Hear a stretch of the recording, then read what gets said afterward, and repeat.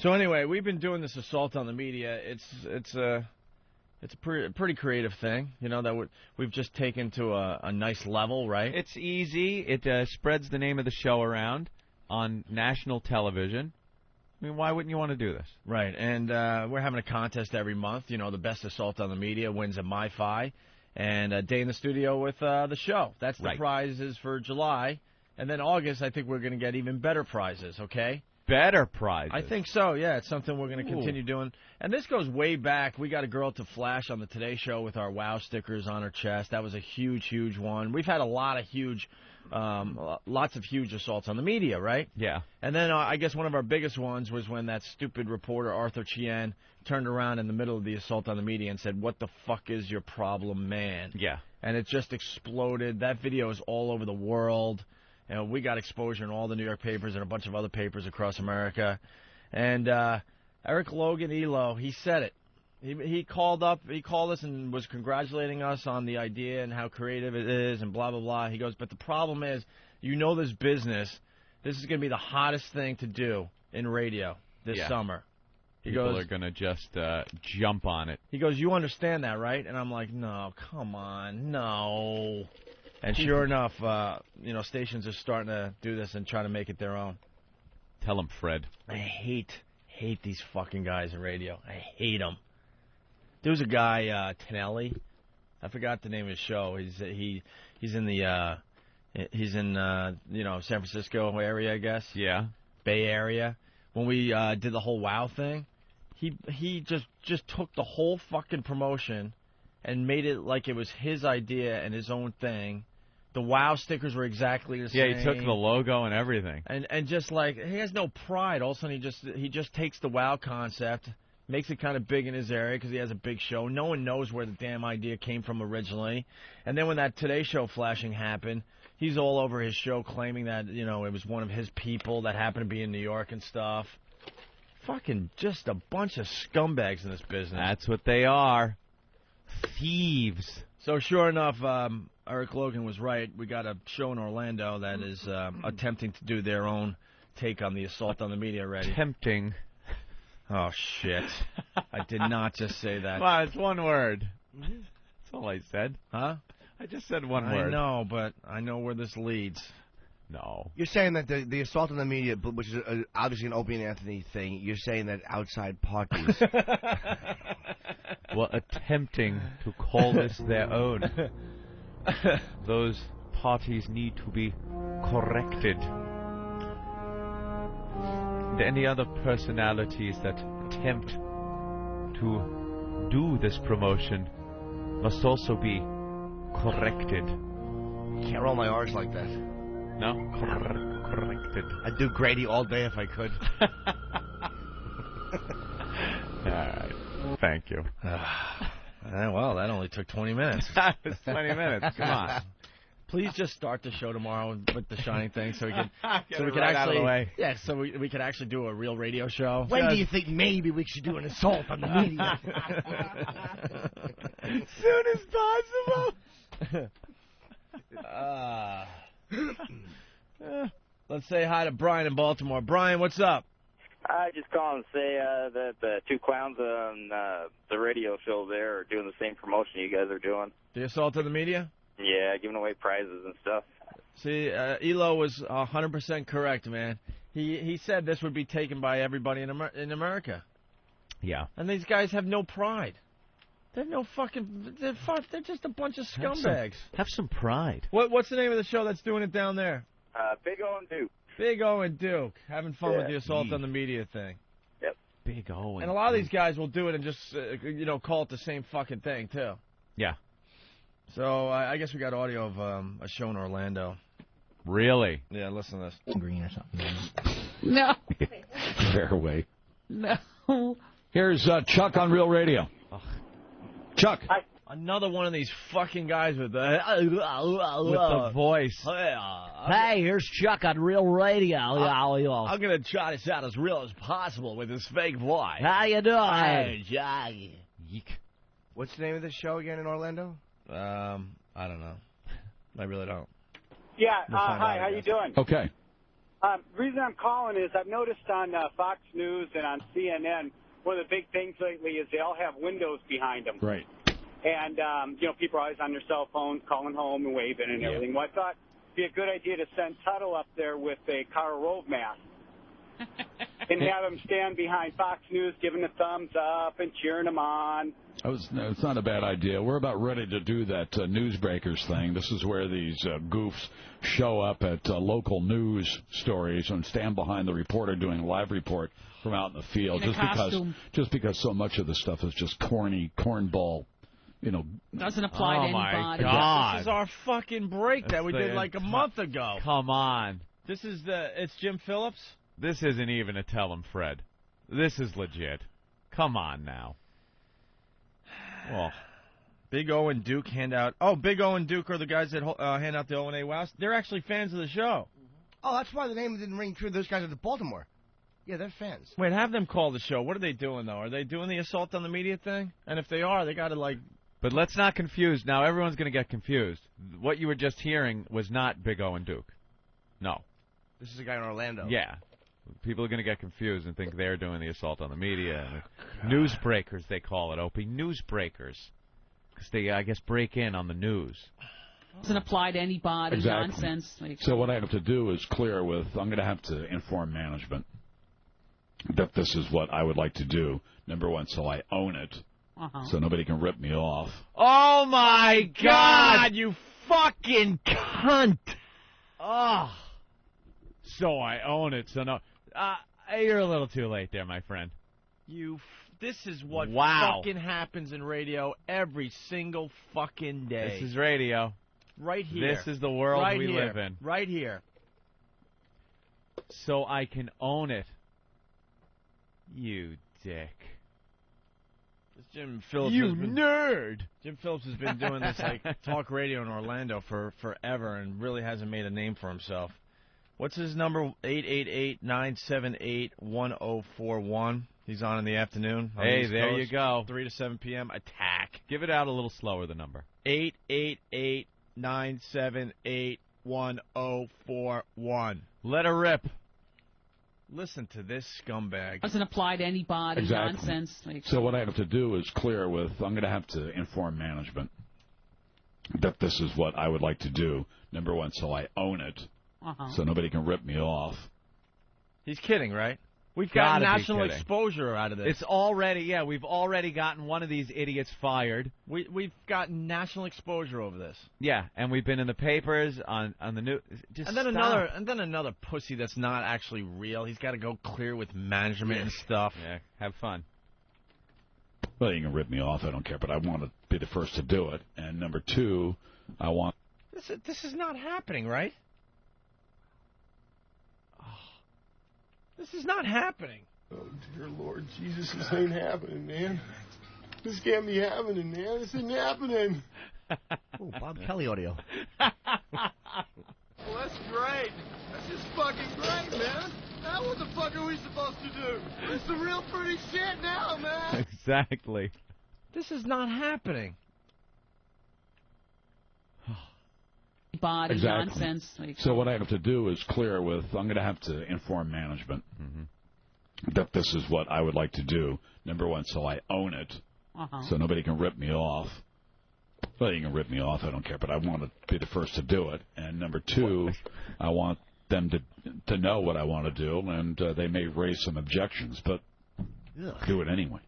You have the article so they can understand where you got the idea from. Yeah, exactly. I have a couple of articles on it. We've talked about it on the program. Talk to the guy. We talked to one of the newsbreakers, and our idea to start off with is to get Tuttle, get in him some regular satin boxing shorts. I mean, the real deal. Maybe one of those fancy cups. We get him some boxing shoes or whatever you call them. Those booties. Yeah, we can find those. We'll get him. He's talking about there was an article on Newsbreakers in the New York Times. It's a little local bunch of guys in Rochester that sort of do the same thing. Yeah. But it kind of started at the same time. Not even at the same time. We started this way before the Newsbreakers hit the media with this thing.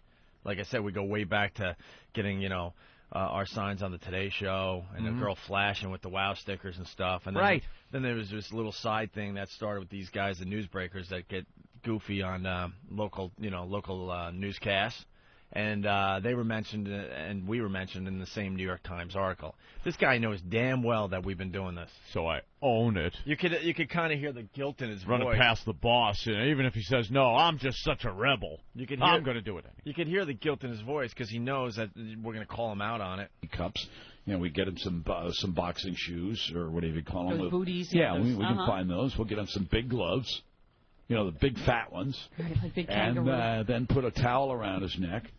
And what we'll have them do is show up at some of these live news reports that they're doing out of the field, especially some of this innocuous, ridiculous junk that they're reporting from, and we'll just have him. Stop! Isn't that what? What are they going to have him do, though? This is getting funny. The outfit's kind of funny, though, the boxing outfit. Dude, why bother being creative on the radio when this shit's going to be taken by a million other people, and then no one knows where it comes from? This is the exact break we did months ago. Months ago. Some of this innocuous, ridiculous junk that they're reporting from, and we'll just have him. Plus the fact this guy is on XM. So he obviously has XM, and he probably listens to our show. Stand behind the reporter as they're doing the report shadowboxing. With no one, just doing right Yeah, we might have something. Just shadowboxing. Just, punch. Shadowboxing. Hook. Shut up. And might have something on the gloves. I don't know. A word like. Yeah, well, it's not going to be a self-promotion for the program or the radio station, but it might, What was it? Fight truth or fight? Yeah, what was it? Get real. Yeah. He's got every right to be there. If there's you can shoo him away all you want. But as long as he's not touching anybody, or as a matter of fact, he can get in front of the reporter if he wants to. Oh, God, this guy. But as long as he's not touching equipment or touching a reporter, touching a cameraman, he can do whatever he damn well pleases. No pride. I can't wait. I am hoping I can get the blessing of management. Because it's all about press. It's all about, and we'll figure out where they are. I know for sure this morning we would have had no trouble because they were at some ridiculous. Well, I mean, sad somebody was killed, whatever. Ridiculous. Murder that nobody. It had no impact on anybody. And at 6 o'clock in the morning, all three stations were there, like it was the biggest deal, and it was. They didn't have anything to show in the background. For and if they're there live. in the morning, there's a very good chance, of course, they're going to be there for we'll the be noon. Able to tell, they're going to be there at noon as well. So or if there's a big story at noon, we know that they're going to have a live shot at 5. Right. Mm-hmm. Now, we can determine for ourselves if we want to what we think is legitimate news. But most of the stuff when they're out in the field is just stupid stuff. It's just ridiculous. And it happened 10 hours before, and they're still out there. And so we'll get Tuttle out there, put a towel around his neck, and he just got in shadow box. Teeth. Yeah, exactly. The big mouthpiece the up big there. The guard. It's the Phillips File on Real Radio 104.1. What a dick. Just what nail a this fucking guy. Dick. Nail this guy to the wall. Hey, Jim Phillips, you obviously listen to the Opie Anthony show every day on your XM, huh? Cocksucker. Do they have a website anywhere? There's got to be a website, too, that maybe people go post on. Dudes, call out the Army and don't let up. Don't make this a day thing. Just keep pounding him and pounding him and pounding him and pounding him until he calls our bosses behind the scenes like they all do and try to make us stop. This is a top priority, troops. What a fucking scumbag. Give out that number one more time so everyone's got it. 888-978-1041. He's on from 3 to 7 p.m. 3 to 7 Eastern? He's a douchebag. Is it Eastern time, 3 to 7? Yeah. Okay. Yeah, just let it rip. He's no a mercy. Douchebag. Oh, wait, Eric, it's WTKS.com. Now, is his site, his message board or site there? Everything's right there. Everything's there. WTKS.com. Jim Phillips. There you go. And the whole working with him. Jesus, shut the fuck up. You have nothing interesting Another to say. nothing to contribute whole. You have nothing to contribute. Will you shut the fuck up? We should put you in a dunking booth like Howard does. Ugh. What a douche. That's the same station as Shannon Burke. Remember that douche? Yeah, Real Radio. And it wasn't the Monsters of the Midday or they're now in the morning. What are they doing? What are they? They just call themselves the Monsters now. I don't know. We don't know where they are. Monsters of overnight. Well, we got reports yesterday that it was the Monsters doing the assault on the media, but it's this Jim Phillips douchebag. Yeah. And you could hear in his voice. You could hear the guilt. Knows. You could hear the guilt. He knows where the idea came from. He can't commit to owning it. And he was trying to cover his ass. Yeah. No one rips me off. He's got to say that a little too much, you know? A little too much. Because he knows. What a God! Just like Elo said. Yep. Said this bit will pop up all over the country now because of you guys. Just like Elo said. A little off the top. Oops. What? Oh, God. I got a question, though. Yeah. I'm a little worried. Why? Are you guys going to fire me and hire Tuttle? Well, you know, I don't see you getting in boxing shorts. It's a funny and shadow boxing. I just don't see it. Big gloves. Big gloves, little Jimmy sitting there throwing out some jabs. Maybe something written on the gloves. I don't know. Here's something cute about the Jim Phillips show. The female is Italian playing a New York Jew. Oh, really? Ew. Is that it? Playing a part? She's just a hole that has nothing to contribute. Nothing. All right, let's not go down that road. Now, let's slow down, Jim. Skirt. Dude, does that audio go right through you? Yeah. It's this exact same break we've been doing over and over again. Just stop. All right. Carlos Mencia. Get Carlos in here. He's got to leave by 8 o'clock. Oh, he does? Yes. Carlos wants to stop by and say hi. Carlos. Sorry, we got off on a little rant this morning. I heard you get all pissed off. You fucking cunt! You cunt! Hey, it's satellite radio. You might as well take advantage of it sometimes, man. Who were you talking about? This fucking guy that does a talk show in Orlando, Jim Phillips, decided to take one of our very unique bits and make believe that he just came up with the idea on the spot. Yeah. We understand the creative process. We understand sometimes it's, you know, the people are doing the same thing, and you know what I mean? But there are times that it's so obvious that it's something that somebody started, and then to just go and make believe that someone else didn't do it before you is just ridiculous. It's ridiculous. We love the blatant self-promotion of our show, so we have freaks grab signs that say Opie and Anthony on them and get behind the live shots for the news cameras. We've been doing this for years. All over the country. We have our listeners doing this. We've been having guys dress up in like costumes, like Gumby costumes and what gorilla. have you. The gorilla. Cat battle. We had a girl WOW on the Today Show about 4 or 5 years ago with WOW stickers on her chest. Mm-hmm. And, you know, and then we got a reporter fired recently because we're in the middle of doing one, and it was very tame. He was at the top of the subway steps doing a report on the subways. And all of a sudden, he heard, you know, someone behind him with a sign screaming Opie and Anthony. So he turns around and goes, "What the fuck is your problem, man?" Live. Oh, that guy was... I didn't know that. I heard about that guy. Yeah, that was part of our show. Got fired. And that got us pretty much international... Not pretty much, it did. It got us international attention. That story went everywhere. And our big boss goes, you know, "Congratulations for the exposure, blah, blah, blah. It's a great bit. But I want to, you know, prepare you. You know every radio guy now is going to steal this bit this summer." And sure enough, the first one has come in from this guy in Orlando. And you know, whatever, but he is just shameless with it. And he's saying how he's got to check with the boss and get this all, you know, in place quickly so nobody rips him off, he says. No way. Yeah. He's already acting like it's his? Yeah. That's hilarious.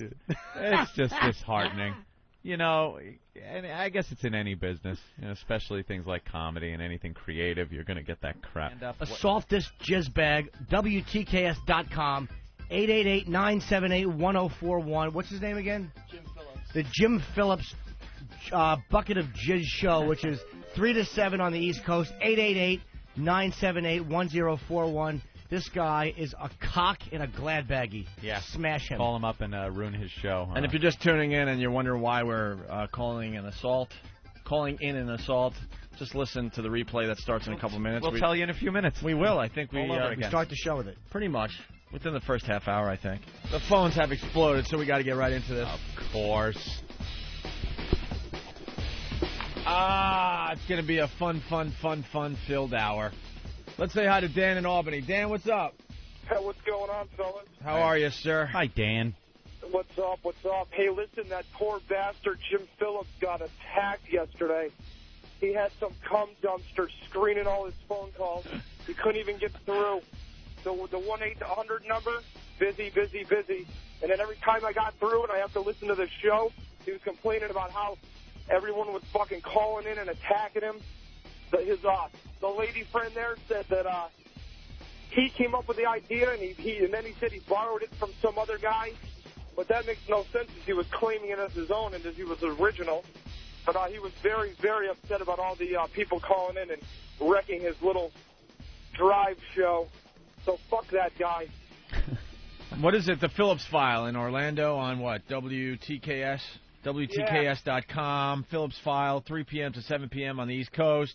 The phone number is 888-978-1041 or 407-916-1041. The assault will continue for a very long time, by the way. Yeah. Because he thought it was all fun and games yesterday. He has no fucking idea what he's messing with. Yeah, it was all cute, I guess, and fun, and I guess he was making the best of a bad situation. Wow, that was quick. When our listeners when our listeners just pounded his phone lines. Right. He could not do a show. That's what happened. I guess he's under this notion that this is being done to get our name out. Why would we pick a show that I've never heard of? I swear to you, I have never heard of this guy. Not in the way he says he hasn't heard of us, because that's just an outright lie. I'm probably one of the most modest people ever. I don't really like saying, "Hey, we're huge, we're this, we're that, we're the other thing." But the fact of the matter is, if you're in radio, you know who we are. It's just a fact. That's what happens. We've been in enough high-profile news stories, high-profile situations, that people in this business know who Opie and Anthony are. It's just the way it is. If you're in radio and you say you don't know us, you're lying. You're just lying. It makes you seem silly and very uneducated as far as the business goes. He's a plagiarist. Well, easy with that language, sir. We've also found out he's quite a liar, quite a bullshit artist, because radio is filled with guys that just lie. I mean, they know they can get away with it, so they'll say anything. Yeah, but it wasn't about getting our name on his show, because, like I said, I've never heard of the guy. Why would we pick a show that I've never heard of to get our name out there? The reason our callers call you, and it's not to make jokes to make the callers seem funny to your listeners or to make you laugh or to trip you up, it's to ruin your fucking show. It's to wreck your show. Your phones, apparently your phones are a big part of the show. That's what people that have listened to your show have told us. And judging from clips I've heard of your show yesterday, you really are incapable of doing anything but taking calls, because the rest of the show was really bad. And I've said about people I can't stand on the air, I can't stand them, but they did something that was funny. I heard this bit, and I can't deny that was funny or entertaining or something. This was some of the most boring drivel presented in this, I don't know how else to say it, in old fogey fashion. With just a meat hole sitting next to him that just was the stereotypical radio hose sucker with nothing to contribute but, oh, yeah, oh, really? Oh, I wanted to step on the radio. Just step it and squish it. Horrid. And apparently he doesn't have the capability to do a show without the callers. We then take your callers out of the mix because our listeners are just motivated assholes. They're pests.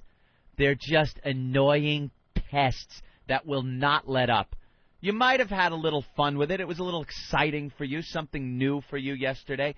This won't stop. You will not be able to conduct your show on a daily basis.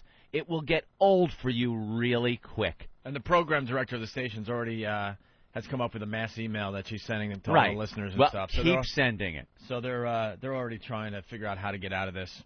Yeah, goof on our callers. It's going to get a lot uglier. And it's funny because I heard a couple clips, and he's joking about the O&A Army. We joke about having an O&A Army, but the reality is we have pests.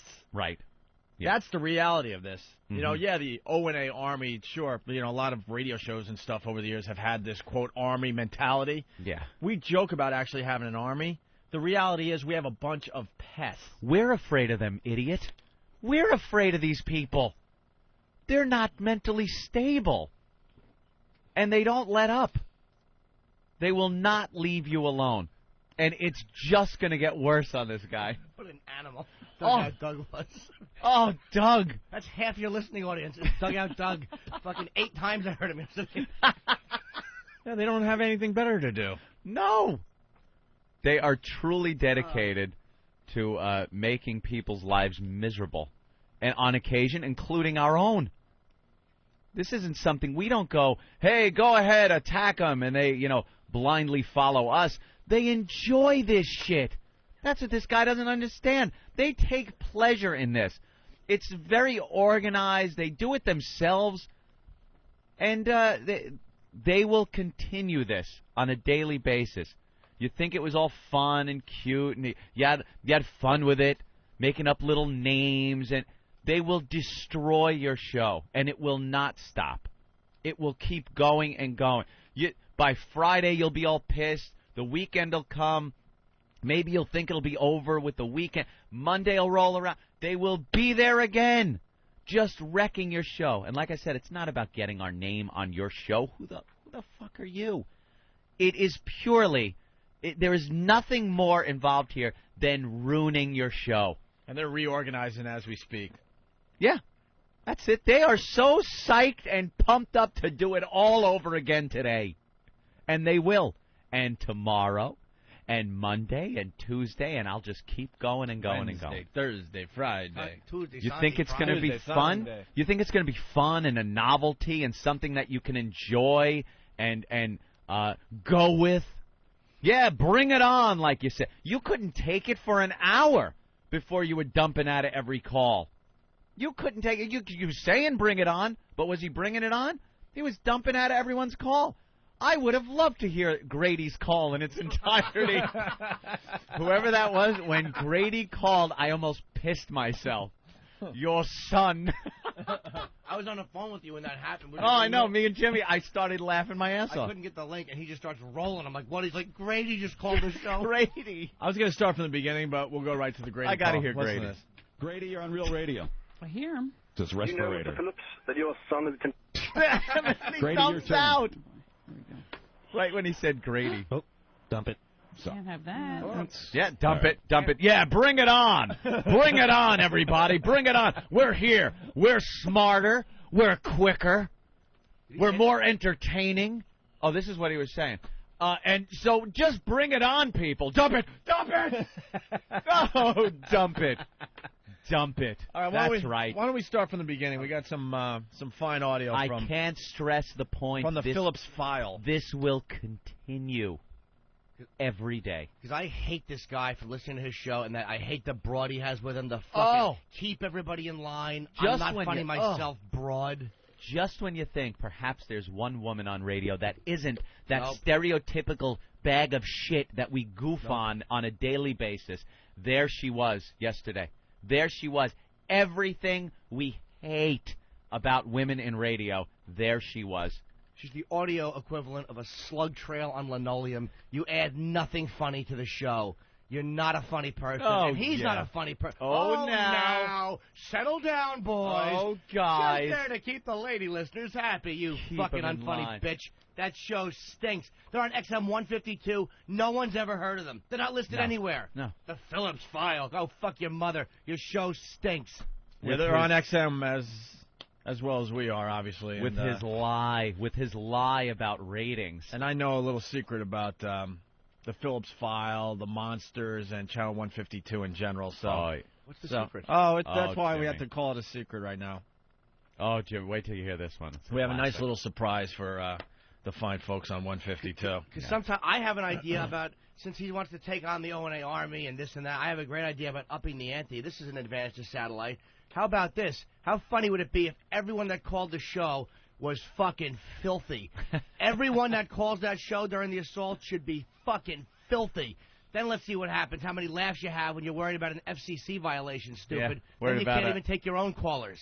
A curse word. Every single person should be filthy. Filthy!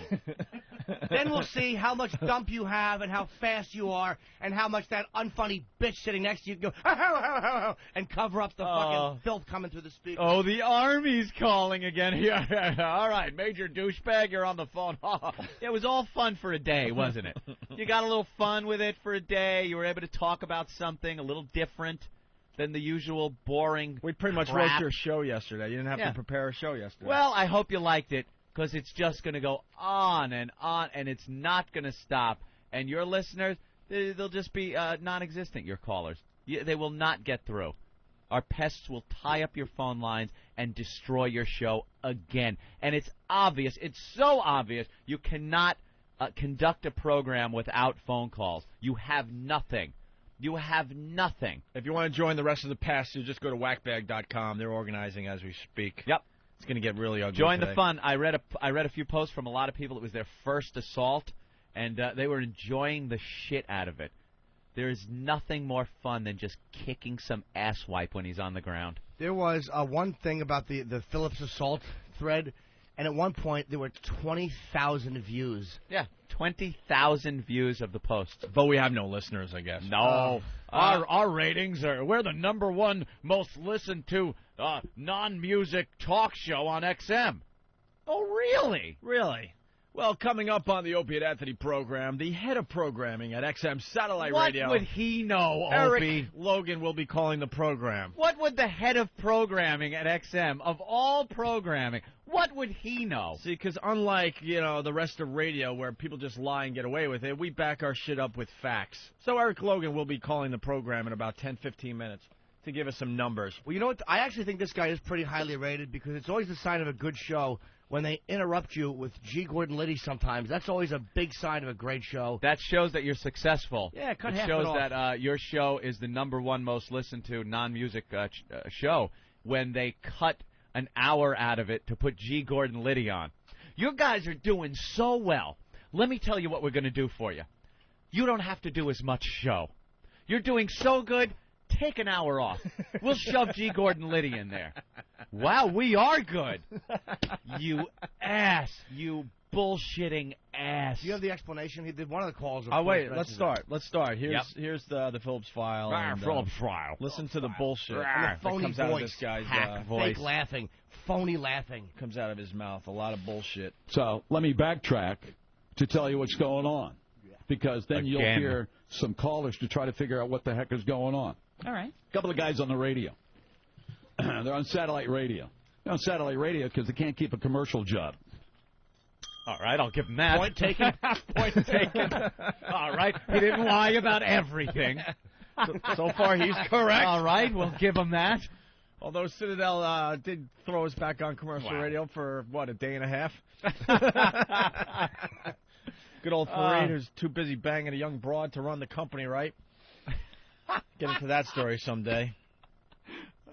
Our old friend Fareed. Thanks. MIA because he found a young broad. Thanks for the $11 stock tip there, Fareed. $19 to get in. It's down to 11. Thank you, Fareed. That's why the stock's going down. We got in at, 19? It's down to 11? Yeah. And I found out recently that he's nowhere to be seen anymore because he found a young broad. Great. Oh, did he? Yeah. He's not even running the company anymore. Jesus. He is, but he's not. Does he think he is Greg Hughes? Come on, that was very funny. Still to this room. I'm still doing a fine radio show and giving it my all every day, you ass. Right. All right, here we go. They get fired everywhere they go. So they finally suck enough ass to get a contract with satellite radio, right? All right, we did suck a little ass. Suck ass. We had two satellite companies that wanted vying for our attention, for our affections. All right, so far so good. Yeah. Yep. So apparently they picked up on where I was talking with these guys. Remember a few weeks ago, talking with the Newsbreakers guys. Now, remember I talked to Buck Owens. Buck Owens. Right. Because I had this idea that we'd send somebody out to live news reports Because if you've listened to this program over the years, you know that we have a thing when it comes to local news. We're not trying to promote the program. We have concerns and criticisms with the way that local television news handles the reports out in the field. So we thought we'd get some goofy character out there when they're doing a live report to dance in the background, shadow box in the background, whatever the case might be. So these Heckle and Jekyll or whatever the hell their names are. Hey. So they hear that I'm ready to do this, and they think I'm ripping them off. When the fact of the matter is, I don't know who they are. Lie. You don't know who we are, huh, Jim? Again, if you're in the business of radio, you have no idea who we are. You know who we are. Really? How do you sleep at night lying to yourself and your listeners? I have no idea who we are, sure. We only had one of the biggest radio stories in the history of radio. Yeah, we've been in the paper a couple of times. And on TV just a few times. Just a few about our shenanigans. What is it with these fucking Florida DJs? This jerk-off, Lexon Terry, and who was the other one? Shannon Burke, Monsters. They all sound the same. That's the weird part. Yeah. But with just trashing you, like this guy, I mean, we kind of smashed him first, but what is it with these guys in Florida? They're like the fucking worst. The worst. Really bad. Awful. So, I mean, obviously he's lying right there. I'm going to point out all the lies. He's lying. Mm-hmm. He knows who we are, like Anthony stated at the beginning of the program. I don't know who they are. Lie. I got the story from the New York Times. All right, see, and that's another lie because he's saying he got the story from the New York Times. We were prominently featured in that exact New York Times article. Right. It talked about Arthur Chien and us getting him fired with our assault on the media. Mm-hmm. And it was also an article about these the newsbreaker guys. A small little troupe in Rochester that does some wacky things during live, newscasts, okay? When the reporters are on the street. Yep. So he's lying right there because he's saying he got the idea from the New York Times article, but we were in that New York Times article. I call these guys the newsbreakers. As a matter of fact, if you listen to the program, you'll remember when I talked to Buck Owens, I said, can I rip you off? This is so good. It's so fascinating. It's so interesting. Do I have your permission to rip you off? Because the fact of the matter is the newsbreakers were doing these bits well before Donald and Slim. What? Another lie. We have video going back. The lie was overshadowed by just horrible ad-libbing skills. Donald and Slim? Donald and... I can't think of anything that rhymes with Donald. Slim. Who's laughing in their car at that? Donald and Slim. Oh, his little hole was laughing her ass off at some of his names that he came up with. Oh, Heckle and Jekyll. Holy shit. What? Is that the best you have, dude? That is. And we've been Donald doing and Slim. Really we've been doing the assault on the media at least 5-6 years now. Way before the newsbreakers. Way before the newsbreakers. We got the wow and the girl topless on the Today Show. Yeah, we got the C word on live TV here in New York, and then of course the Opie Anthony signs have been going for at least 5-6 years, right, Steve? I spoke to those newsbreakers guys, and they're not saying they didn't say anything about doing it before you guys did. Nothing. They're nice guys, so I don't know where this guy's. I'm just pointing out all the lies because in radio this is completely acceptable. You could just go on a radio show and just completely lie, and you don't have to back up any of it. And he did say he was going to go to management so nobody ripped them off. So what is he talking about? Yeah. He went I'm going to go to management and make sure that it's okay and that nobody's ripping me. You fucking fraud. With one sentence, he says one thing, and then he completely goes the other way the next sentence. The only consistent We're doing thing their program. But, so if Heckle and Jekyll or whatever their names are, if they want me to say I ripped them off, I've ripped you off, okay? Yeah. Like I've ripped off everybody else in this business, like everybody has ripped me off. So what their deal is, they've asked their listeners to call me and try to get me all pissed off and hose me and do all that kind of nonsense. When, we've been hosed for, 17 years, and sometimes... That's pretty impressive. So I guess he's been at it 17 years, and we've never heard of him. Never heard of him. He just sits there in Orlando. And hosed for 17 years? My friend, you've never been hosed like this. You've never been hosed like this. This will destroy your show. You will not be able to carry on a program. And sometimes, you know, we don't. We hit the dump button. Sometimes we let you just go, you know, say whatever you want to because you just make an ass out of yourself while we sit here and, you know, put our thumbs in our ears and twist it around. So what? Now you have, and like the last caller, or the last two callers. Yeah. Give it your best shot.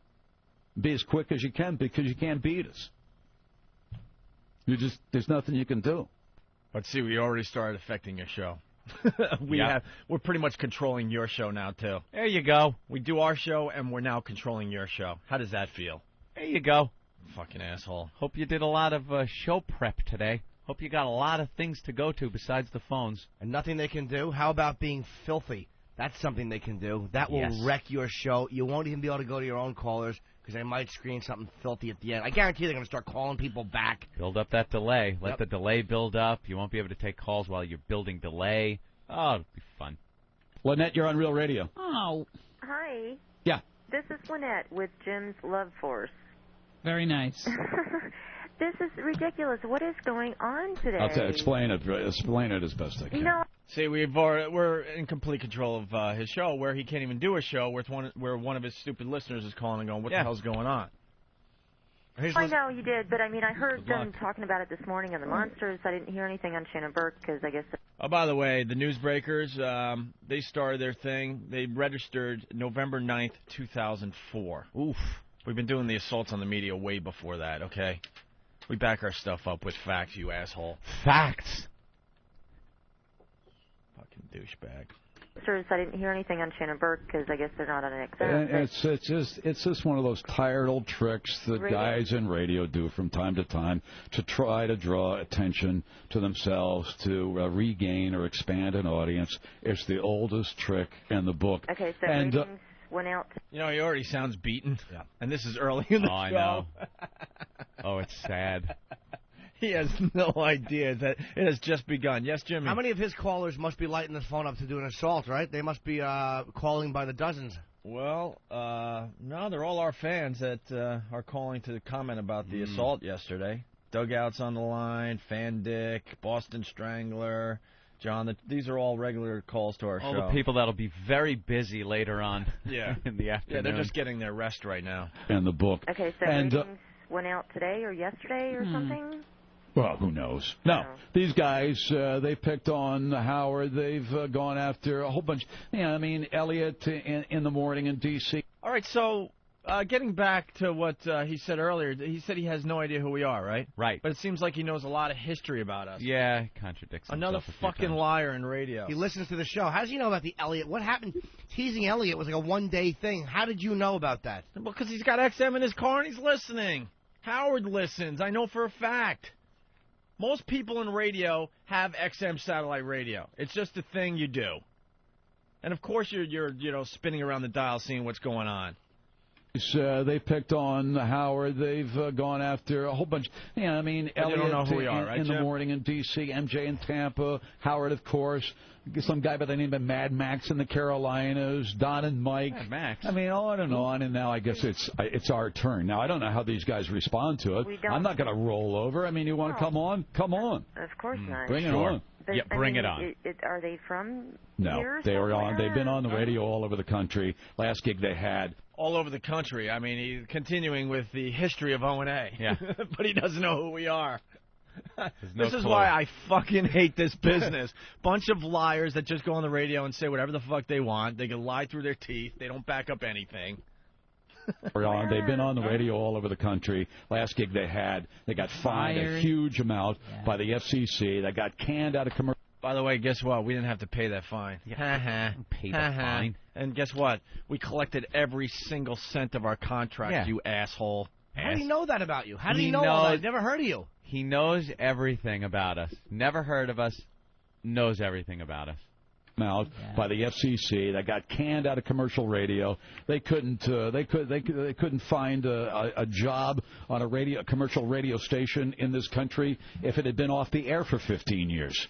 So they kiss aside from the ones we were offered that we couldn't take because we were under contract for 2 years that Infinity wouldn't let us out of, except for those jobs, including the company that employs you, you asshole. Oh What a tool! And let me. If you have a radio show, you're just you're just allowed to lie. Yeah. That's all. That's what it comes down to. You can lie about anything. Unbelievable. And something else. This guy doesn't seem to understand. We've had these before where people call in and just abuse the radio host, and the next day we're like, leave him alone. That was fun. Yeah, it was like that was fun, but leave him alone. Things. You know, it's not all that important, to tell you the truth, that this guy is ripping off a bid, or if he's ripping it off, or where it came from. You know something? That isn't really that important. It's kind of fun to unleash the hounds and let them bite somebody's ass for a little while. But the way this guy responded is so arrogant and pompous with all of his bullshit that I will just take great pleasure now in just continuing it, letting the guys just wreck this guy's program. Not even so much for the initial point anymore. I could give a shit if this guy got on the air and did an assault on the media. Who cares? Now it's all about this guy is everything that stinks in radio, on the air and off the air. He's everything that sucks cock. That's on the why radio. we take pleasure in taking on all of commercial radio. Yeah. All of commercial radio. Because this is a perfect example of what it's all about. Mm-hmm. Guys that go on with their fake voice, they all sound exactly the same. I could take it. Yeah, I'll bring it on. You know something? If he didn't go there, we probably would have just said, fuck it. Not even acknowledge it. But you want us to bring it on? You want it? Here it comes. Yeah, we're going to bring it on, stop. and we're going to take on all of commercial radio. That's what we do now. So you sit there with your fucking nasty hole that's disgusting, adding nothing to your program, just like every other stupid radio show in America, have to have the hole next to you. Because somebody told you that was a good idea, to have that next to you. Ooh, radio. So they kiss enough ass, and I've always said you kiss enough ass, pretty soon you're eating. And they must have kissed enough ass to win themselves a gig on satellite radio. The fact of the matter is the numbers aren't coming in. They're not getting the audience that they promised that they would get. So what they try to do is utilize what is it? They have an army? Is that what they call it? That fake confusion. So what do they have? What is that thing? The arm? Is it the army? Ugh, you're a hack. Oh. Correct, sir, yes. It's bogus. It is so 1980s AM sounding. We got the army. It's the with the Heckle and Jekyll or the Pickle Sniffer Army or whatever the hell it is. So these people are easily manipulated. Take their orders from Snip and Snort or whatever the hell it is. Snip and Snort. What it comes down to. Is he for real? Oh, he's funny, man. Is he for real? He's funny. With Sniff and Snort? What? I don't write it down, Eric. I can't read lips and do a radio show at the same time. I know what he's going to say. What? No, that's a guest that we can't get to right now. That's what I'm. Yeah. So just reschedule the guest because we got to keep that line open because Eric Logan's going to call in to give real facts in a minute here. Right. That was some funny stuff, though, man. Sniff the pickles. Sniff and Snort. Oh, is that funny? But essentially, what it comes down to, they say I've ripped off one of their bits, which is a bald-faced lie. But if they want to hear me say I ripped them off, okay, I ripped them off. If they want to sleep better tonight, and we hear their web board is all about our show now. And apparently there's no correct grammar or spelling on the whole thing. We would correct the grammar, but we've run out of red ink. When you're trying to write with your toes, that is good. It's a little difficult. It's a little dicey, yeah. We're learning up in the hills. What is it, the thread? Don't we do a thread? Excuse me. Well, we're out of New York. Computer. I don't know. So anyway, that's all about it's not. I don't know computers. I don't know. So that's it. You're making fun of the fact that our fans have bad grammar. First of all, only a small percentage of them do. Yeah. We have bad grammar. We have bad grammar. They suck. Like, that's the best you got? You got to correct their grammar? Their grammar. Yeah, it's bad grammar. Did you hear what the token hole said? That's a little dicey. Well, there's a funny remark. Thank God she's there to just bring the show up. It's a little dicey. Do you even know how useless you are?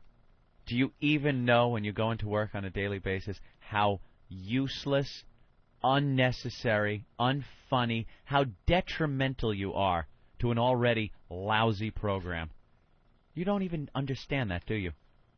How the guys around you really don't want you there. They fake laugh. They really don't. At least Howard's smart enough to, put his in a Dunkin' booth. Hey, put her in a dunking booth.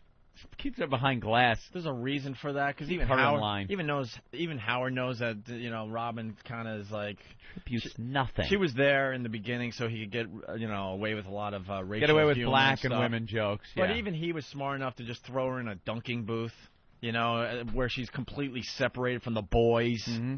You think this hole is sitting right next to the guy? Oh, I'm sure, just right next to him. Oh, now guys, let's not go there. Oof. All right. Can we get Eric Logan on the phone, please? Here's another bit of audio from the Phillips File. Phillips File for Wednesday. Congratulations to the File XM Satellite Radio. Indicated today that we are the most listened to talk program on satellite services. What?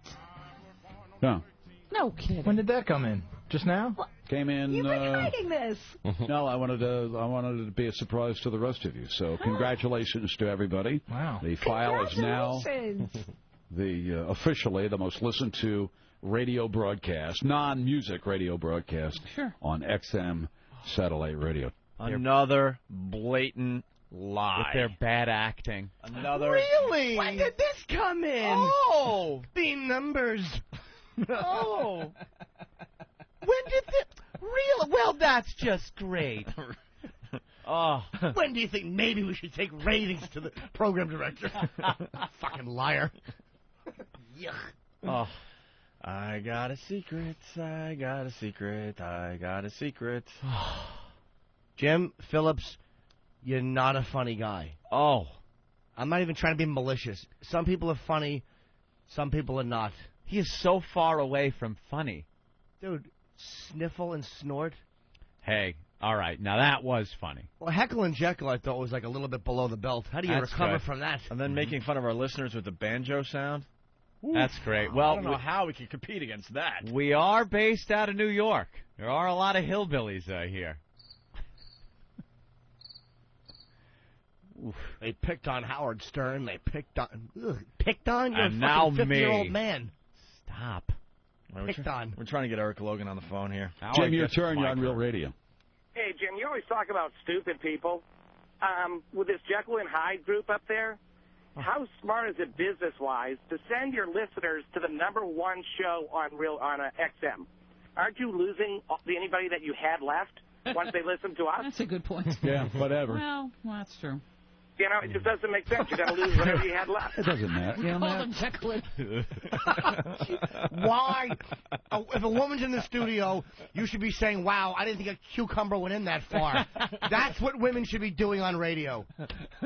What? Holy shit. She chimes up now, and me and Jimmy just look at each other and go, ugh. Like the clip is playing, she says one word, and we're just, ugh. Yeah, that's true. Yeah. That's true. What? Shut up. That you had left once they listened to us? That's a good point. Yeah, whatever. Well, that's true. Well, that's true. It's Twat from Moonaki. Oh, good gosh. Ugh. The penguin. Yeah, believe me. It just doesn't make sense. It's fine sending our listeners over to listen to you. It's fine. XM 152. If you want to spend your afternoon listening to this guy, because it will just make our listeners appreciate this program that much more. Because you stink. You are so bad. I was listening because I was laughing my ass off at the callers. And then I guess he couldn't go to the phones anymore. No. So he had to do a show. I heard a conversation, Opie, about juggling. They went off talking about juggling. Unbelievable. Did you hear the quiz show section? I was hoping someone would get through. I guess they screened the shit out of those calls. They did. You want to talk about unfunny, awful radio? They do a quiz show. It was kind of like The Price is Right, where he's just guessing dates and years. What is fucking funny about that? Yeah. It was Who's laughing at that? I think the format was a Win Ben Stein's Money format, where they have somebody has to, under some timed thing, they have a clock running, has to answer questions, and then somebody from the show has to answer questions, and whoever gets closest to the right answer. That's Win Ben Stein's Money is pretty much it. And if you're still doing that type of radio in 2005, just please shoot yourself? Could you just shoot yourself? Spare everybody. We got to play this clip again, and then I'm going right to XM headquarters after this little clip here, because we back up our stuff with facts. Jim, your turn. You're on Real Radio. Hey, Jim, you always talk about stupid people. With this Jekyll and Hyde group up there, how smart is it business-wise to send your listeners to the #1 show on XM? Aren't you losing anybody that you had left once they listen to us? That's a good point. Yeah, whatever. Well, that's true. You know, it just doesn't make sense. You're going to lose whatever you had left. It doesn't matter. You know, Call them Jekyll and Hyde instead of Heckle and Jekyll. You know, I got a contract. Even if I have 2 listeners or no listeners, I still get paid. It doesn't make any difference to me.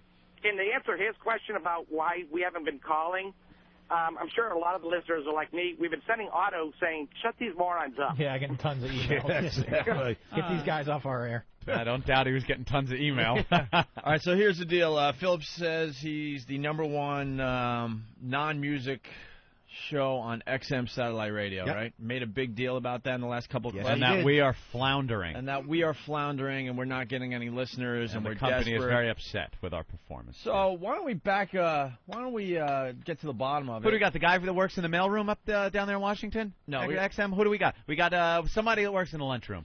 Somebody that heard from a secretary somewhere. Well, who do we got? We got Eric Logan. I don't even know what his title is officially. Let me ask him. Eric God. Logan?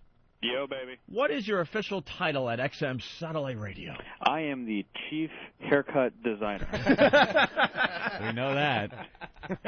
Dude, I got a new do. Come on. Every time I go to the Did you? I have a complex. I got people mocking me at the damn salon. Nice hair, Elo. All right. Besides your haircut, what else do you do? Well, my job is to make sure that all of our subscribers are happy with their monthly subscription, so I'm in charge of all the programming across every channel, all the content deals, sports, news talk, music, personalities, also kind of oversee all the broadcast ops, so the people that actually work down on the second floor and make sure that the audio gets to the satellites and the radios work and everything else. So now, if there's somebody in that building that would know if there's any way, shape, or form to tell how good a certain show is doing, that would be you. That would be me. You would know, being the head of and programming. I actually am the guy who kind of signs the checks, actually pays the people to go out and find out that sort of data. All right, so let me ask you the question. Is Jim Phillips the #1 non-music show on XM Satellite Radio? Who?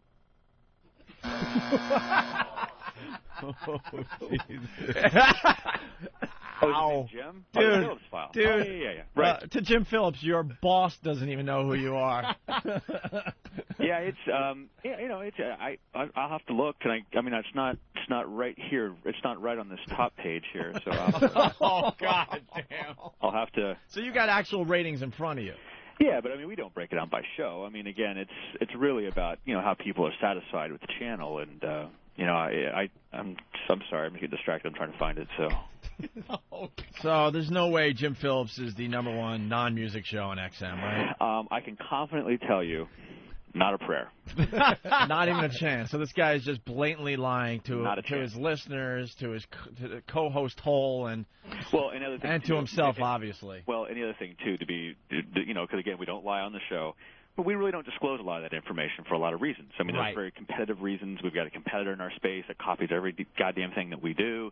So I don't want to give away a lot of data. But I can assure you this, that for a non-music channel, he is not the #1 rated show, and certainly not the #1 rated channel. So. And not even close, right?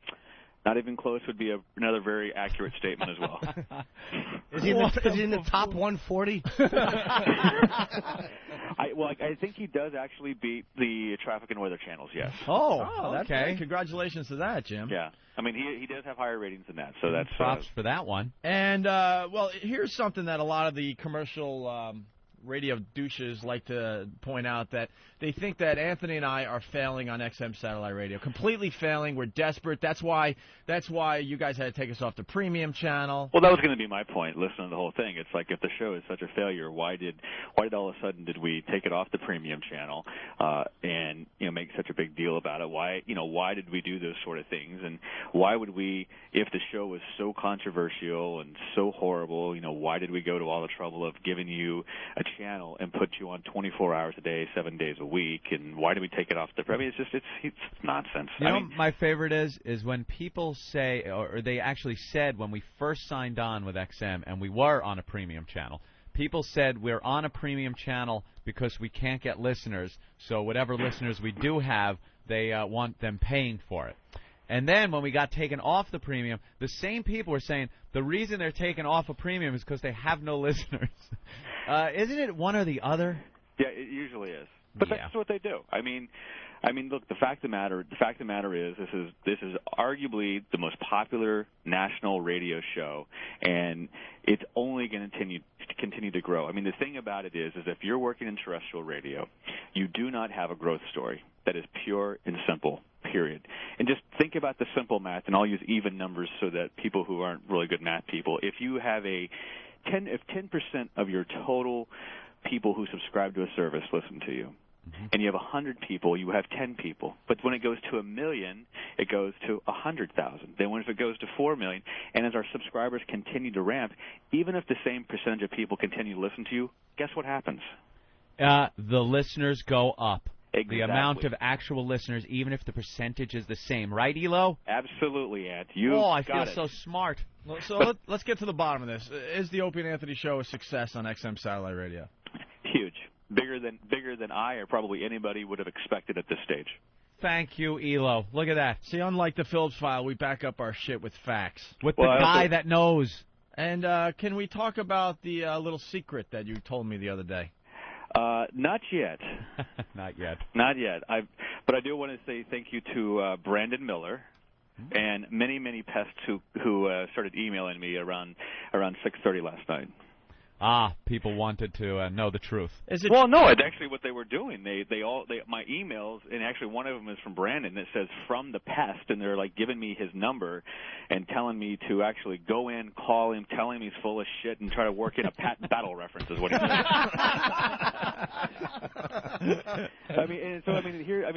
What radio show has?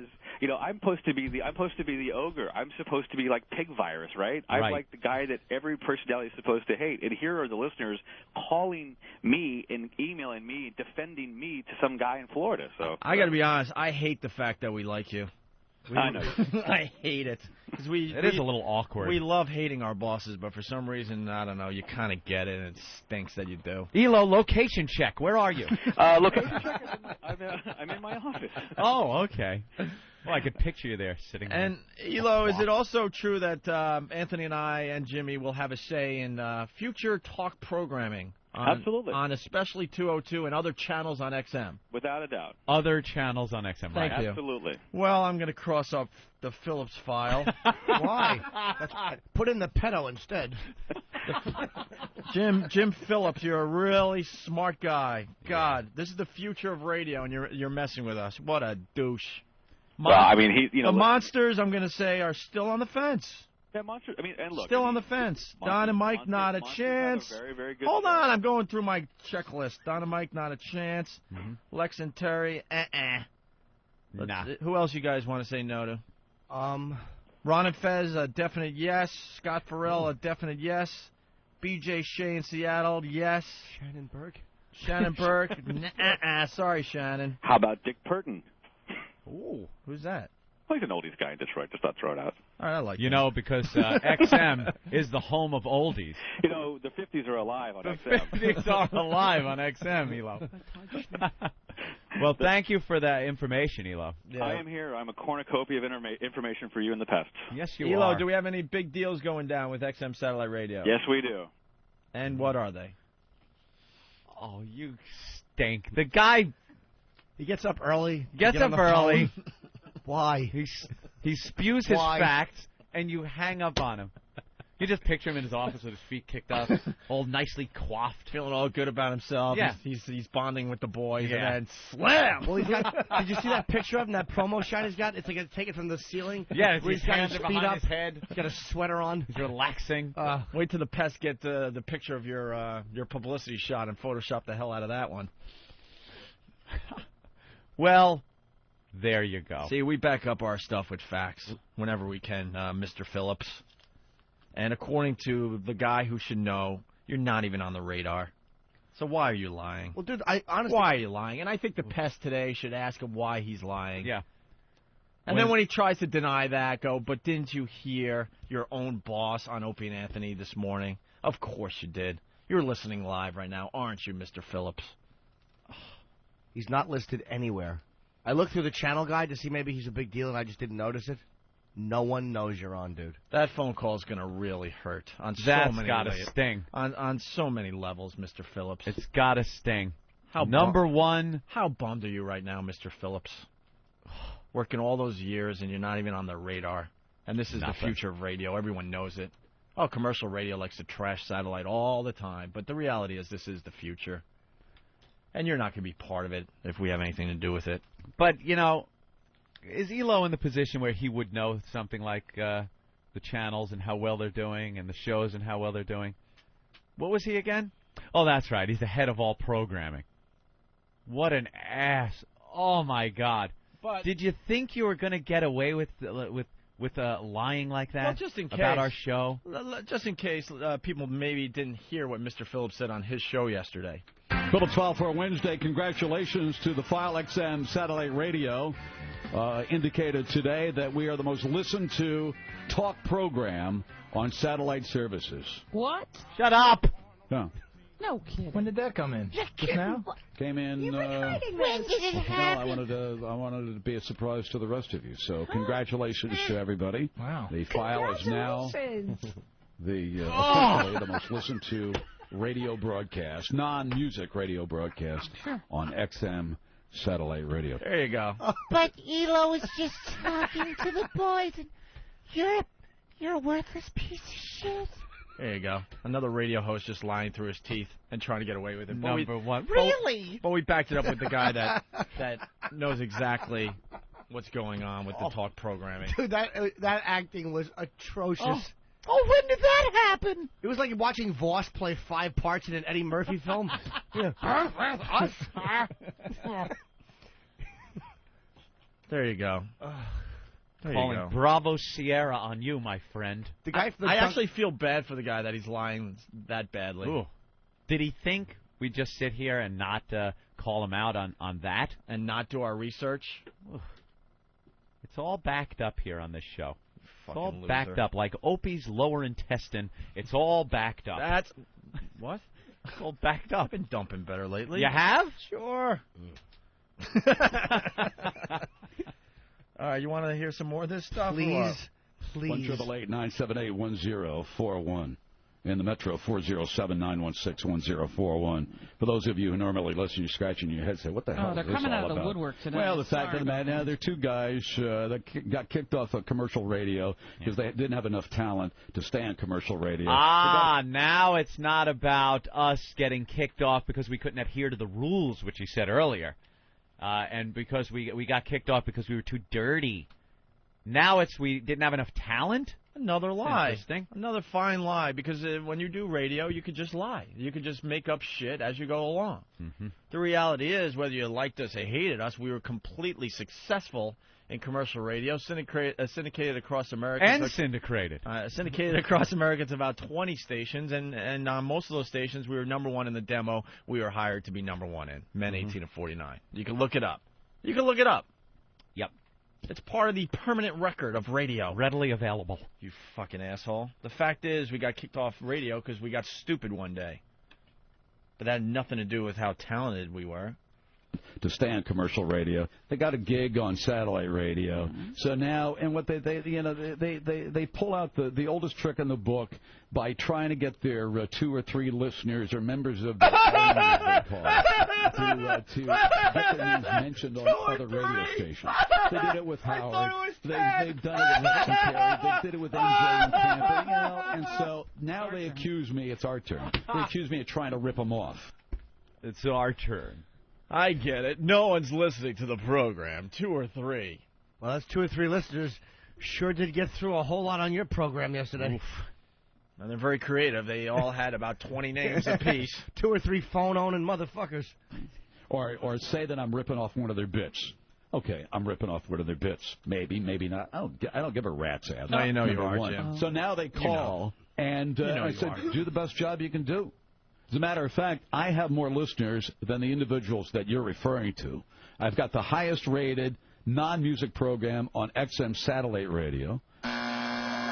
Doesn't that make you uncomfortable now to hear that? Yeah. After we just took the call from Eric Logan?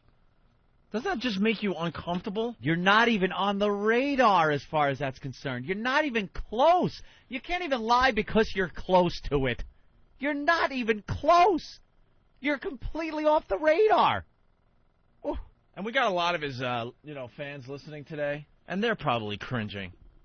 They're probably cringing like, oh, my God, we believed in this guy. But he was the head of all programming. The head of all programming at XM Calling Satellite you out Radio. on this. Called you out on it. Stop. And I got a little secret. Oh. What's the secret? A little secret. What channel are they on? 152. 152. There you go. Yeah, listen to this. Does the secret rhyme with Fandwith?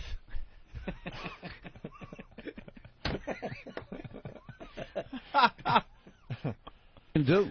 As a matter of fact, I have more listeners than the individuals that you're referring to. I've got the highest rated non-music program on XM satellite radio. I'm all over the world. I've got the #1 ratings in Central Florida. Been that way for 15 years. And what difference does it make whether they would have more listeners or not? It doesn't make any difference to me. Unfunny cunt next to you? Guess what? The guys that you're talking about, there are other people that have more listeners than them. They've been trying to rip off Howard for year after year after year after year, and it still didn't work. If you want to call and take your best... Nuzzle up to Howard. That'll help you. Howard doesn't give a fuck about you, you asshole. You're not going to Sirius either. Try like this last guy. Bring it on. If you want to, if you're a female caller, want to sound like a man or vice versa, you can do that as well. But, you can't do a joke. No. Because it doesn't work. Or if you want to call me, I'm inviting you to bring it on. These other guys that probably tell their producers and their screeners, don't let these guys on. I don't want to hear from these guys. I want you to come on. Because I can take you on. Well, spit you out. Exactly. All right, you guys heard that. So it's the Phillips File, 3 to 7 p.m. on the East Coast. The phone number, 888-978-1041 or 407-916-1041. The Army, or what we like to call them, the pests, are organizing as we speak on whackbag.com and also opieanthony.net. Yeah. Getting involved in this one. There's another website that someone made, boringdouche.com. Douche is D-O-U-C-H-E, boringdouche.com. And I guess it's in its infancy right now. It's a picture of Phillips. And there's another gentleman next to him. That's all I'll say. Just... Ooh.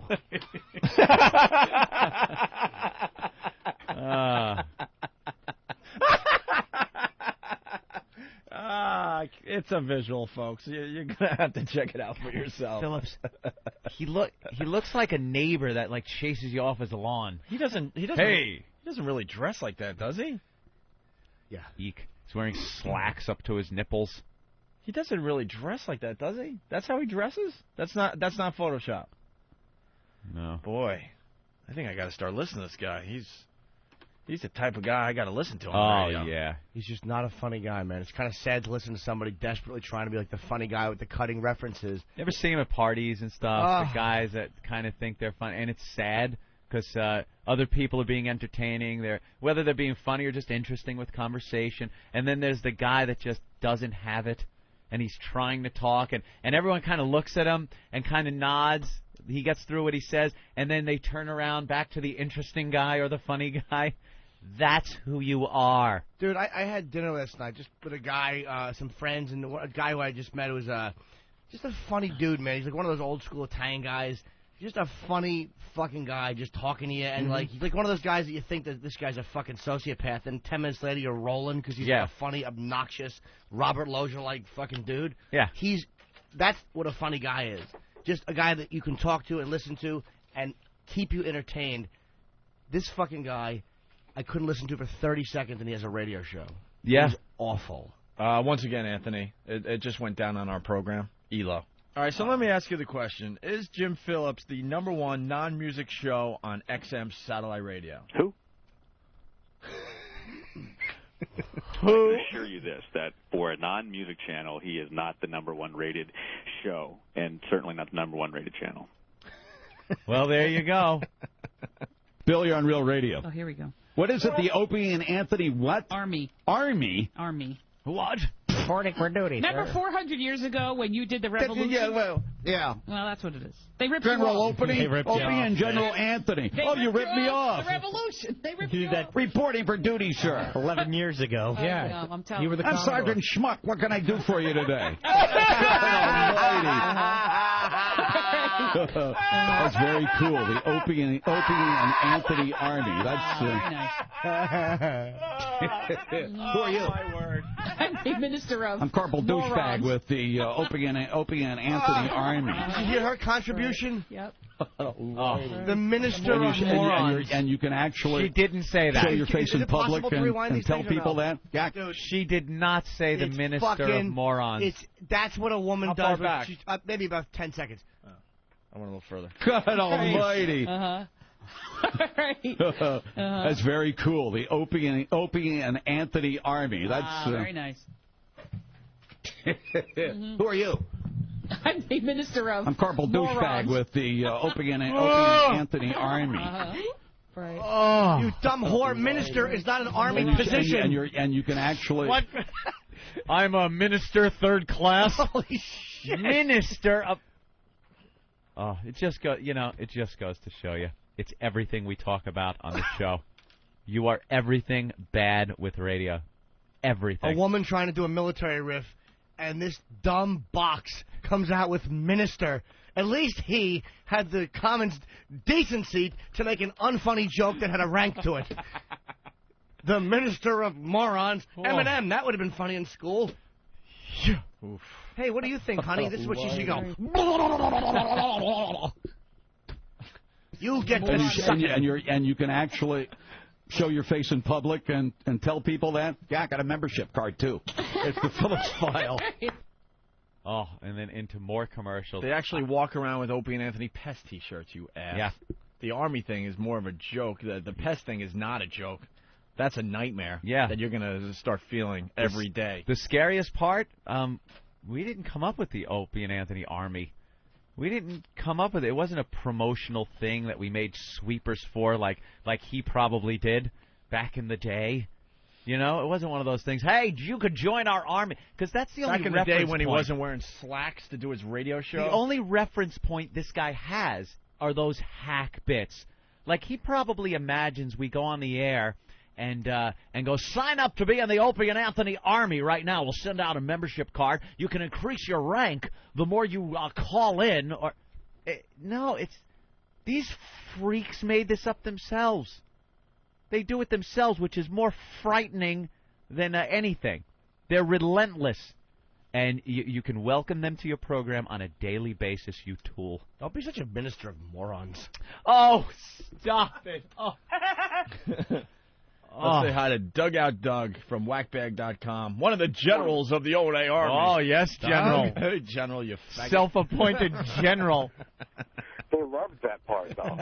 Yes, These they guys, did. These guys were, number one, we don't know whether or not they hate you guys or not because you make us listen to these fucking idiots for a whole 4-hour show. Yeah, that was painful. Oh, God, these guys are horrible. But I think today, I was really trying to do it yesterday afternoon after the 5th call I think I got through. I really wanted to start working on her because she is a fucking parrot that just sits there and repeats everything everybody says. Yeah. I really want to see if she knows how to handle herself at all. He didn't. It was very obvious that he didn't because everybody just started kicking his ass. Let's be honest. Some of us aren't the most intelligent guys out there. Please. You know, the O&A listeners. But at least we get through. We pester. That's what we're there for. Some of us definitely got duped out by this guy, but others didn't. I heard one guy out. trip up so bad. He just went, I stink. Oh, the punching out guy? We got him. He was horrid. He dropped out on everybody that had him on the ropes. You did a great job, Doug. You had him. You asked him a question. He could not answer it. It totally confused him. You could hear him mumbling and stuttering. And then he says, bring it, and he proceeds to dump out on everybody. He's a bullshit artist. Doug, you seem to be one of the more intelligent listeners. You got to call him today and ask him if he has a comment about what Eric Logan said on our show today. I'm he's sure a lot of people. nowhere near the #1 non-music program or whatever the hell he said on XM. Okay. Of course we're going to get that through today. What channel are they on? 152? 152. Yeah. And I know a lot of his listeners are listening right now. You got to feel kind of bad for your hero. Everybody that he's just lying to you like that. He has to make himself feel good, so he comes up with fake facts. Tune in on channel 152 today.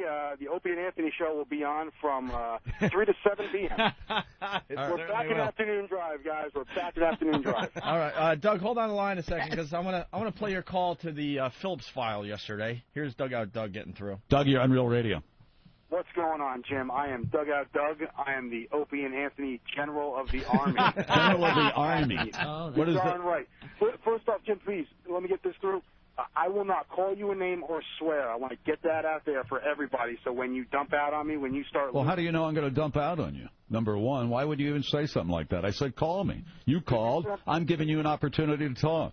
Sir, you've dumped out on me 3 times today. I'm the heavy-breathing guy. I haven't sworn yet. Now, can I ask you, if you're number one in these ratings, can you tell me why for 2 hours not a single call has gotten through from one of your fans? What are you talking We're about? not putting them on. I'm not putting anything on. All right. That was someone blurting something out to try to cover up and doing very badly. Like you're in a bad situation, someone's got you on the ropes, and you're like, we didn't want to take any calls. You didn't want to take calls from your own listeners. Is that what you're saying? What kind of show do you do? What the Another lie. More bullshit. Our listeners get through first, and then we'll deal with other people. That's how it is in radio. You weren't putting your own listeners through on your own radio show? What the fuck does that mean? He didn't expect that question. Well, maybe today he'll put him through. That's what'll happen. Today he'll put him through. No, the fact is he was so done. The fact is we completely took over his program. That they just didn't want to go to the phones at all. Look for more of it today. Anything on. We're not putting anybody on. Why? You're not putting any real callers on, so you're purposely putting Opie and Anthony fans on? No, I'm allowing those fans to call if you want to. I mean, I don't understand the point. I'm allowing those fans. I don't. And despite that, a single call from one of your fans. Get it out of your system, will you? No, I'm asking a question. I'm not being. It's not your program. I'm asking you. Get it out of your system. You've not had a single call. So what difference does it make to you? And you dumped out on everybody. It doesn't make any difference whether I dumped out on everybody or nobody. I don't understand your point. What you did wrong yes, was you do. Oh, yes. You went on the air. You claimed that you started a bit because you're a small market guy. It got out nationwide. You don't know the ratings. You don't know anything about ratings or the business. The fact of the matter. Now, the fact of the matter. Well, I'm going to put you on hold because you're. I mean, the fact. Yeah, you won't listen. I offer you the opportunity to listen and then respond, but you don't want to do that. The fact of the matter is, I have more listeners in Central Florida than those two guys have on satellite radio. The fact of the matter is, on satellite radio, I have 100 times more listeners than they do. I'm not back on. Not anymore. Oh. He has 100 times more listeners, but we just had the guy that is in charge of all programming for XM Satellite Radio saying that it's not even a chance, it's not even close. Right. Unfunny, fraud, and a liar. Like, Doug calls in. How do you allow a caller to just school you like that with facts? Ooh, he nailed him. The guy was confused. He stammered. And then he said he doesn't understand your point. And meanwhile, your point was so clear. Yeah. There was nothing to not understand with your point. Where's your fans? I don't know what you mean. What are your point? I don't understand. What's confusing about that question, Jimbo? And he has short-term memory, too, because he wasn't going to us initially. He was trying to get around us. He wasn't taking our calls. I actually felt bad for the girl that was screening the calls. She was getting her ass kicked by us. And by them. There was a call I had made as Mike calling about the SeaWorld thing they were talking about in Williamsburg, Virginia, so I was making up some bullshit. And they actually dumped out on me when I was in the middle of the serious part of the call. So I called back. She's like, can you please just promise me you're not one of them? I said, I'm the not screener's begging. She was like, because I'm getting in a lot of trouble. I was like, no, I just wanted to talk about SeaWorld.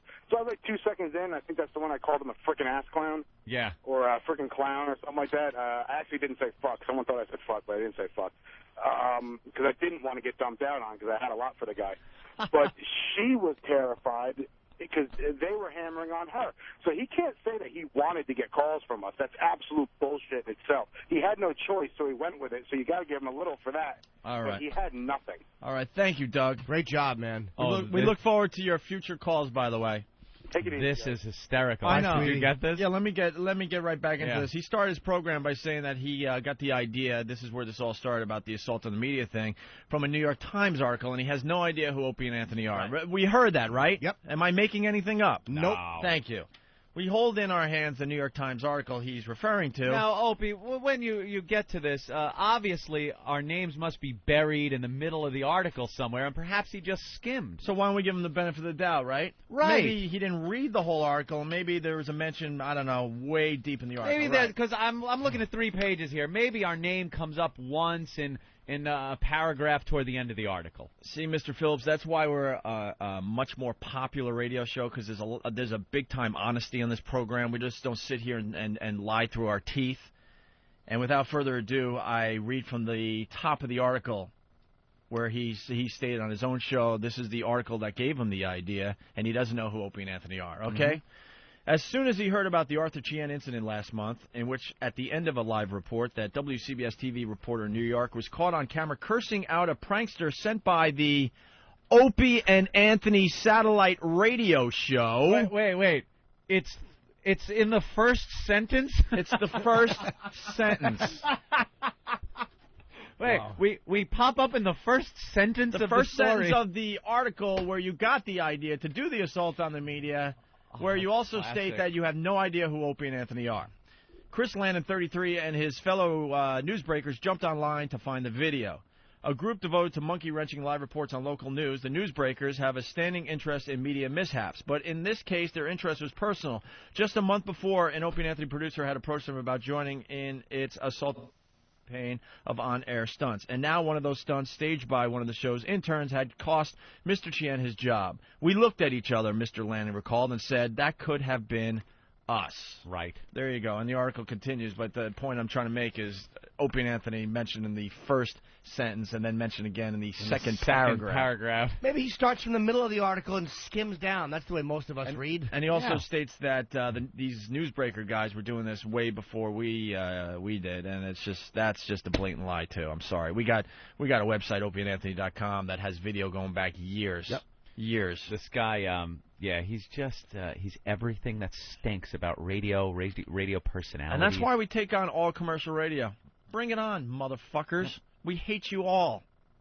We got fucked by commercial radio, and we're going to shove it right back in your ass now. Yep. We hate you all. Minister of morons. Right. Ooh, you told him. Yeah. Ooh. I'm not holding back anymore. All right, here we go. Now it gets interesting. Now here's some more of our listeners getting through to his program. We played this earlier, but let's play it again. Grady, you're on Real Radio. I hear him. It's respirator. You know, Mr. Phillips, that your son is... Why would you dump out of that? Here we go. Oh, Grady. Can't have that. Dump it. And then she goes, we can't have that. Yeah, he's having fun with it. You hear the panic in his voice when he said, dump it.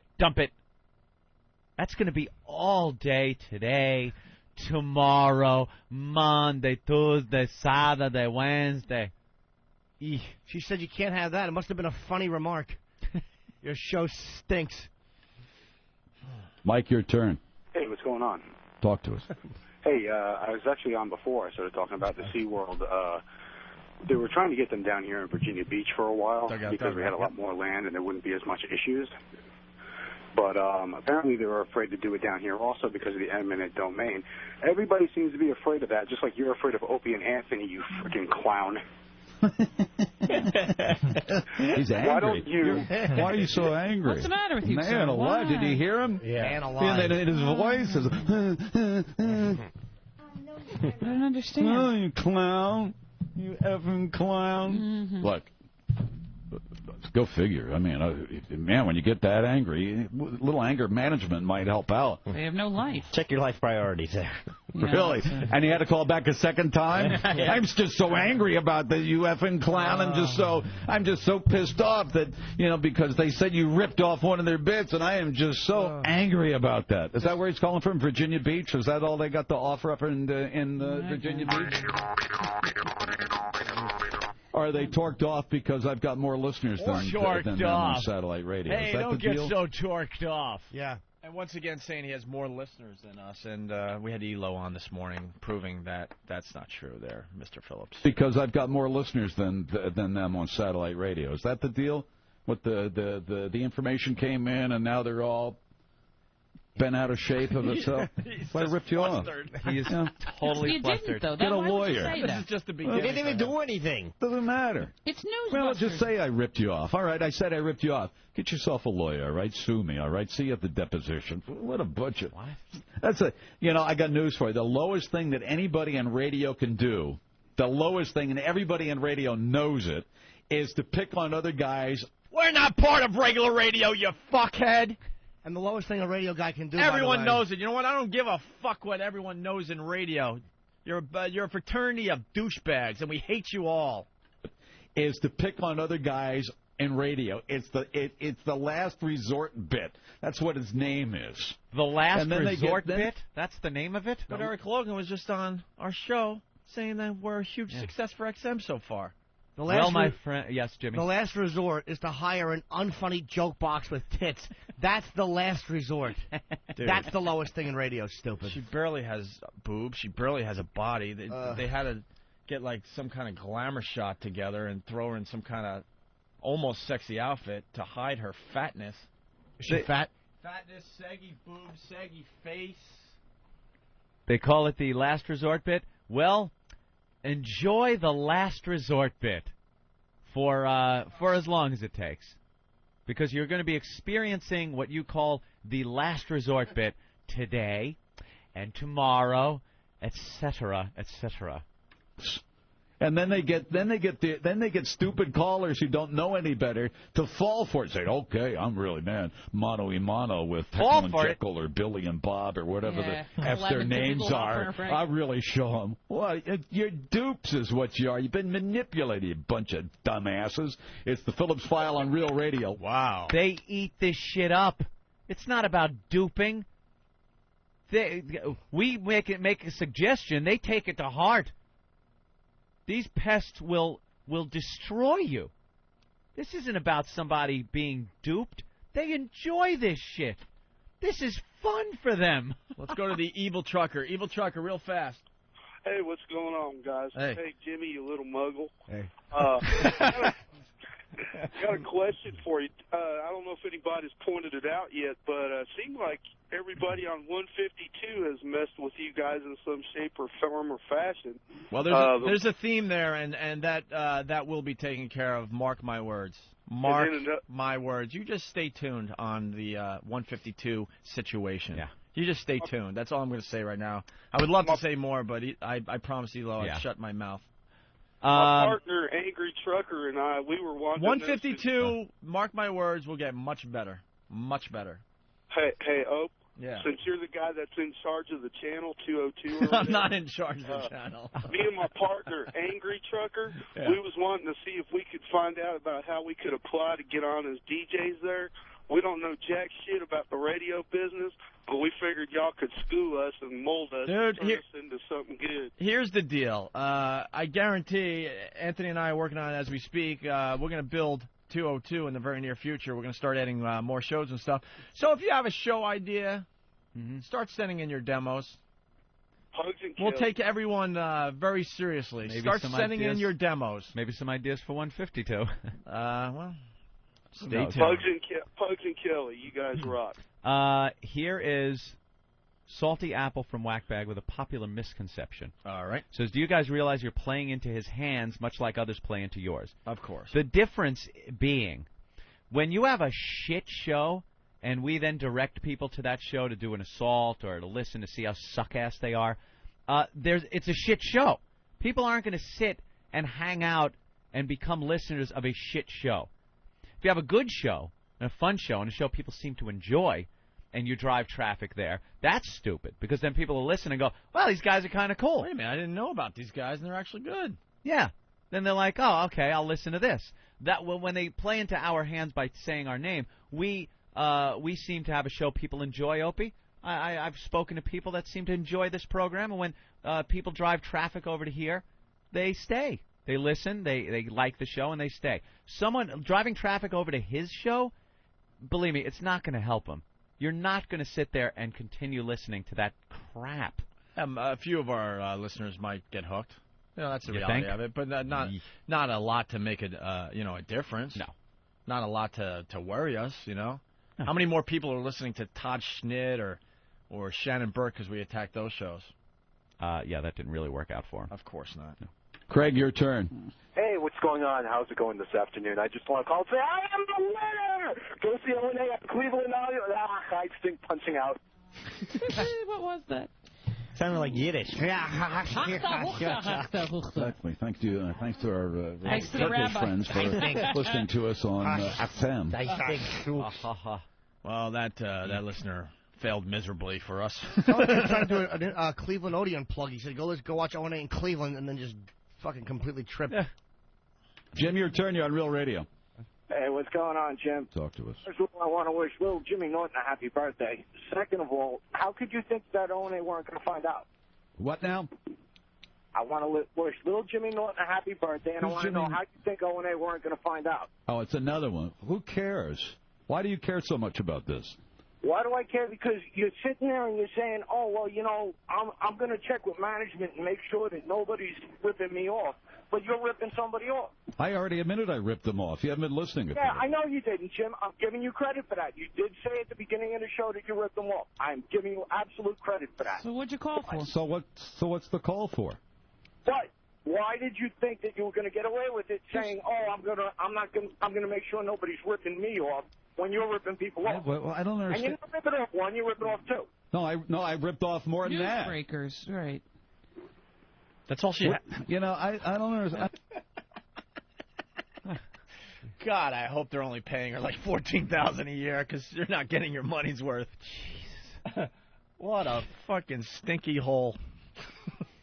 Newsbreakers. No, I ripped off more than that. Newsbreakers, right? What? Newsbreakers, right? Right. No, I ripped off more than that. Newsbreakers, right? Maybe she's there because she gives good head or something during the. I have no idea. Maybe during the really long commercial breaks they do on commercial radio, she's just like giving all the guys head. Maybe. And that's why she's there. Who knows? And then they're like, all right, well, turn your mic on because, man, the head's so good. We'll let you say a couple cute words every once in a while. I guess it's possible. Minister of Morons? Yeah. I don't understand the bit. I mean, if this is the way that they want to get an audience, so be it. I mean, I'll sit here for 3.5 hours taking callers that listen to Heckle and Jekyll or Opie and Billy or whatever. Come on, Tim. I listen to you all the time. Okay. I don't. Every day. With all due respect, I just don't understand. Now I'm just listening for her. I know. She was able to say okay. She's all I care about. I'm fascinated. She's all I care about. That's another challenge I got. Let's see what she has. What kind of chops does she have? Yeah. Give her 2 minutes to say whatever she wants. See what she's Mr. adding. Phillips, because I know you're listening right now. You phony. Wait, I have a little. I have a little joke I want to say. I got mad at somebody, and you're a minister of morons.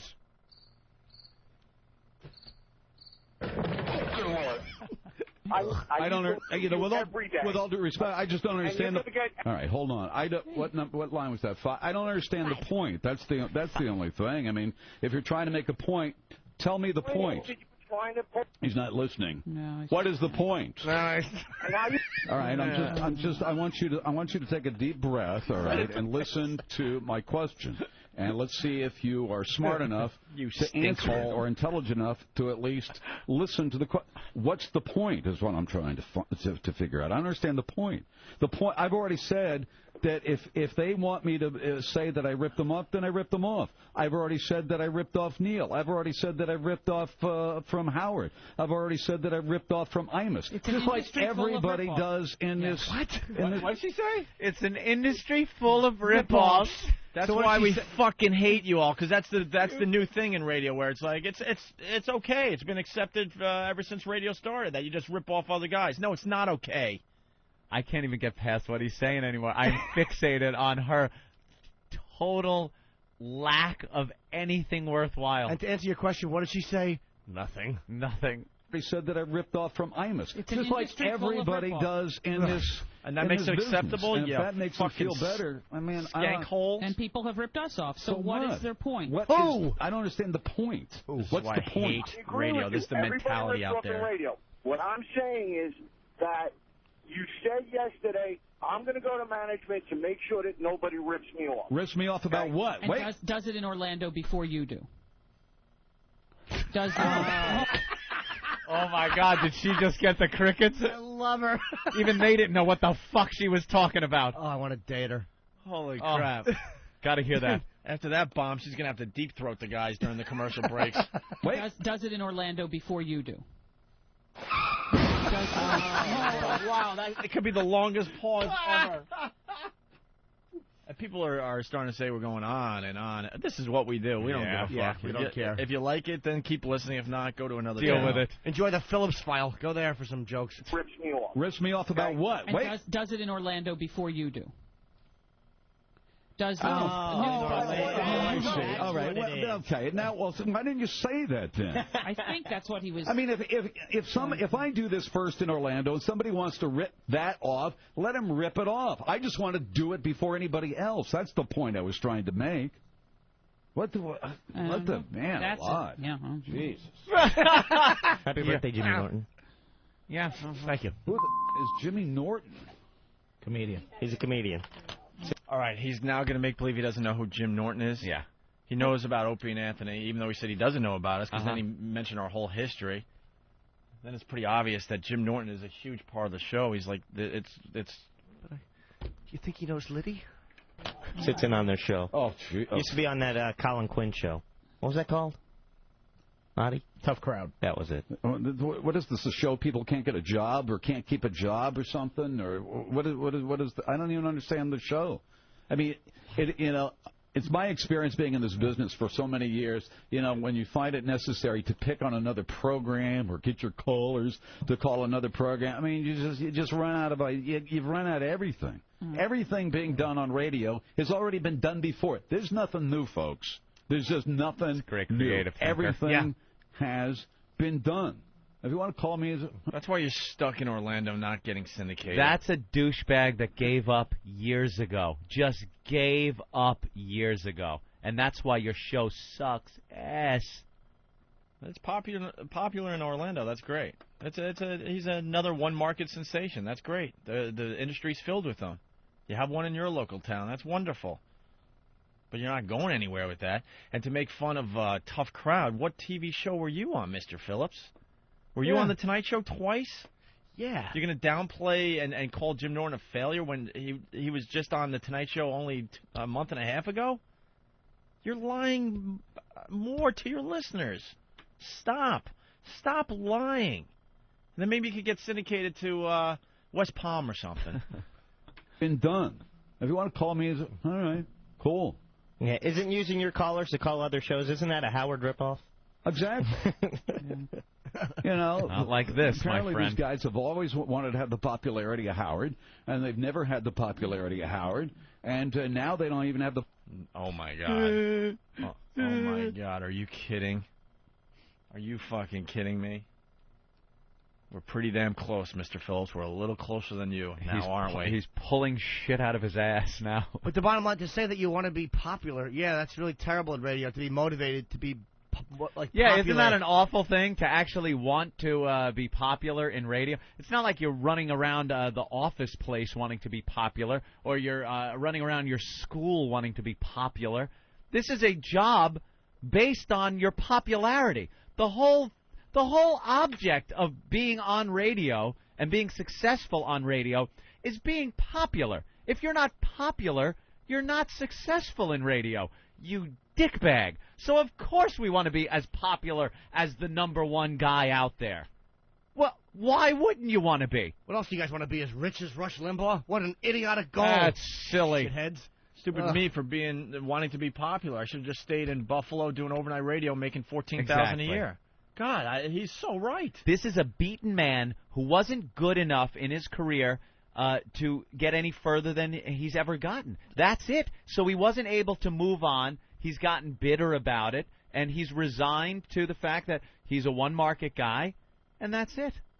And he resents people that have ambition, drive, motivation, and have taken their careers further because he doesn't understand how they did it. A one-market sensation. Yeah, that's impressive. But you weren't creative enough, and you weren't willing to take, chances to move past being popular in Orlando. It's a bad thing wanting to be popular. Terrible. Always wanted to have the popularity of Howard, and they've never had the popularity of Howard, and now they don't even have the popularity of this lame program. I mean, they don't even have as many listeners as this stupid program. At least he called it lame. We're number 1 on XM, huh? XM Satellite Radio informed me today, that this is the most listened to non-music radio program being offered on XM Satellite Radio. Yeah, you see, put that in your pipe and smoke it a little bit. Whatever. All right, we'll put that in our pipe and smoke it. And this is what Elo said only a little while ago on our program, and he's the head of programming at XM Satellite Radio. All right, so let me ask you the question. Is Jim Phillips the number 1 non-music show on XM Satellite Radio? Who?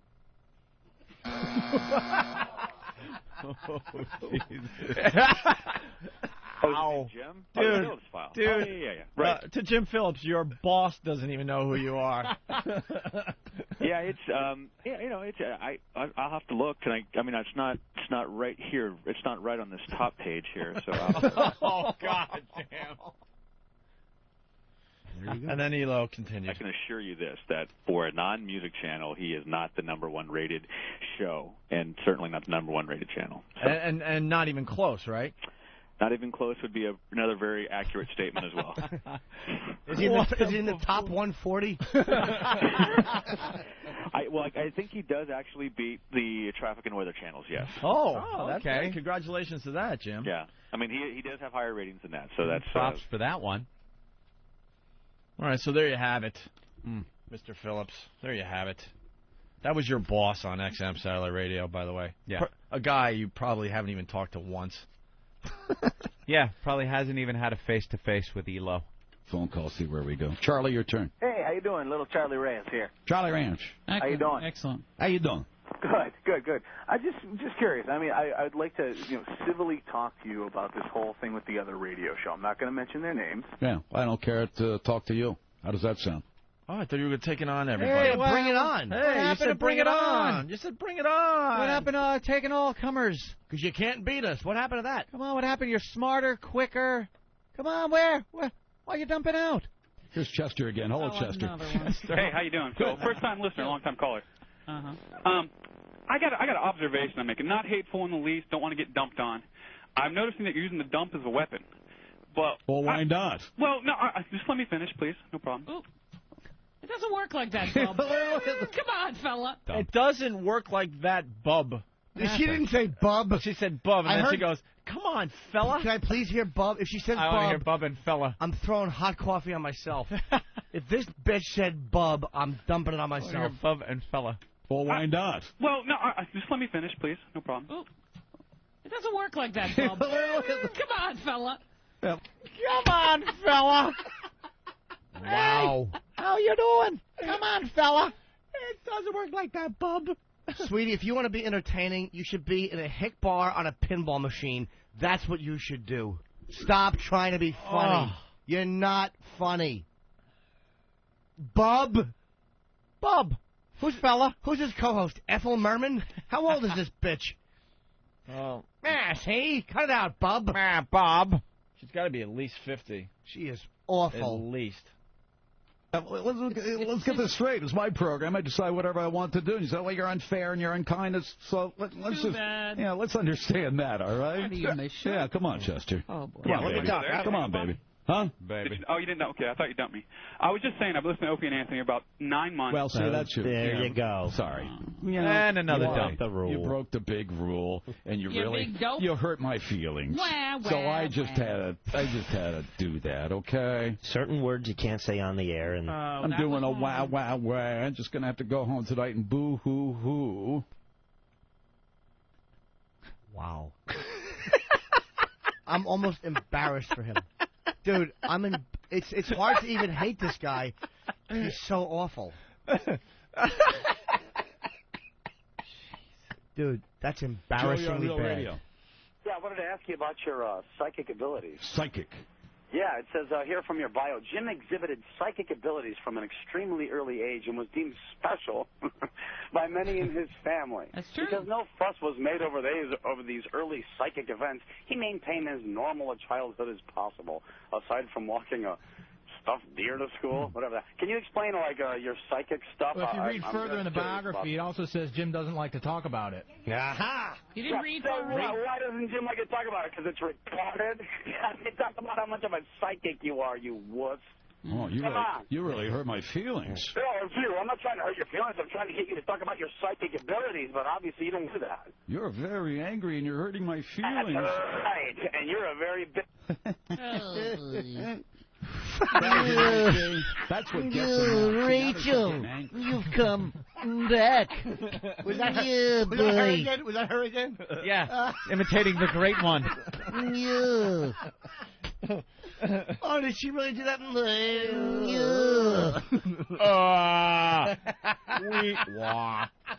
Wow. We got. Please, can we hire her? Please, oh, I know. I want her on this show. So she can fillet us every Oh, morning. I want that. I want her on this show.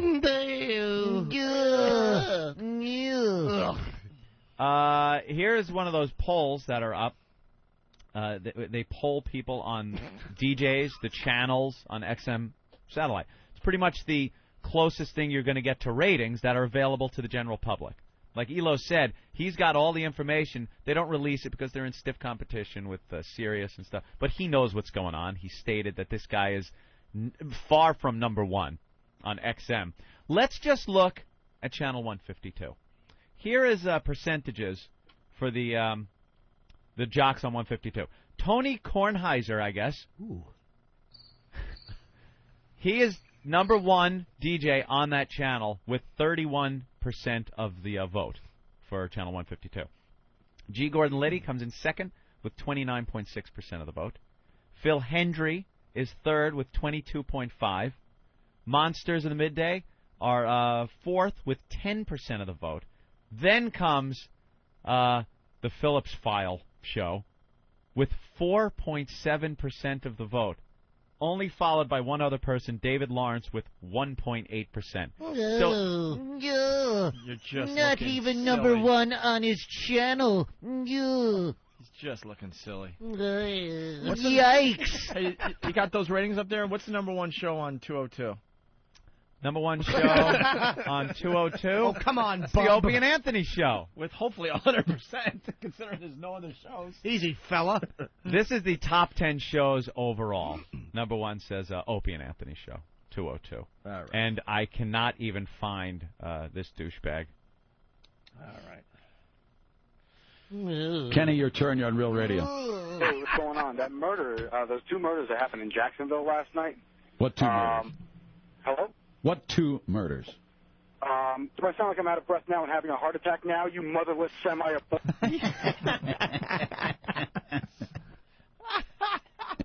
Just goes on, obviously, because we've been at this for an hour and a half. Yeah, Pat, you're on Real Radio.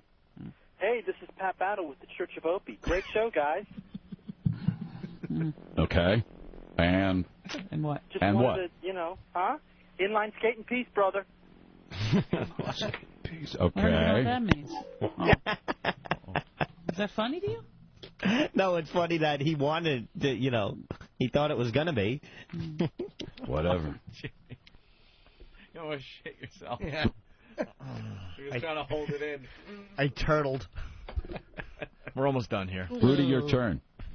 Hey, good afternoon. How's it going on this fine Florida afternoon? I can't stand the heat down here. But I just wanted to talk about the whole thing that's going on in the Orange County schools. I have 3 sons who are in school, Tony, Greg, and Jimmy. And I actually think it's a very good idea to extend the school day. And I just want to touch base about that. Extend the school day? They're only, you mean start Extended by 3 minutes? Well, yeah, it's still extending it a little bit, though. Yeah, that's true. They need more teaching time. And it definitely helps out, the teachers. It helps out the parents a little bit, at the tail end of the day. And back to playing twofers, you bitch. 1-888-978-1041. This is boring. Tony, Greg, and Jimmy, huh? Yeah. we didn't get that one, did we? Oh, see, he got it, but he doesn't know anything about us. They're clever. But you don't know anything about us, right, Mr. Phillips? Oh, boy. See that show last night? What show? Tony, Greg, and Jimmy. The World According to... 3 gay guys that live together. Stop it. They're brothers. He said he had 3 sons. Oh, the gay thing! I just fell off my chair. He didn't go down the gay route, did he? It's a show, Tony, Greg, and Jimmy, and it's about 3 gay guys that live together. Jesus. That's fantastic. You're going to get it right. It's about 2 DJs and a tranny lover. That's what this program is about, mister. It's ad-libbing like that. It's the ad-libbing like that just makes me so envious. Mr. Phillips, give me your email, and I'll show you how gay I am, okay? I'll show you who I'm hanging with these days, okay? Oh.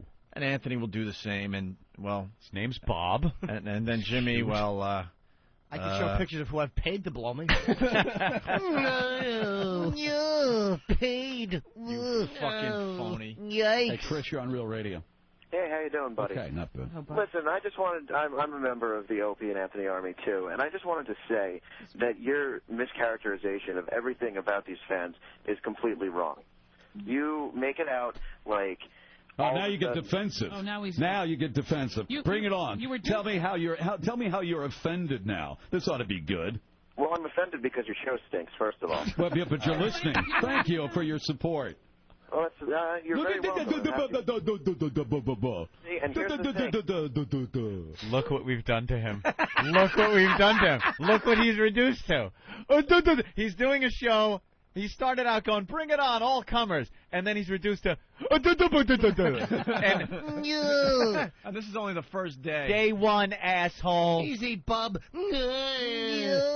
What? And I'm going to go on the record, just in case you're wondering, Mr. Phillips, don't worry. We're not going to spend another hour on this tomorrow, hour and a half on this tomorrow. Now we're the opening salvo. Now we just give it to the listeners to just beat you down on a daily basis. Day after day after day. I got a secret. Enjoy it. I got a secret. I got a secret. And finally, Anthony, so we can move on to other things. Pat from Monaki's outside the studio. I see a lot of people out there. Also, Paul and his wife are outside the studio. Also, Big A is outside the studio because we're going to do a show. It'll be a short show today now. They're going to do movie lines, right? Yeah, they're going to do movie lines. Great. Here's the final call to the Phillips file. Hello, Rose. Hey, how are you guys? What's going on? Yeah, you guys are talking about Lewis Black and how bad he just sucks. I know a comedian who sucks way worse than Lewis Black. It's Rich Voss. He was on Last Comic Standing. He is just a terrible comedian. Oh, yeah.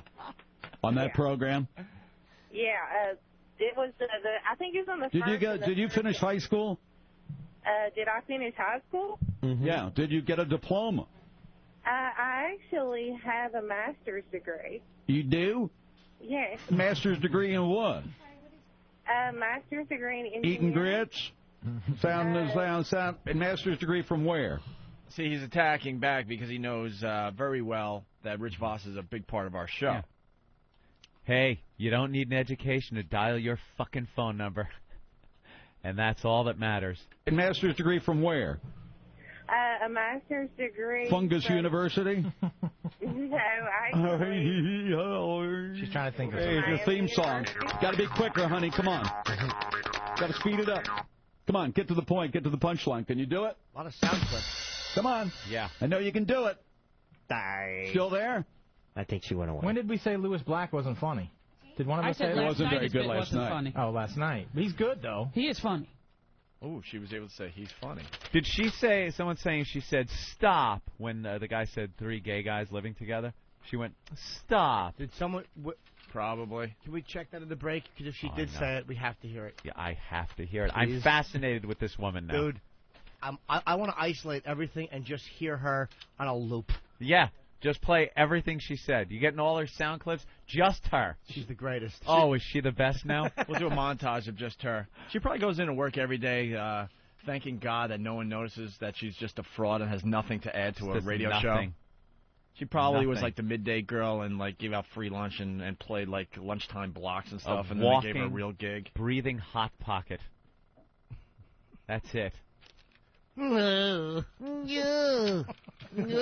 keep 'em trouble with show. Oh, when the army attack. Well, there you go. That was a lot of fun. Killed an hour and 45 minutes. Wow. Fan working on a, what's her name? Moira? Her name's Moira? Her stage name is Moira. Her stage name is Moira. What's her... You mean she doesn't use her real name, right? She's not even Jewish? She comes off as a Jewish person? Wait, her deal is to be a Jewish broad on the radio, and she picked the name Moira? Mm-hmm. Ugh. What is she? Italian. Italian broad? Yeah. Italian broad. This day Italian and age broad. going, meh. Yeah, Jew. Italian broad make believe she's a Jew broad. Yeah. Oh, that's the noise. I went, meh. Meh. Suck. All right. Yikes. Well, we're going to take a break and get into other things. Take a break. We got to talk about Ben, actually. Ben. Ben didn't make it to work today. You're kidding. Oh. You gotta stick around to hear why. Stick around. Why? I wouldn't have noticed if you didn't just say that. Yeah, really. Didn't even notice he wasn't here. All right. Lots of fun. Lots of other things to do today, though. And, yes, in closing, the attack will continue. Well, the info's up on whackbag.com. Yep. We do our show, and we control your show for a while. We're doing for a two while, shows. and then we move on, because in the end, you're a nobody, too. Oh, it'll be long enough to really annoy you. We'll add you to the list of nobodies that we did attack and had fun with. Knocked you around a little bit. Yeah, somebody's posting over here. It says, day 1 was funny. Day 5 is going to rule. This guy just doesn't understand. He doesn't. I mean, this is a hobby. Yeah. Everyone has hobbies. This is our listeners' hobbies. They enjoy it. This is one of their hobbies. They have fun doing it. And like we said earlier, if it was just, about the attack on the media bit, and he was just kind of, whatever, we probably wouldn't have touched it a second day. We've done that before, where we go, forget it, leave it alone.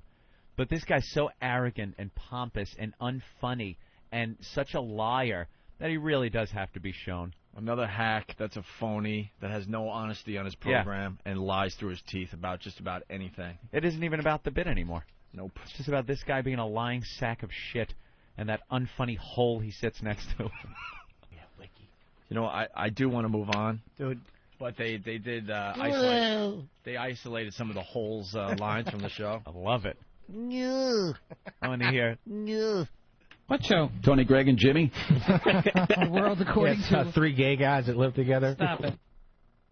Stop it. Stop it. Well, it looks like she has someone in her family that sucks cock. That's good. That's nice, though. That she's there, the voice of reason. The guys go off on something, and she sees maybe it's time to rein it in. That's my role on the show. You're very angry, and you're hurting my feelings. Right, and you're a very big... Oh, boy. Oh, boy.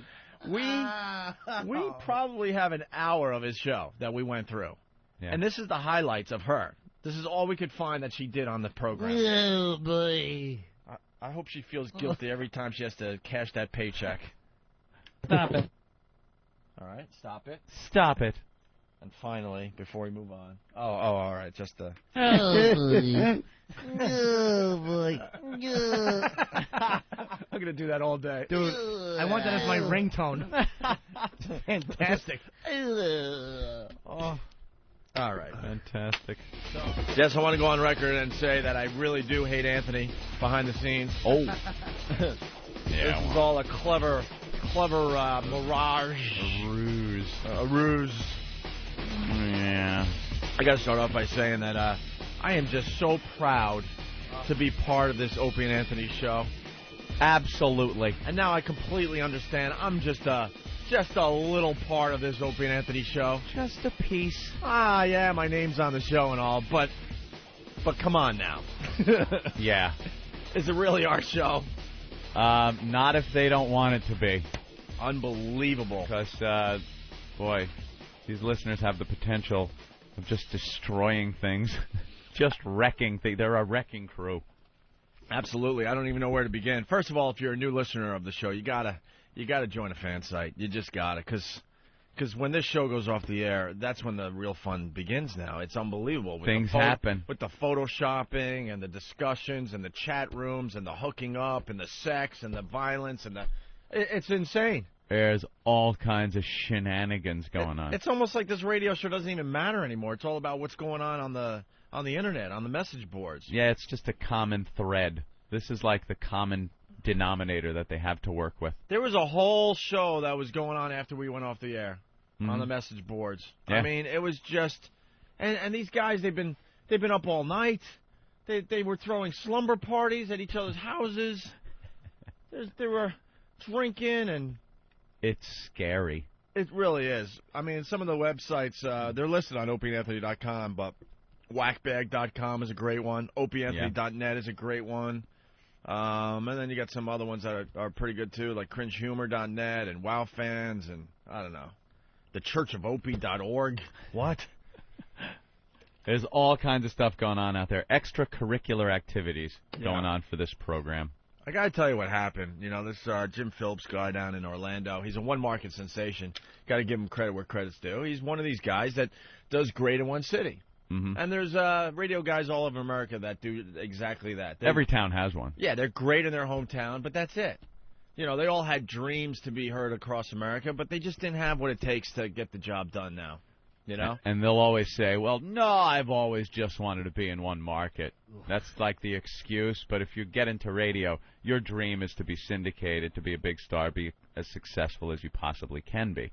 And they don't realize how small. Failed. They don't realize how small they really are, because in their city, they're huge. You know, everyone recognizes them and stuff. But as soon as they cross the border or something, they're nobodies. Yeah. Absolute nobodies. And this bothers radio people. I'm telling you, it bothers them, because everyone's goal when you get into this is to be heard by as many people as possible and to be syndicated to as many cities as possible. Yeah. And with XM, how you base your success in the business. And with XM, we're heard everywhere in America now. Right. Everywhere. And I got to tell you, you know, this Jim Phillips got under our skin because we finally got sick of these commercial radio assholes claiming that Anthony and I are failures, that we wrecked our careers, that we have no listeners, that we were desperate, and that's why we went on XM. So we finally decided, you know what? We're going to prove how many listeners we actually do have, you scumbag. Yeah, this is a perfect example of how many people listen to and are dedicated to this program. It's the ability to mobilize people to absolutely destroy another person's program. And whether they believe it or not, the people on the other show believe it or not, your show is being trashed on a daily basis. I listened. I'm not going to be like Jim Phillips. I'm not going to be like him and go, yeah, I got people who listen. People listen, and they told me that they said this. We know he was listening. Yeah, you know, just stop it. He's just full of lies. Stop with the lying already. You know, I was listening to his show yesterday, and he was completely taken out of his program, out of his element. He is incapable now of doing the show that I know he wants to go in there and do on a daily basis, which is take calls from his fans and discuss current events, topics, play their games, whatever it is that he does. I've never heard him before, I'll be honest with that. I've never tuned this guy in until this all started happening. So he absolutely wants to do his show, and he is absolutely being prevented from doing it by our pests. And they will keep doing this. This guy, because I know he listens, whether it's now or the replay or whatever, I know he listens. This will continue. You will be taken out of your element every single day. You will be incapable of doing your show. It might have been a novelty the first day, a little entertaining. You might think you twisted it so your fans are maybe enjoying this or something. That's all well and fine. This will continue. And in a week, is it going to be as much fun and entertaining and a novelty? 2 weeks, 3, a month of every day being taken out of your show? I don't think so. I think you're getting frustrated. You can hear it in his voice. And his rebuttals, his attacks that he does back, and again, it might sound like I'm being biased because he's such a tool, but I would give credit where credit's due. I've done it in the past with people we couldn't stand. I've said, wow, I hate this guy, but goddamn, that was funny. Right. This guy has nothing. There is nothing there. We were listening yesterday. I was on some of the chat rooms listening with some of the pests. It was a lot of fun. They were so super psyched, very into it, highly motivated, and very funny on the chats. They were commenting back and forth to what he was saying, and I'm throwing shit in there, and everyone's laughing. It was a great time. It was like a message board radio show going on. Mm-hmm. And he just had nothing. He was taken out of his show and had nothing. And it was very entertaining. Well, that's what you get from one market sensation. In the end, they don't have the chops to go with something like this, I was getting updates while I was hanging out in Little Italy. Ooh. Yeah, holding court in Little Italy, because that's what I do now. Holding court, did you have an espresso? A little espresso, and my phone's ringing. I'm getting updates from Jimmy and the gang. Oh, yeah, it was just wonderful. Nice. Feeling really good about what we do, to be honest with you. Were you walking down the street with your head up high, just taking apples off the apple carts, waving your hand around in a white suit, grabbing dresses off of the horse-drawn carriages? I was calling in all sorts of orders from a little table outside Joey Paisano's restaurant. Drinking his espresso. Sitting up there in the Sierra Mountains. That's what I was doing, taking cell phone calls. I was in the dick joke business with his father. But a bunch of updates. Opie olive oil. A bunch of updates. Now let's remember that Mr. Phillips there said to bring it on, right? He said, "Bring it on. I could take what you guys have." What a set of balls! Bring it on. What a brave guy. Well, just like we predicted, he went to his big bosses, and now there's a legal thing going on where we're not allowed to play his audio.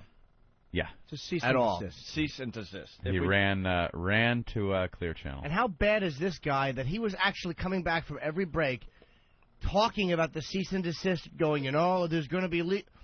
You faggot, you're supposed to be doing a comedy talk show, and you're boring your listeners with cease and desist information every time you come back? Every time. Because he couldn't go to the phones. Well, the reality is most radio guys do not have a sense of humor. Even the guys that are supposedly doing a comedy show, when it comes down to it, they don't have a sense of humor. Most of these guys are definite liars. Most of them are hacks. They have no pride in actually coming up with their own shit on their radio show. It's a joke. It's a joke business. It really is. Yeah. And at this point, we take on all commercial radio. Simple as this. This is just a little example of what we have in store for commercial radio. I wish I could convey to the people that didn't hear the show how badly he's handling this. How he goes on. It is the same break. He'll do the same break, and I guess it lasts for maybe 7 minutes or something like that, and then he goes into commercial breaks. And then he comes back and says, I swear, it's just like this. Let me tell everybody what's going on here. Let me fill everybody in on what's going on. Sniff and snort. Donald and he comes up with like wacky names for us that don't mean anything. They're not funny or clever or demeaning or anything.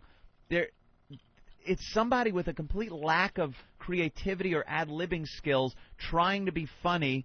And the only one laughing is his lackey and that pork slit that sits next to him. That meat pocket that sits next to him, just cackling and chuckling. But there's nothing there.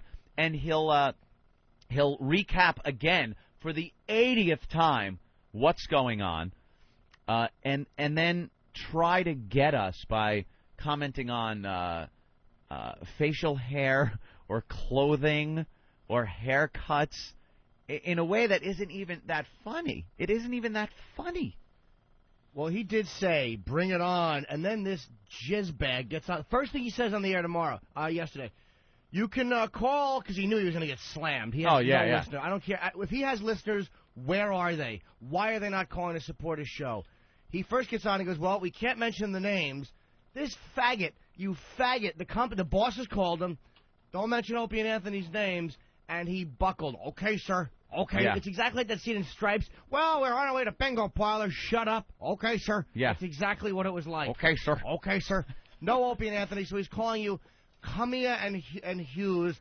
Cummia. Cummia, kind of sounds like cum with an E. Wow, at the end. with my name being spelled C-U-M-I-A, that was a new one to me. He actually came up with something I hadn't heard since the first grade in the playground and all through school and my own friends goofing on me and stuff.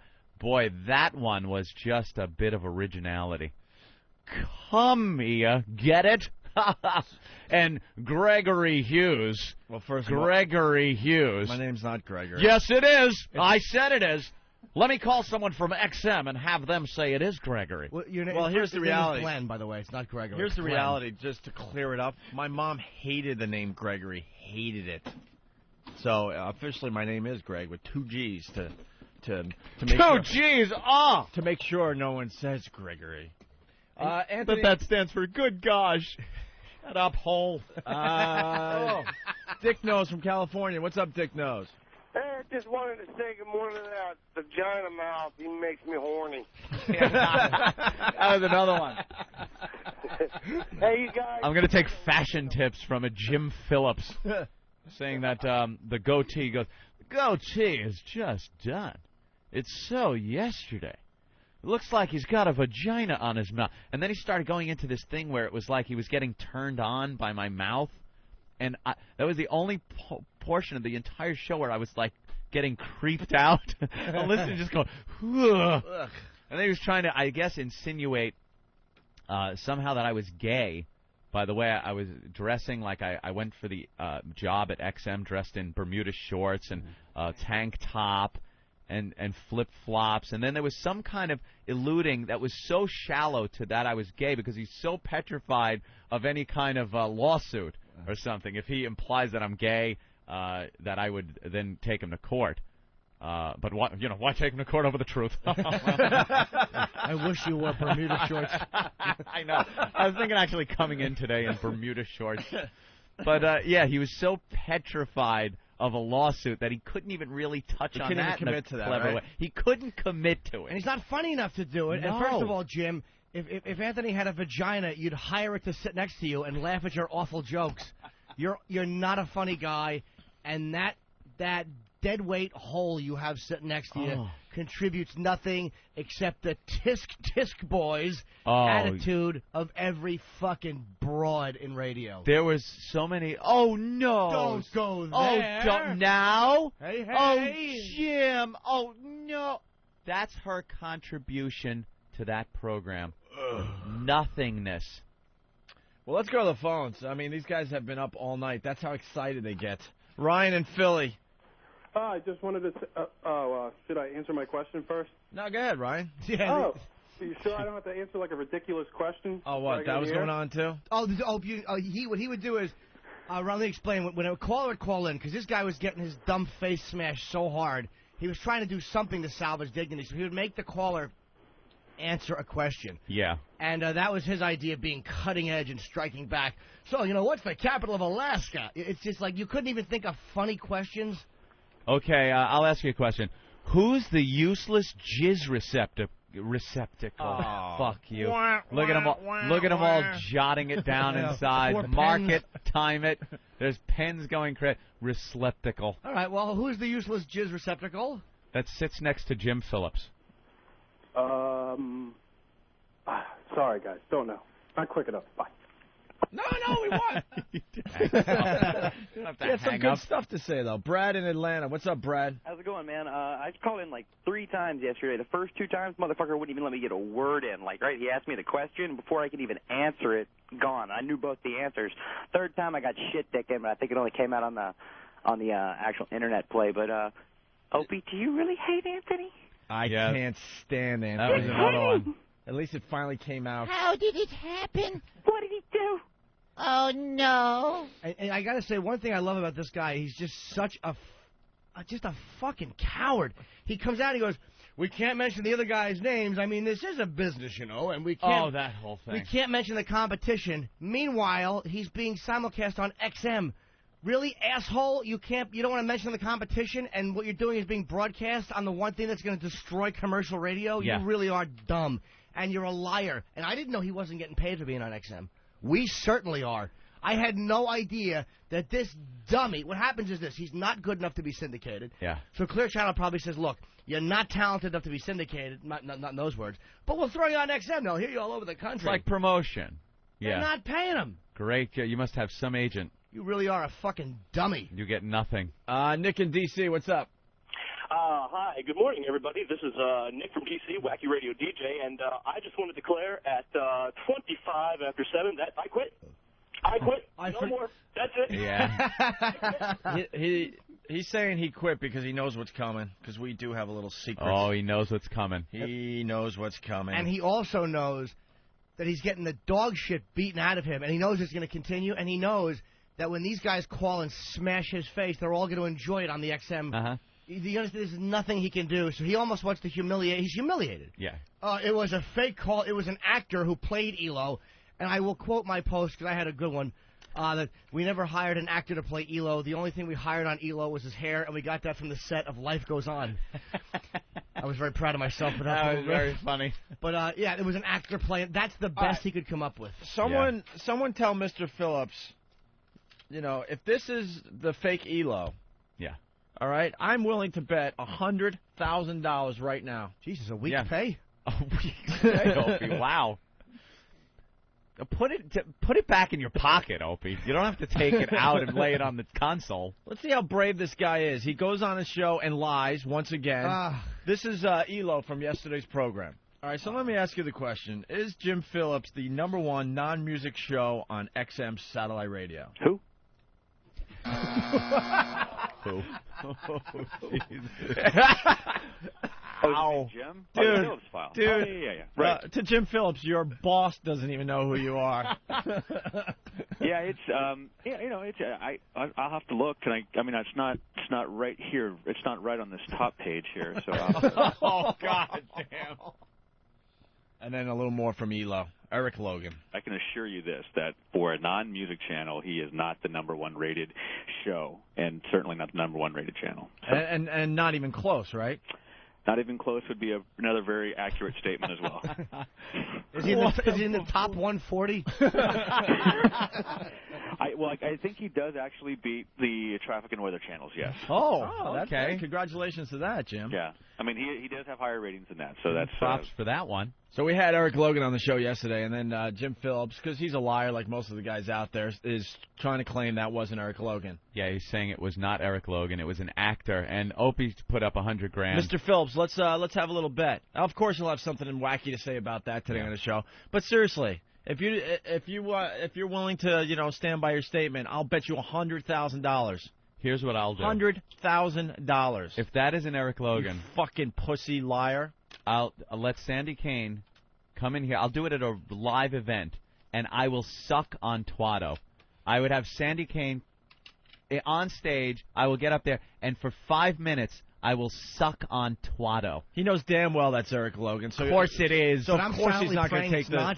I really want to see that happen. Of course he's not going to take the bet. Ever happen. $100,000.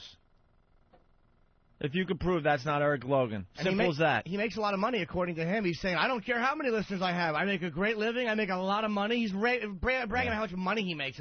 That's what we fucking beaten you to. Yeah. You're bragging about the money you make, almost like, my wife likes me. My customers like me. You fucking shower curtain ring salesman asshole. I'm the genuine article. Oh, he got a face smashing, and it's going to keep up. Yeah, by the way, I can't tell you enough times. This will continue. I was howling listening to this god-awful show yesterday. Every call he went to, he was hanging up on. Before they could say a word, he's so panic-stricken. Flustered. That it's going to, go out, and the cursing is great because he can't trust his phones because he doesn't want to get an FCC violation. Yeah, here's what he was saying. He was saying, call up. He goes, but I have some rules. Yeah, bring it First, on. don't say their name because this is a business. This is a business, and we don't want their names going out over the air. And then I'm going to ask you a question. If you could answer the question, then I'll allow you to ask me a question. And that ain't the way it works, douchebag. That isn't what this is about. What he was trying to do is take some lemons and make lemonade. Yep. He wanted to take the destruction of his show and turn it into something that might resemble entertainment. You know, if he's asking questions, it kind of almost seems like a show. Right. That ain't what it's about, douchebag. And it's not about us getting our name on your show. Understand that, too. This is about taking you out of your show. This is about destroying your program, making you unable to do a program. Our listeners will continue calling you and just curse and eat up your delay so you can't go to the phones. And every time a curse does get through, because you guys decided to give us that cease and desist, yeah, we report you to the FCC now. That's what we do. There you go. That's what we do, because now we play, too. We'll play and have a little fun with you. One of your bosses, little faggot. Just like we told you. We told you the guy would run to his boss. And then he puts a fake guy on the air, Derek Foinster or something like that. I talked to Eric Logan. Some wacky name. That guy, there's no one by that name that works for XM. It's all. He said it was human relations, not human resources. You know, just another little legal dodge so he can't get in trouble. And I talked to Eric, too. I'm like, I know there's no Derek Foinster. He goes, it's all women in human resources. I think he said that there was like 3 women that worked there. That's what it is. There's no guys. No. Well, if he said human resources, too, that would be something. He was saying human relations. Right. It's like, oh, human relations. You can't even get that right. He tries to come off like he's so intelligent. He's adult. Isn't that every interaction ever a human relation? You fucking jack off. By the way, he wouldn't mention the name of this show. We'll certainly mention yours. We're not afraid if people go listen to you. It's WTKS.com. In Orlando, he's 3 to 7 p.m. Now, because he's so good, they take out the first hour of his show on XM to play G. Gordon Liddy. So you can get it was just a disaster, by the way. I like G. Gordon Liddy, but oh my God. I'm doing the best I can. Oh, no, oh not you, Liddy. Oh, so 4 to 7 on XM channel 152. Please listen to him today and listen to how flustered he gets. And the numbers: 888-978-1041. 888-978-1041. Please assault this jerk-off again. I heard he lost his voice by the end of the show, or it was all fucked up. Because he was so pissed. Supposedly, he was probably yelling during commercial breaks and stuff, begging for someone to help him. Pissed because he can't. He obviously cannot carry a show without phone calls. He was goofing on us for only taking 3 calls in the first hour and a half of our show yesterday. What is that? Why is that a point you can goof on? Right. Why? Because we have the ability to do a program here that we can get on and do the show with the phones, without the phones, whatever comes across, we do our show. You, on the other hand, are incapable of doing a show when our pests take you out of your element. We've taken away your program. Opie and Anthony's listeners are now programming your show. They are deciding what you do, when you do it, when you go to commercials, when you take phone calls, what you talk about. It's done, and it will continue. Have fun with it. Some of the other lies. Opie and Anthony pay XM to be on. Do we even have to acknowledge that? No. That was a funny one. He quit at 3:10 p.m. yesterday. We don't pay a lot. That's another thing. You can't quit. First of all, you don't get paid. You don't work there. You can't quit because your bosses, Clear Channel, have a deal, and you're being broadcast on there as long as your bosses tell you you're going to be broadcast on there. That's how it works. You can't just leave. And he's completely admitted, by the way, and this is why, dude, I really just want to fucking spit in your face, because you're an admitted thief. As a comedian, that makes me sick. As an entertainer, that makes me sick. You fucking local hack. He said, yeah, that's the way it works. And he admitted stealing the bit. He's like, I've stolen from Howard. I've stolen from a lot of people. And I'm going to keep doing it. Anything that makes this program more entertaining, you piece of shit. People are working. And I'm going to talk about parallel thinking, where everyone can talk about the media. We're not deluded idiots. We're not parallel thinking happens. But you're admitting that you go out and steal something and use it as your own to entertain your listeners. You're a fucking thief. You're a disgraceful, one-market thief, and you could tell how uncomfortable those people in his studio are getting. Even the dumb broad next to him, because he's losing his mind. Yeah. He's admitting that he steals, you scumbag. You're everything that's wrong. everything, uncreative motherfucker. Well, that's the new thing in commercial radio. Now they all just admit, well, yeah, but, you know, you steal other It's been people's going on bits. for years. It's going on for years. It's okay. No, it's not okay. Dude, I riffed one day, and one of stupid Nathaniel's lines flew out. First thing I did the next day, when we were talking about it, get on the air and go, shit, that was Than's line, not mine. It came out in we were talking about something. Yeah. You fucking disgusting thief. He's a thief. How do you fuck your wife knowing that you're a thief? How do you look her in the eyes knowing you did a wacky bit that you stole from Des Moines, jerk off? Probably not even your cock. You probably stole it from a DJ in Miami. More lies. He says, did XM a favor by being on the air for them? Not true. It was a deal that XM has with Clear Channel. Clear Channel is a tiny, really tiny shareholder with the company.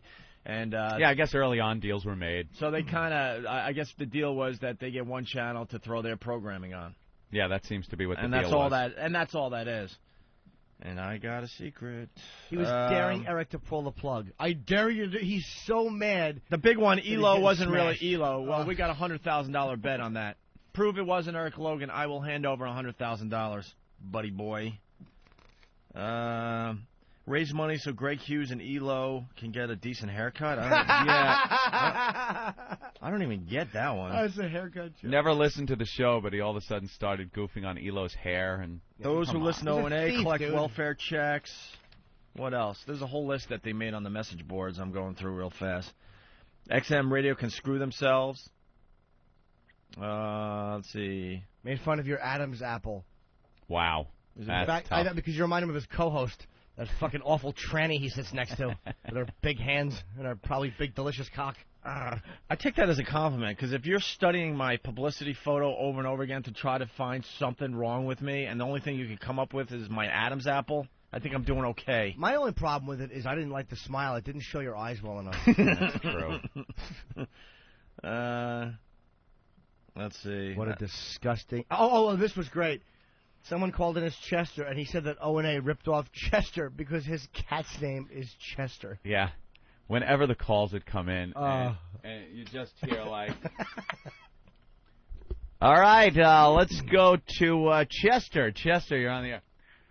Cunt. All right, well, we can't have any of that going on. Just dump out. Yeah, dump out. He sounded panicked a couple of times, saying dump out. Like he was getting very aggravated. This will only get more and more fun for the listeners and for the pests. And he's arrogant. Now what's happened is he's trying to save face. He's trying to prove that he's this big man. I'm not going to be pushed around. Oh, yes, you are. Yeah. Your show has been taken over. It stunk to begin with. And now, for us, it's fantastic. For your listeners, it's going to be unlistenable, and you're being embarrassed in your hometown. Mm-hmm. You're being embarrassed, and you're getting your face smacked with a dick. How does that feel? 3 guys from New York are standing there with their cocks out, and they're just doing this. Smacking against you. your face, and everybody's watching. All right, let's say hi to Steve in Massachusetts. Steve, what's up? All right. Oh. Jump out of that one. Let's go to Schnittdick from whackbag.com. What's up, Schnittdick? What's up, boys? Hey. I was just wondering if the reason both of you guys have been talking about moving is because you got to pay your XM contract. Yeah, it's expensive. It just gets annoying after a while, knowing these guys are just blatantly lying out there. It's everything I hate about the business. Yep. There's so real... many hacks in this business, I can't even tell you. And by the way, the good thing Bob got me was he got me coach airfare, but I still have to pay for first class. Bob really worked out a nice deal. Considering that we're paying to be on XM, he got me a good deal where I can pay a little bit more to fly whenever we go to appearances. Are you kidding? No, it's fantastic. Let's go to Ryan in Brooklyn. Ryan? Hey, it's Brian. What's going on? Oh, Brian, what's up? Brian. At the end of the show yesterday, right about 10 to 7, he said, am I a liar? Well, maybe I am a liar. So he's pretty much admitting that he's fucking telling bullshit lies the whole show. And it's very hard for him to lie and for people to not pick up on it. He's really bad, and it's too over the top. And once again, I just want to admit, this show has so much freaking power, it's disgusting. Watch Our what we listeners do. now control another radio show, and then they'll decide when they'll let up. Yep. They'll decide. We'll leave it in their hands. I love the fact that his message board's been down for 2 days. Jason he can't even get onto his own message board. That's great. Jason, Chapel Hill, what's up? Hey, what's up, boys? Hey. Morning, Liddy. Hey.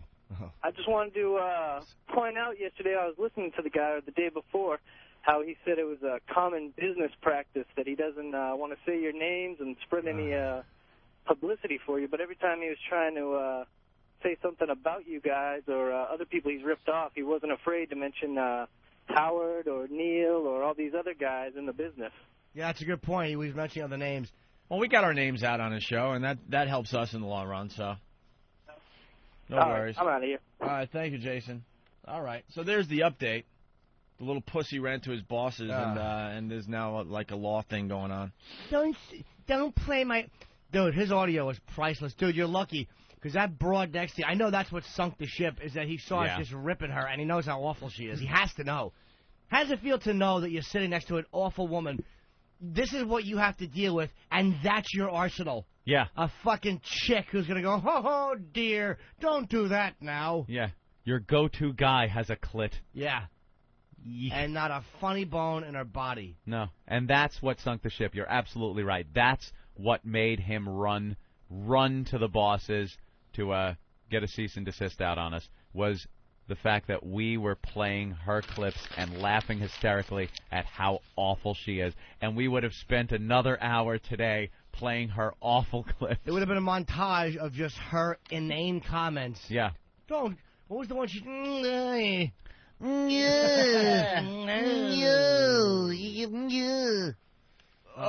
just nods and agrees and offers nothing funny. You guys remember this jingle that came in about a month ago?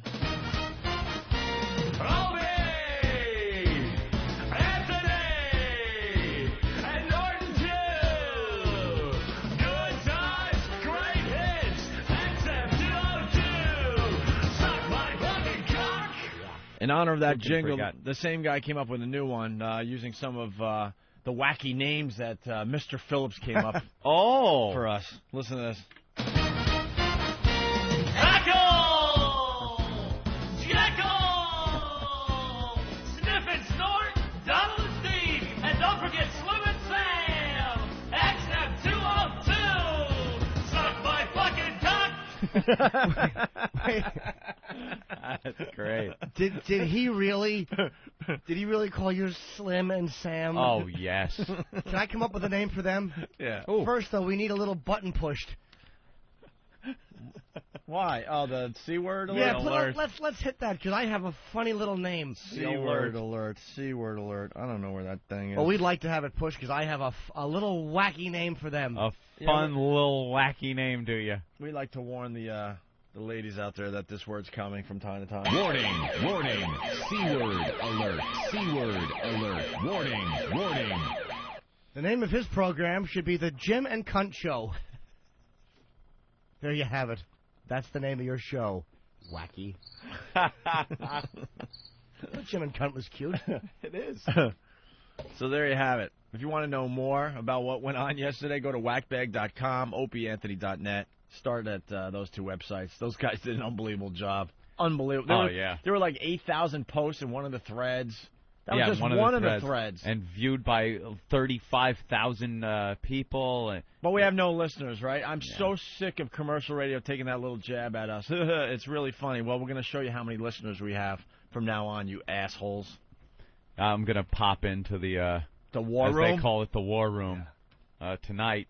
Again, because it was a pisser. These guys out there are hysterically funny. They are just scumbags, too. They just know how to beat the shit out of somebody. And, yeah, we'll do it all again.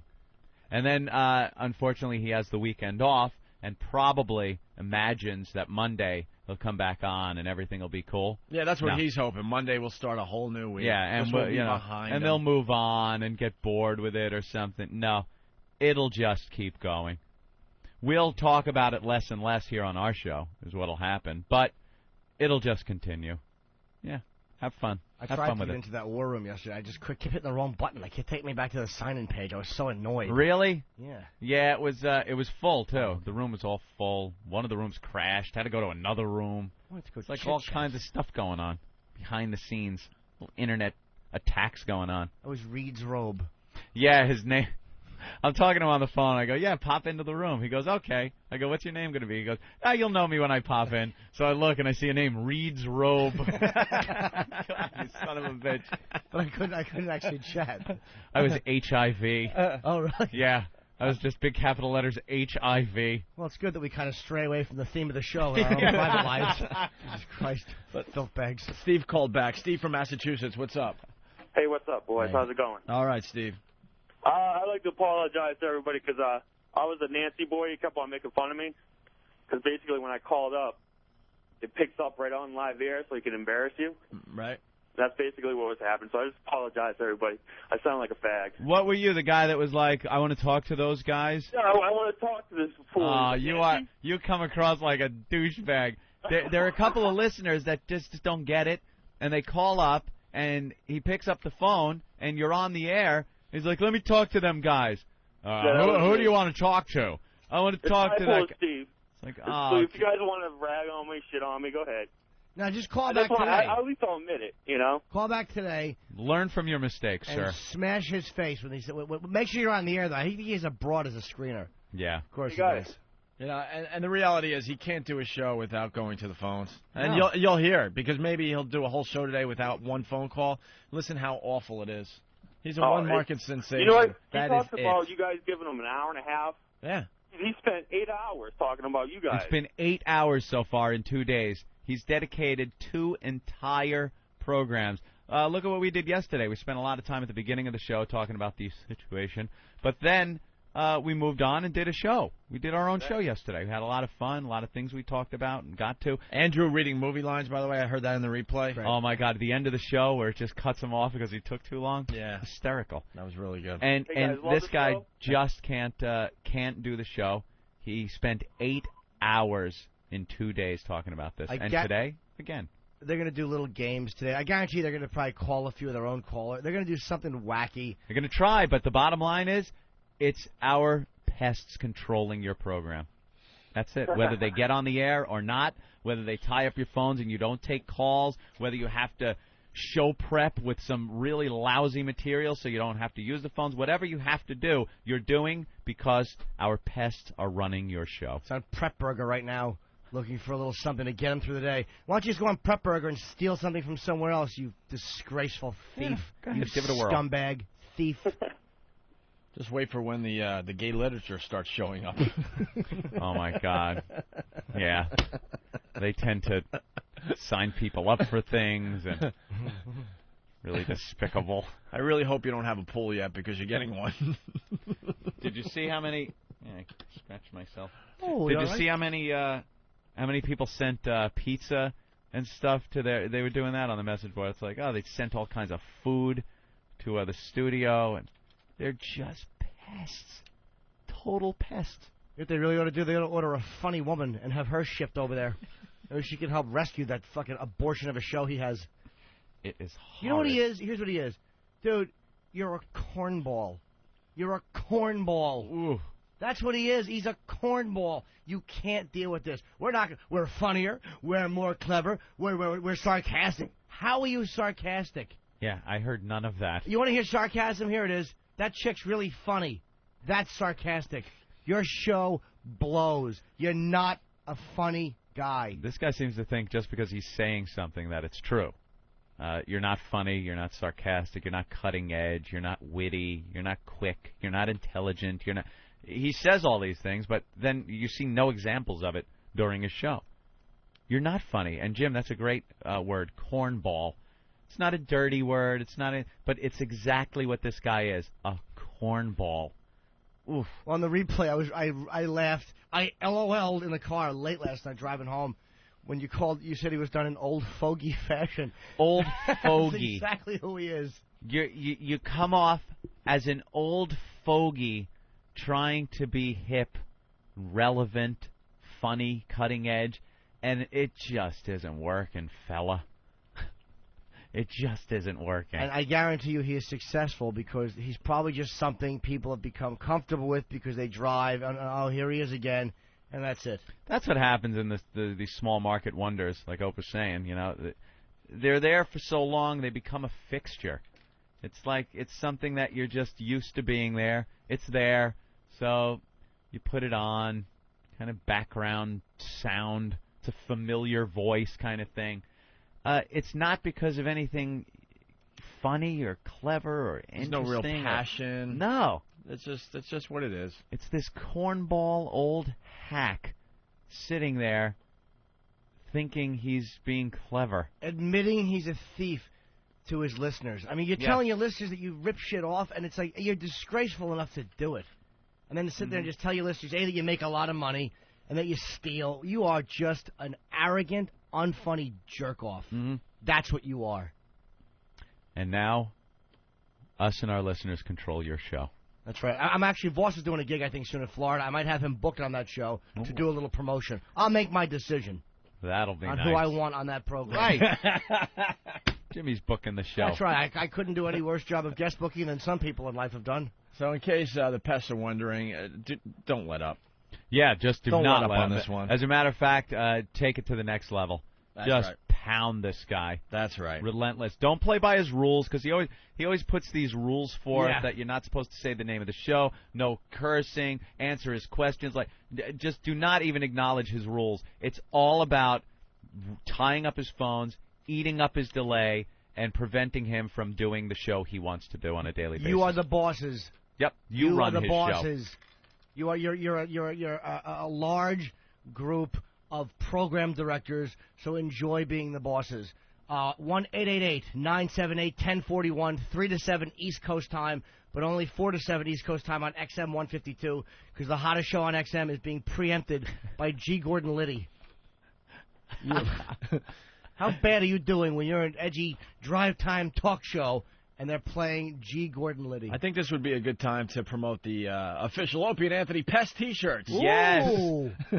Proudly wear the Pest T-shirt. I think this is like pretty much the last day to pre-order your Pest T-shirts. For you fat fucks out there. Well, basically, that's what it comes down to. If you're one of those unusual sizes, you could get a Pest T-shirt. Yeah, once they're made available to the public, then you just pick up, what do you get, the large? Large, extra large, that's about it, So you email my brother, the Opie and Anthony Pest T-shirts. His email address is Dr. You can spell out Dr. Dr. Duck, D-U-K, at AOL.com for your official Opie and Anthony Pest T-shirts. Well, I'd like to ask old Doc Duck. I want to get a regular O&A, the Spread the Virus shirts I want. I haven't seen them in a while. I might be out on Long Island this weekend. I'll bring some shirts by. How's that? All right? Poor Imus had to wait for a shirt and buy one. I want a shirt. But the Pest T-shirts, they're becoming pretty popular as well. And you can email my brother, Dr. Duck, D-U-K, at AOL.com. Spell out Doctor, all right? We're going to take a break, and we're going to do a real radio show.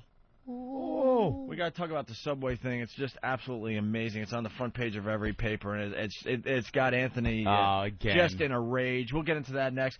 Also today we have new news teases, one of my favorite bits on the new program. But they're one of mine. Huh? They're also one of my favorites, Opie. Fuck off and die. I hate fighting you. again. Oh, now you two. Don't go down that road. I'll be her all day. Now you. Oh, stop. Oh, Stop gosh. it. Shut up. Mommy and Daddy are fighting. Oh, now. That guy that, he had a guy call up, and the guy was like, Hey, Jim, I know for a fact that Heckle and Jekyll, I won't say their name, they hate each other. They hate each other. oh, yeah, you know for a fact. How'd you find this out? I just know. Like, he didn't even sit and think it out for 2 seconds and come up with maybe a backstory as to how he found out we hate each other. Like, there was nothing there, and then he goes, Well, I know someone that knew an intern. like, oh, okay. And then everybody on the message board started going, oh, fucking Ricky. Fucking Ricky. Good old Ricky.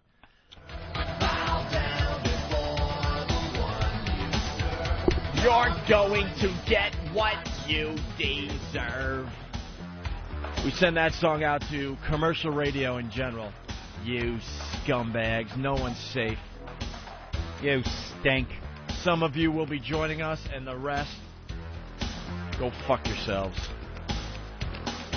Die along with the business. Let commercial radio just cut your balls off. Oh, we'll save a few people, definitely. We got pals out there. We'll save you, don't worry. Hang in there, buddy. Yeah. Buddies. Come on over to the dark side. Our list doesn't include any chicks, by the way. Yeah. No chicks whatsoever. Oh, come on now. We all love women on this program. We just don't love women on the radio. Not now. Don't go down that road. Oof. I'm hurt today. That's it. Like it or not. Unfunny cutlet lap. Yeah. Chemistry from Whackbag, of course. I hate to admit it, but I've made the transformation. I've morphed from a listener to a pest. Thanks, Jim Phillips. That's right. People are just embracing this, loving it, having fun with it. And he's done. This is just going to crush him. How's it feel when your co-host goes to tie her shoes and the entire studio smells like squid? How does that feel? Stupid. Yeah, you really have freedom to be yourself and do what you want when there's just a chick sitting around all day long. You really have that freedom to talk to another guy like guys talk, and crack those jokes that really make people laugh without, oh, God, now, guys. Well. Hey, now. Yeah, because you want that thrown in. Because someone told you that's what you needed. Someone told you that's what radio's about. Some fucking idiot told you need a woman on your show to balance out things. And you ate it up, and there she sits, wrecking your already lame-ass show. Sally in Illinois. What's up, Sally? Hi. I'm not one of those girls that does that. I can say cunt with the rest of them. Wow, that's some voice. I'm wondering if you're one of those human laugh tracks like the woman that's on with this Jim guy, what do you aspire to be at the pinnacle of your career? Robin? Yeah, that seems to be what they really are looking to be, is like Robin Quivers. And when you look at it down the road, look what happened to Ed McMahon when Johnny retired. He didn't get to be the head of the show. He's Alf's sidekick now. Dude, what she does is this. It's fake, awful fake laughing. It's just it's become a pattern, almost like a nod. Yeah. What is she going to say? She just contributes nothing. She's salt and pepper. Oh, God. It's annoying. It's like a bug flying around your ears, and you keep swatting at it. Yeah, exactly. Okay. A bug with tranny hands. Thank you, Sally. Big meaty mitts. Jazz in D.C. What's up, Jazz? Hey, what's up, fellas? Hey, man. Love the show. Hey, Sexy Dick. Hi, mister. I was listening to Shit Dick yesterday, and during his fucking commercial break, they played commercials for you guys. Oh, I know. Ass. He's sitting there saying he's not going to say your name, and they fucking play your commercial. That is so goddamn funny. They threw together a promo that apparently it was us ragging on him, and it played during his show. Approved by the fake ELO, by the way. Yeah, the fake ELO. Wow, that fake ELO has a lot of power that he can get that promo played. Certainly does. Imagine what the real ELO could do. Right. Punch it out, fellas. All right. We're not. I'm not saying that ELO shouldn't be a fake ELO. How that guy's in charge is beyond me. No. But he is in charge, and it is indeed him. And he sent me a ton of email overnight because the past, it's got to the point. Some of them don't take our word either. They do their own fact-checking. That's what makes them more dangerous. So then they're emailing Eric Logan like crazy, like, were you the one that was on the Opie and Anthony show today? Yeah. They're questioning him. I should print up some of these emails. They're hilarious. They were coming in all night long, all morning long. A couple of people on the message board and chat rooms and stuff were questioning me also, saying, hey, was it really ELO? And that's when I wrote, if it wasn't ELO, I will suck on Sandy Kane's twatto. I will suck on it. And that's when everyone just went, okay, obviously it was really ELO. And you know how tight I am with money. I got a $100,000 bet. $100,000. Mr. Phillips, if he could prove that wasn't Eric Logan on our show. I am the winner. I would have believed that it wasn't Eric Logan if you said, look, I'll put $5 down on it. I would have been like, Jesus, it's him. I really genuinely laugh listening to those calls. I think those guys they're funny people out there, man. It's just great to kind of like bring them in and just let them do what they do, which is just fucking fuck with people. E-Rock is working on something to my left, Anthony. What's going on, E-Rock? Orlando. All right. Now, what is it? We'll let you speak. Orlando Weekly wants to do an interview about your little tiff with Jim Phillips. They want to get your side of it. The Orlando Weekly? Mm-hmm. What is that? I guess a paper. All right. Just have them call the program, because at 11 o'clock we're done. We're done for the week. No more business after 11. Is that the paper they give out on Main Street in Disney? Yeah, I don't know. Is it a real Is that the paper? one that costs 5 cents? It's probably not a real paper, right? Orlando Weekly. Got stories in there that Space Mountain is closed today. O-Town. It's free? Oh, it's a free paper? We don't talk to free paper, sorry. Free means it stinks. No one reads it. Because some reporter's trying to get through. So if you're on the phone lines, don't get mad. Bye. Oh, not that one. Bye, Carl in Boston. Bye, Ant in the Bronx. And bye, Mike. Wow, you're going to make people angry at you. Some reporter in Orlando wants to say something to us. I don't know. All right. When are they calling in, Opie? Oh, here he is, right here. Jason. Yes. Hi. Are you a real reporter? That's me. Jason Ferguson. What do you report for? Right for the Orlando Weekly. Orlando Weekly. Hey, yeah. And is that a weekly paper? Obviously, yes, it is. Yeah. That sounds like a free newspaper they give out, like at the train station and shit. I wish we got out at the train station. Is it a free paper, sir? Yes. How old are you? How old am I? I'm 34. You're not 34. I swear to God. Wow. 2 kids, too. 2 kids, 34. How much can you pull in working at the free paper?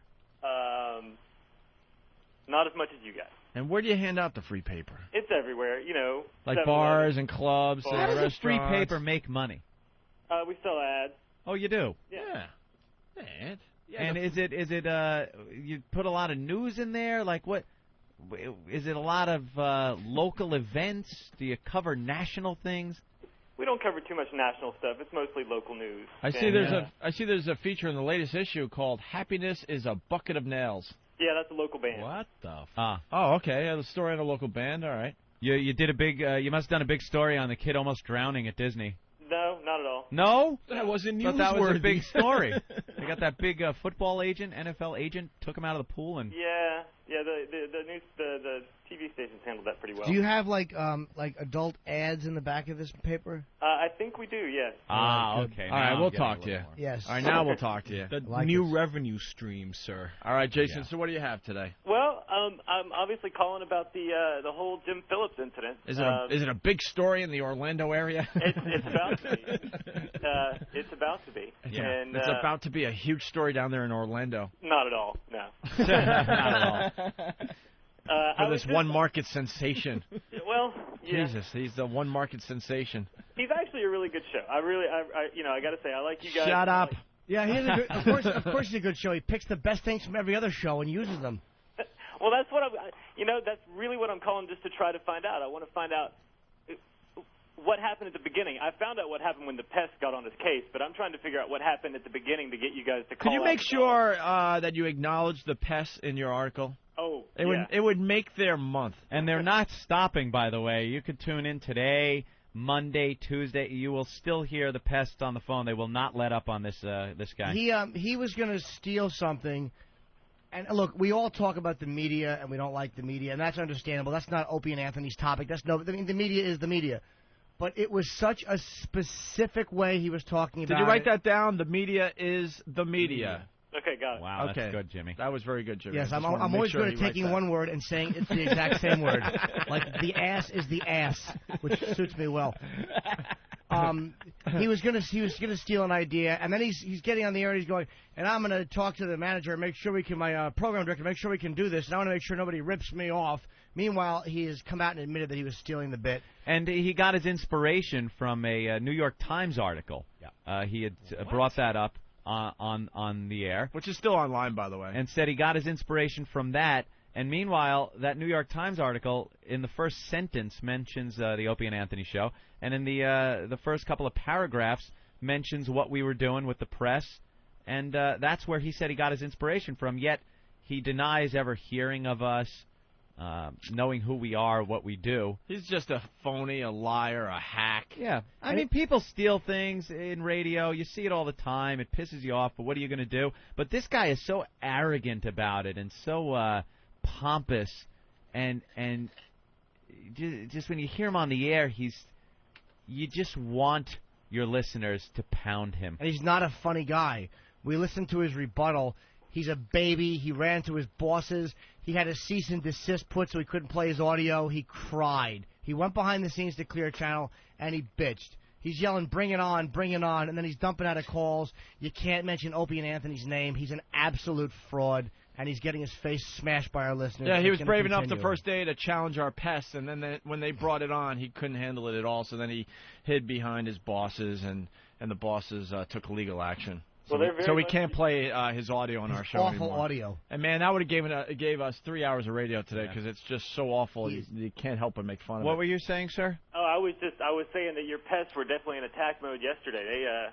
They tore down his web board, it looked like. They are the worst. Yeah, his website has been down for 2 days. You will not be able to get to it again today.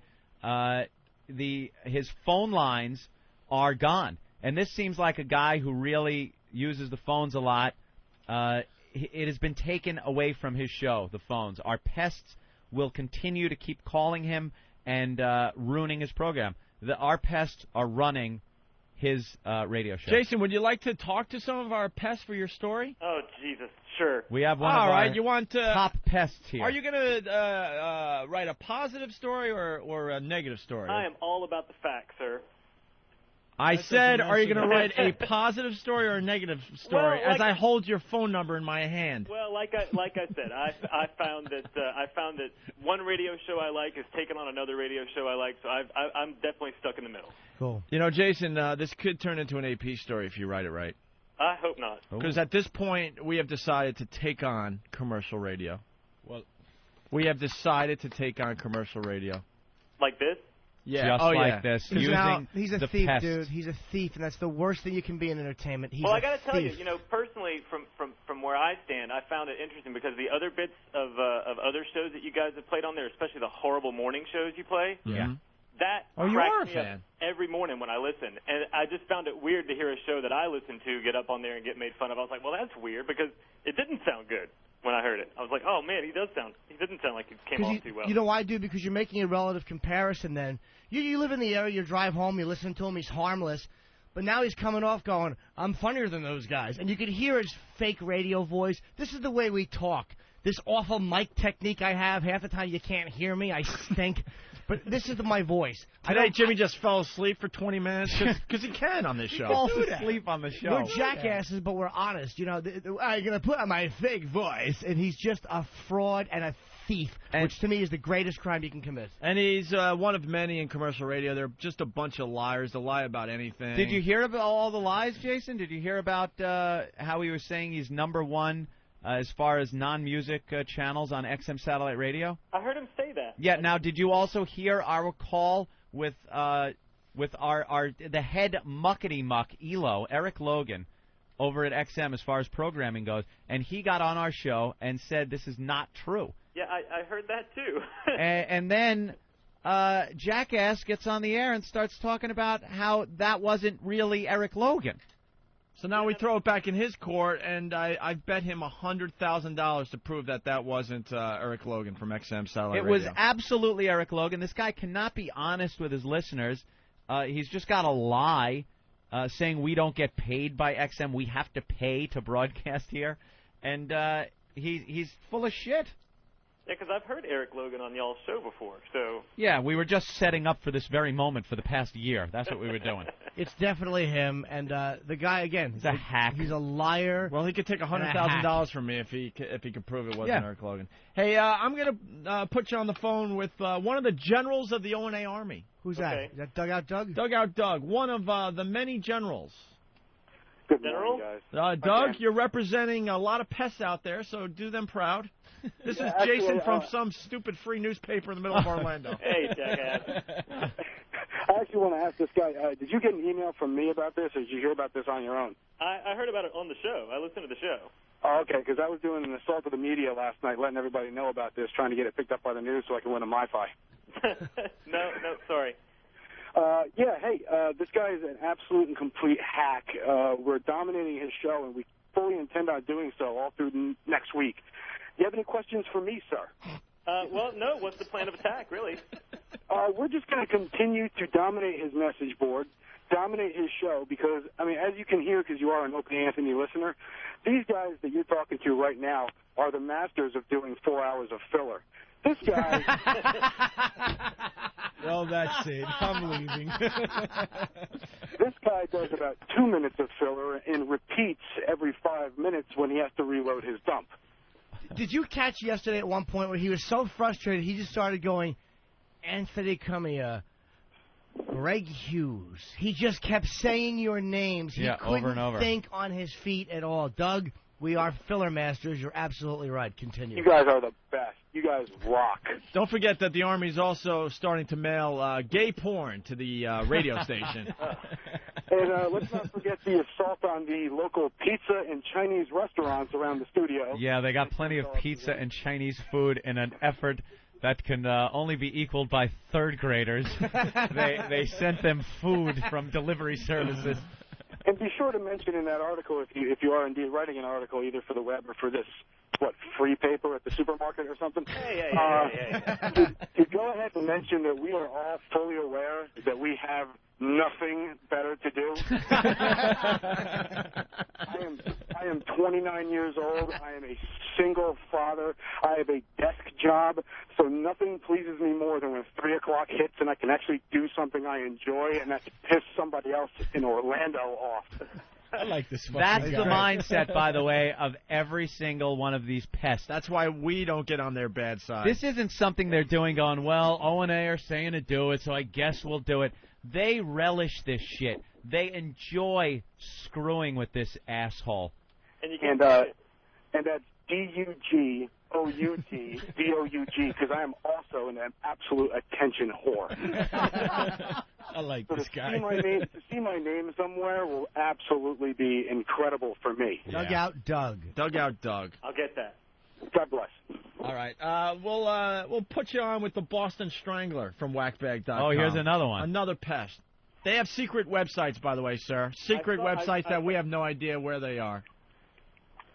Good morning. Good morning, Boston Strangler. Hey, what's going on, boys? I just want to call in representing the pests. I also, too, have a desk job, and I snuck out to the Boston Common to give you guys a call and let this reporter know that we will not be stopping anytime soon. Good. Yeah, I think Jim was trying to make it part of his show, make it entertaining, have a little fun with it. It was kind of different from his usual day-to-day show. And that might be the case, but in a week, in 2 weeks, in a month of this every day taking his phones away, he is going to be livid.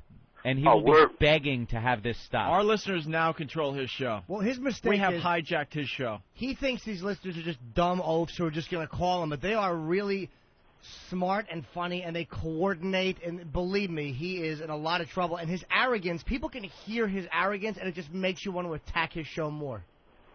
Well, definitely. I mean, I myself am an MBA candidate over at Brandeis University, so that completely blows his theory out of the water that we're a bunch of rubes from the middle of the country. So we're going to keep on hammering him until he waves the white flag and just puts his own cease and desist in. Now, you heard his show, honestly. I mean, when you guys were attacking him, was there a funny thing? Was there anything funny he said? No, it was all hacky. It was just absolute garbage. Good. Did it feel good as a pest to know that you were absolutely making him want to strangle somebody and ruining a show? Oh, definitely. We were just murdering this guy, and we will continue to do so because he has nothing better to do than do, 2 minutes of radio and just keep on repeating over. Yeah. Cumia, Hughes, please. Jason. My 10-year-old cousin. Hello? Hello?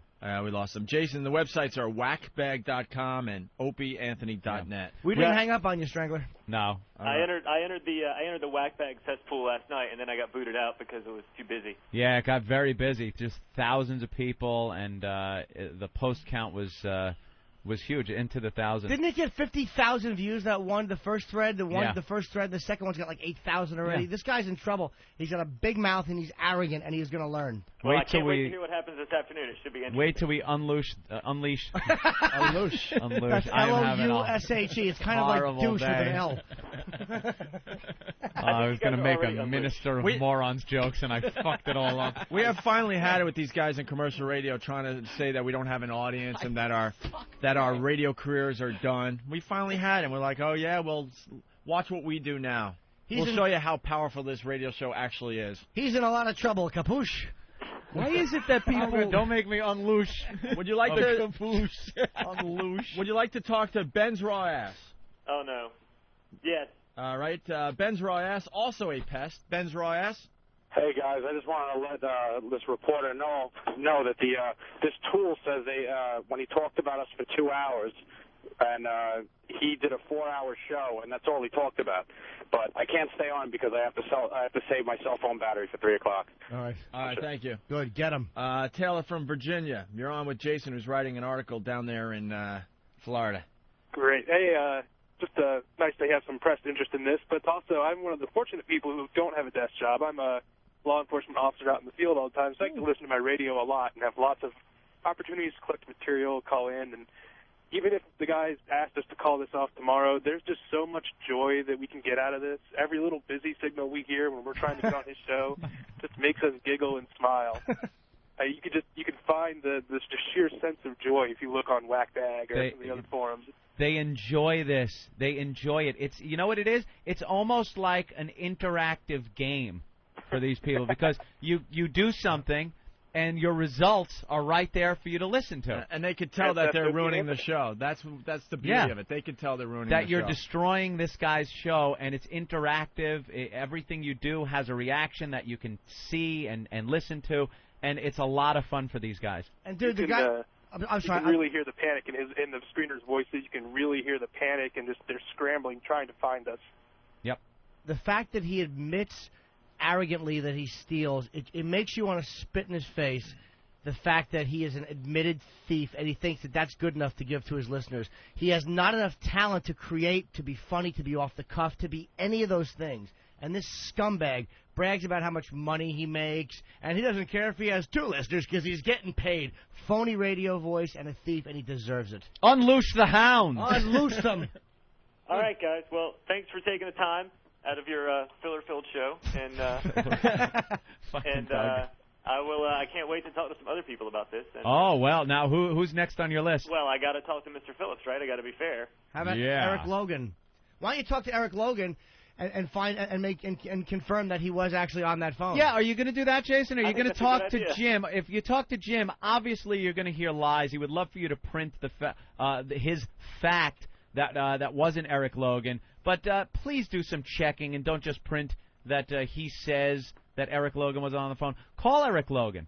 I think I'll do that. Confirm that it was him, because I'd like to see this asshole deny when it shows up, even in your little paper. We're dickheads. Great big paper. We're not liars though. This guy's a liar and he's a fraud. Yeah. Jason, one other question? Yes. Okay. Well, that paper my dog won't be shitting on this week. I don't know. I think that you'd be surprised. Those little free papers get picked up a lot, man. They're in bars. They're in all these places. People read it. That's the best thing when you're on the road is to pick up one of those little papers. You look for escorts. You see what's going on in the town. I love how he just casually says like it. Actually, I've been behind. I love it. I love those papers. The instant feedback is ridiculous today. Mike in Jersey writes, I'm a 43-year-old professional with a master's degree in business, and I am an O&A pest. I had to close my office door yesterday afternoon, cancel 2 appointments, and forward my phone calls just so I could participate in the slaughter. Loving it. See? Somebody's radio's career is just about to be over, buddy. You know what it is? His arrogance. He's an arrogant. Normally these attacks will last for a day, day and a half, and they're not as intense. Guys just have fun with it. But there was something about listening to this guy. It just made you fill with rage. You could just see what an arrogant jerk. Like when Lex and Terry we had problems with, they were firing back things that were pretty funny. We were firing things. It was like we were just bitching at each other. Yeah. But a guy like this is a no-talent, arrogant thief, and that is just... He could have gotten himself off the hook in an hour. He could have done it. If handled properly. He could have just slammed you. Hey, dicks, it's the media. We can all talk. There's a way to do that, but that cocky, arrogant... We're funnier. We're more clever, more witty. You won't get me. You're not going to get me. We can't be pushed around. We can't be pushed around. We're going to be here. We're taking it. Yeah, sure you are. Have fun today. Remember, assault starts at 3. Kill, kill, kill. Welcome to the Opie and Anthony program. Another week begins. On XM Satellite Radio, we like to call it the O&A virus. Yes. Hello, pests. The disease that is this program. Hello, pests. Hi. How was everyone's Pest weekend? fans. Very good. Nice, relaxing. I did nothing. It was probably the most relaxing weekend I've ever had in my life. Yeah? And some dope in Orlando has threatened us with all sorts of lawsuits saying we were going to have a horrible weekend. You know, I did have a horrible weekend, actually. I didn't know what wax to put on my surfboard. The conditions out there, out east on Long Island, were a little tricky. A little tricky for waxing up your board? Yeah, that was my biggest dilemma this whole weekend. I didn't know which wax to use, Anthony. Wow. Fucking, I hate the rest of radio. Well, fucking hate them. Except for our pals. We have a few there that still do honest radio. And they'll be rescued. And they try to work hard, and they try to be original and come up with their own stuff. You know the names, Ron and Fez. You got B.J. Shea. You got Scott Farrell. Even Shred and Reagan. They're in Buffalo. They do a pretty good job. You know, but then the rest of this fucking business is just made up with a bunch of phonies, a bunch of liars that could just go on the air and just lie about everything. Yeah, and well, that's obvious. I don't really have time for that bullshit. This guy, Jim Phillips, down in Orlando, is the biggest joke in radio. I had no idea. Oh, my God. Dude, just when you thought you had seen the biggest ass wipe on radio, this guy comes into play. They're all from the same mold. That's why I hate them all. He sounds like Lycus, who sounds like Don and Mike, who sounds like the same put-on radio Shannon voice. Burke, who sounds like Lex and Terry. They all have the same voice, who sounds like Mancow. Yeah. No one uses their real voices they on the radio. They put on this thing, this voice that they put on.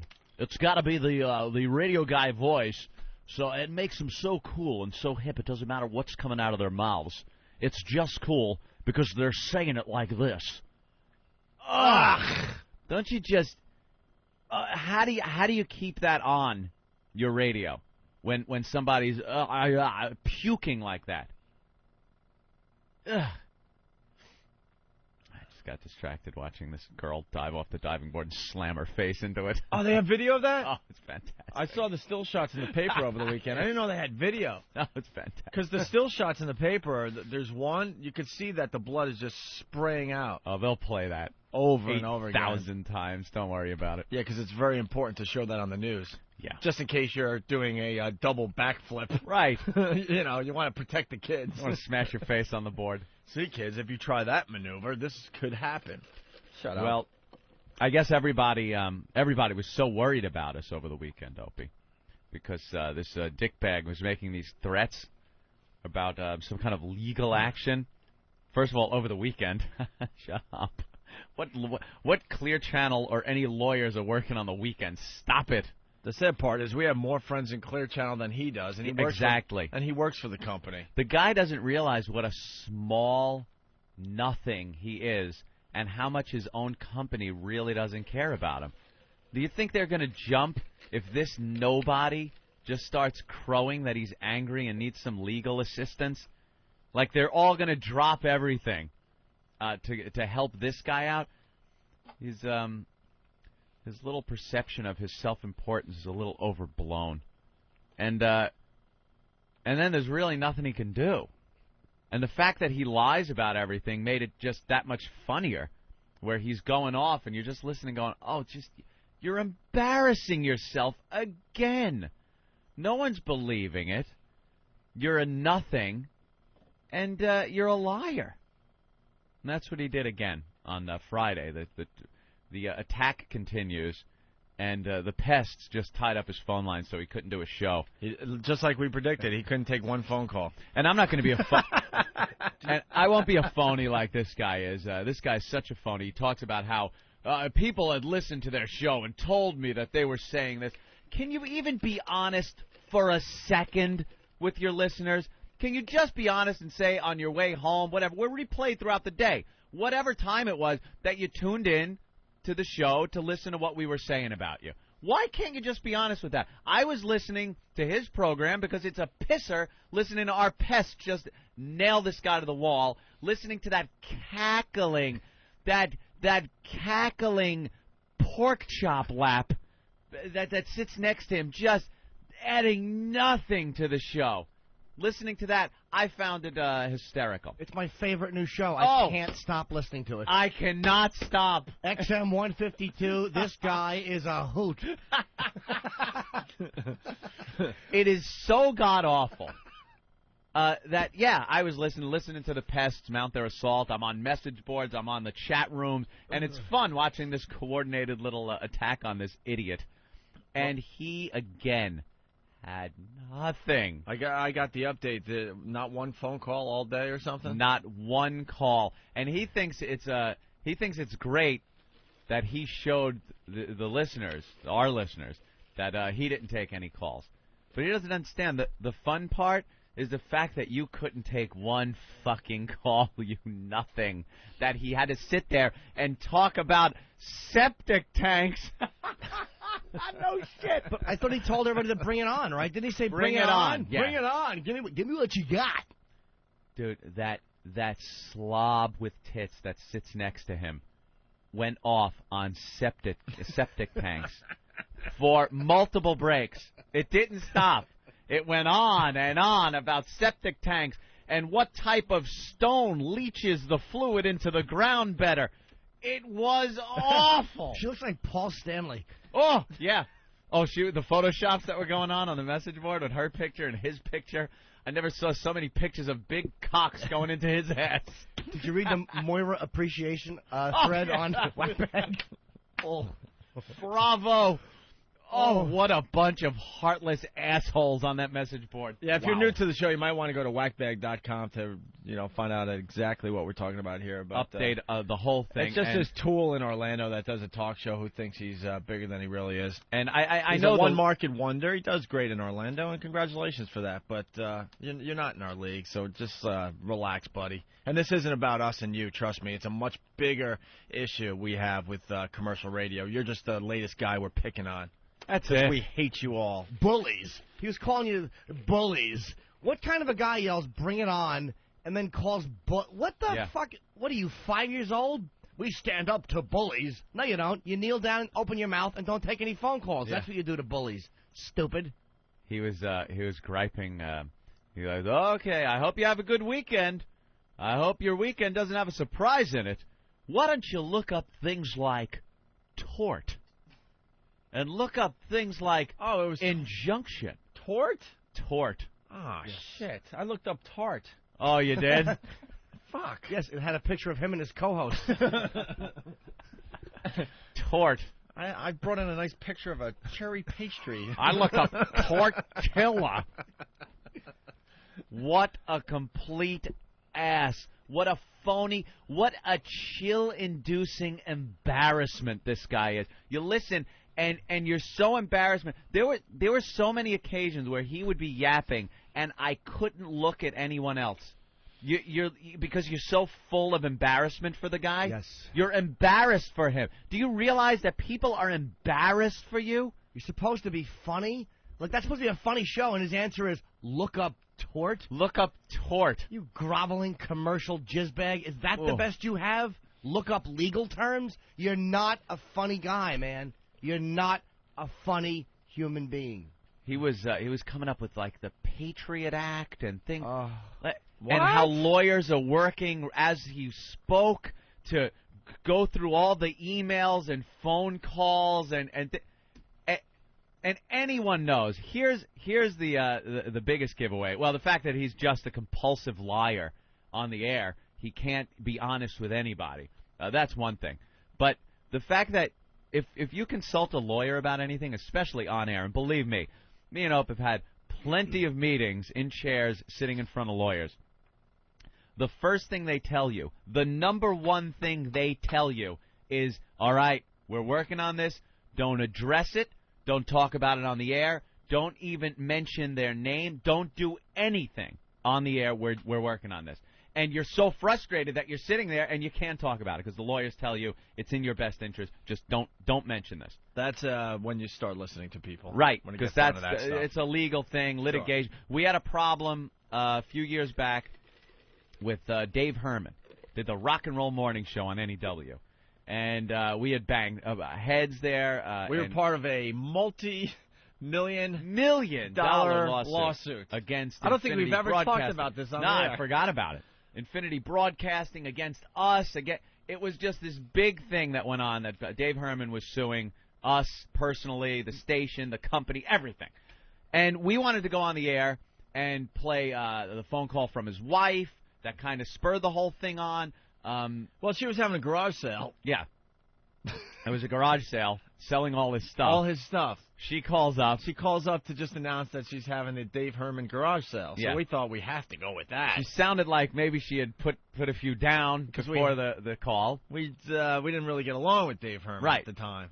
So the wife was calling and talking about Dave and his stuff that she's selling. And It was classic Opie and Anthony. So we went on about Dave's parenting skills and his sexual prowess and his ability to be a husband and father and stuff. And he got upset about it, and he filed a lawsuit. The lawsuit came about, and I believe it was resolved with the fact that he's a public figure. It was a parody show, usually how these things end up. And There was wiretapping going on. There was all kinds of stuff going on. And the case was dismissed. Where's Ben? Ben should be involved with this. There was this phony that worked at WNEW at the time who made believe he was our friends. Yeah. And it turned out he actually dubbed off a tape. He was taping us when we weren't on the air, trying to catch us in a lot, catching us talking bad about Dave Herman and his wife. Yeah. This guy Mark Francis, who sees us from time to time and thinks we're buddies. Yeah. No, Sorry. we're not buddies, Mark. Sorry. So he was secretly taping us while we were in studio. The whole thing is, we wanted to get on the air and just start discussing this whole thing. And the lawyers told us, the Infinity lawyers said, look, you can't talk about this. You can't even allude to it. Don't mention it. And you could go back and listen to tapes of our show when that was happening. We didn't talk about it. And we love talking about anything. We love getting ourselves in fucking trouble. We've done it in the past. This was one of those things. They stress to you, do not talk about this. Well, he spent another, I guess 3 hours. It was an hour of filler on septic tanks and a few other very pressing and funny issues. Did he really talk about boils and nose hairs? Yeah, I think that was another one of the topics. Hold on, let's go to Pete real fast. Pete, go ahead. Pete!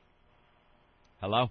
Yeah, great. Hello? Phone's working? I hope they're working. All right, go ahead. Well, he was just talking about how the lawyers are working on it. We have lawsuits that are coming our way over the weekend.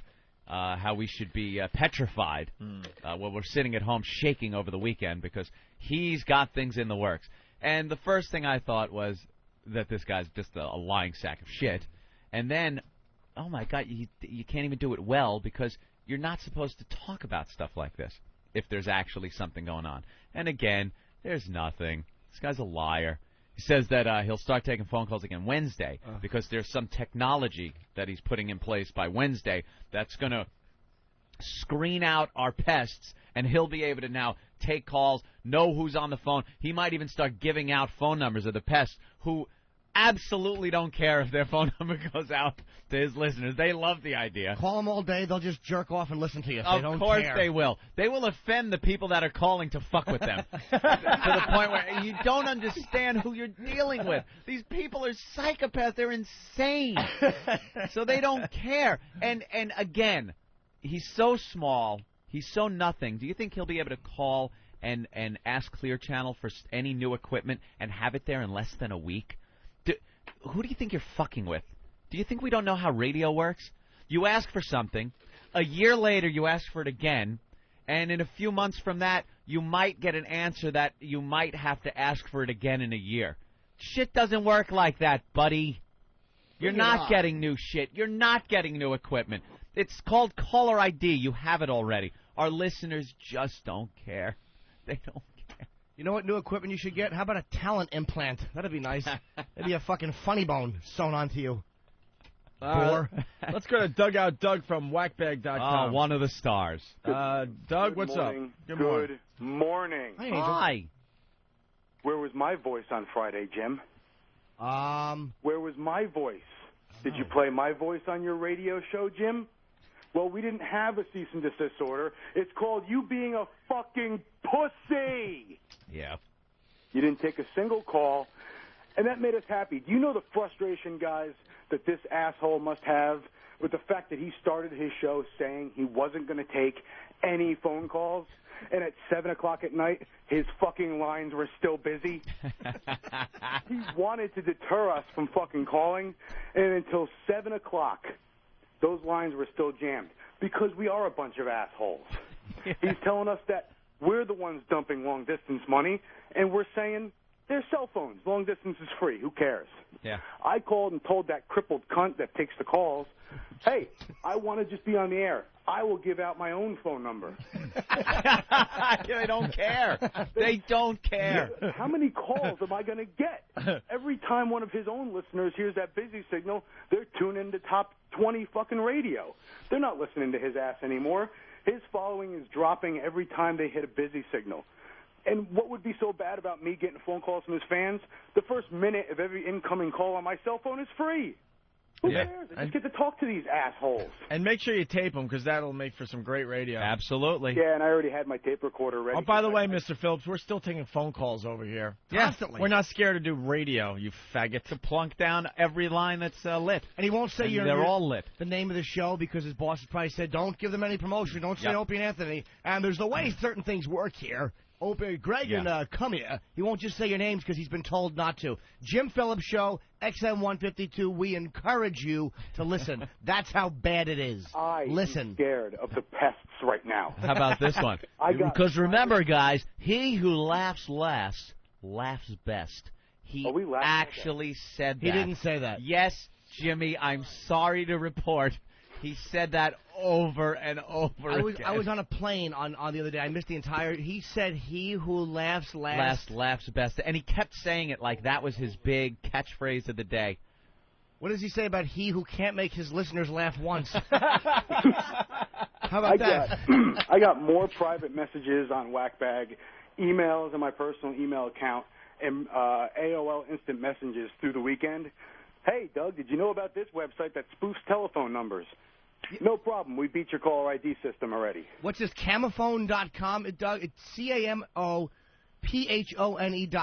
Someone told me that this is a site that helps disguise where you call from. I don't know exactly what it does, but try camophone.com. Yes, sir. There's also one called SpoofTel. That one actually allows you to designate what phone number you're calling from. Wow, I've never heard of that. How do you spell it? How do you spell it? We already have his home phone number. We'll all just use that. Doug, how do you spell SpoofTel? SPOOFTELL? Yes, sir. .com, okay. Yeah, we'll just use his home phone number to spoof the telephone number with. He'll think that he's getting calls from home. His number's 888-978-1041, and it's just a laugh riot, guys.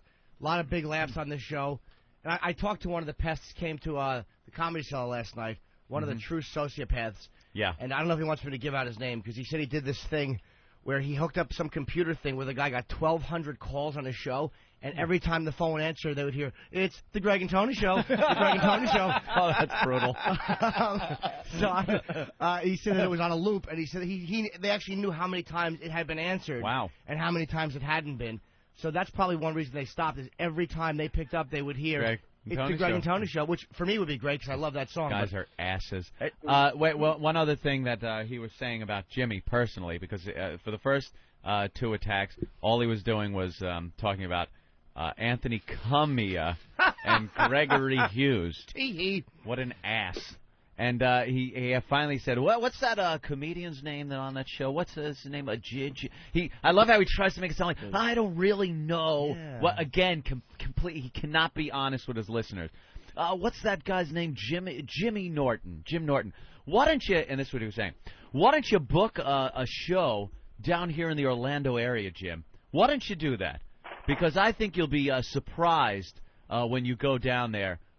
With maybe we got a little surprise for you if you book a gig at a club down here. Dude, we should book a freaking show this Friday night in Orlando. Book a show, because you know what happened? Nothing. God help the one or two people that would show up that are his listeners.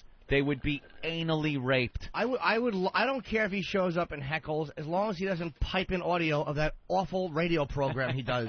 Dude, you can show up and murder an animal. Just don't play any of your god-awful, unfunny show or that fucking box you sit next to. Horrid. Classic. Hey, Dugout. Yes, sir. Just first of all, make sure the Army and the pests know they're doing a great job. We're very proud of you guys. I got to give a hats off to these guys. We've never done 3 full days, let alone it's going to be 4 today. Oh, yeah. We have the attention span of a flea. Yep. Basically, we have grown in numbers all 3 days and almost doubled every time we've gone out there. You know what it has to do with? It has to do with the fact that this guy is such a pompous asshole that it makes it so much more enjoyable to fuck with him. Well, I can honestly say this will probably end with the sharp snapping of a rope he self-tied to his neck in his ceiling fan, and he jumps off of a stool. We can only hope. Well, the point I want to make, and you got to pass it on to everybody else, this is a much, much bigger problem than this stupid Jim Phillips. You guys understand that. It's not us against him. It's us against pretty much commercial radio in general. He's just the latest He's the one. poster boy this week. He's the poster boy for now. You know, I don't want him to think that it's us against him because we're in 2 different leagues. Okay? We'll just go ahead and pick names out of a hat every week. This is fun. I mean, we might as well at this point. This is a prime example to regular radio, what a lack of power you have, how small fish you are. This is a prime example. And how much we can destroy your program if you want to be an asshole and use that line like he's using about our 3 listeners and his bullshit. This is a great example, a great way to show the rest of regular radio, the tools in regular radio, what it's like to have our pests on your ass. Somebody wanted to rent a billboard near his office where the radio station is, just to write, "You lose, sir." You lose, sir. Just to Good day. We could post on one of the boards. If everybody could just give $2, maybe we can get it for a week. Fucking sickos we're dealing with here. Yeah. Hey, Doug, are you going to be up in this area, I've heard? As a matter of fact, I will be on Thursday night. I believe we're going to the Fat Black Pussycat. Oh, yeah, okay, yeah, my friend owns that. Kit Club. Kit Club. Beautiful I'm girls. coming on up for a wedding this weekend and figure it'd be a good opportunity to go out and drink. It's Donkey Sausage's birthday, so we'll have a good time Thursday night. All right, great, man. Yeah, because, Noam owns that. Same guy who owns a Comedy Cellar owns that place. You have to come one and come all, and I think we'll be having a ticker tape parade that night also. All right, Doug. See you this week, sweetie. Take it easy, guys. Bye, buddy. Dugout Doug from whackbag.com. Very good. And the other message boards get angry. OpieAnthony.net. Cringehumor.net as well. All participating. Yeah. It's a blast. It's Very fun well. to watch on the message boards, and it all gets rolling around 2:30. They start just frothing at the mouth and exchanging ideas and things to do. And then at 3 o'clock when it hits, it's so much fun to watch these guys work. But I want to make it perfectly clear. This is a very big war. Mm-hmm. This is just one tiny little battle over here that we're fighting right now. Yeah. Gotta take care of this little battle, then we're going to move on to other things. This ass has just made it so much fun, is what it is. Would we have moved on? We probably would have. If the guy handled it differently or something, we absolutely, would have just moved on to some other radio asshole that's out there. This guy is such a complete ass, such a tool, that he's just made it fun to really fuck with him. What drives me nuts is something going on in commercial radio. You know, Howard brought this to everyone's attention about. Of course this, I did. About this, ripping me off, and he did have a valid point, but now, like we've said, he's become a joke as far as that, and a parody of himself. But at first, he did make a very good point where a lot of these radio guys were just ripping him off and other people off, and then all of a sudden it just became accepted if you're doing radio that you just go on there and go, well, yeah, I did rip off this person or I ripped off that person, but everyone does it. It's just known in this business. Mm-hmm. To have a blanket statement like that, it just is disgusting. Disgusting. You know? Our material stands for itself. We attempt to be as original as possible. If we are doing something that is similar to some other guy, we always try to throw our own little spin on the damn thing. There you go. But a bunch of these radio guys out there now, because they've been called out on this point for many, many years, now the latest thing in commercial radio is like, everyone rips everyone off. Yeah, what are you going to do about it? Just what we do. Showing no originality whatsoever, and that's what drives me nuts. To just like, to blow it off like, it's no big deal. We've been doing it like this for years. Really? Yeah. Really, it's no big deal? All right. Have fun. Have fun today. It's just going to continue. No phone calls today again, No phone buddy. calls.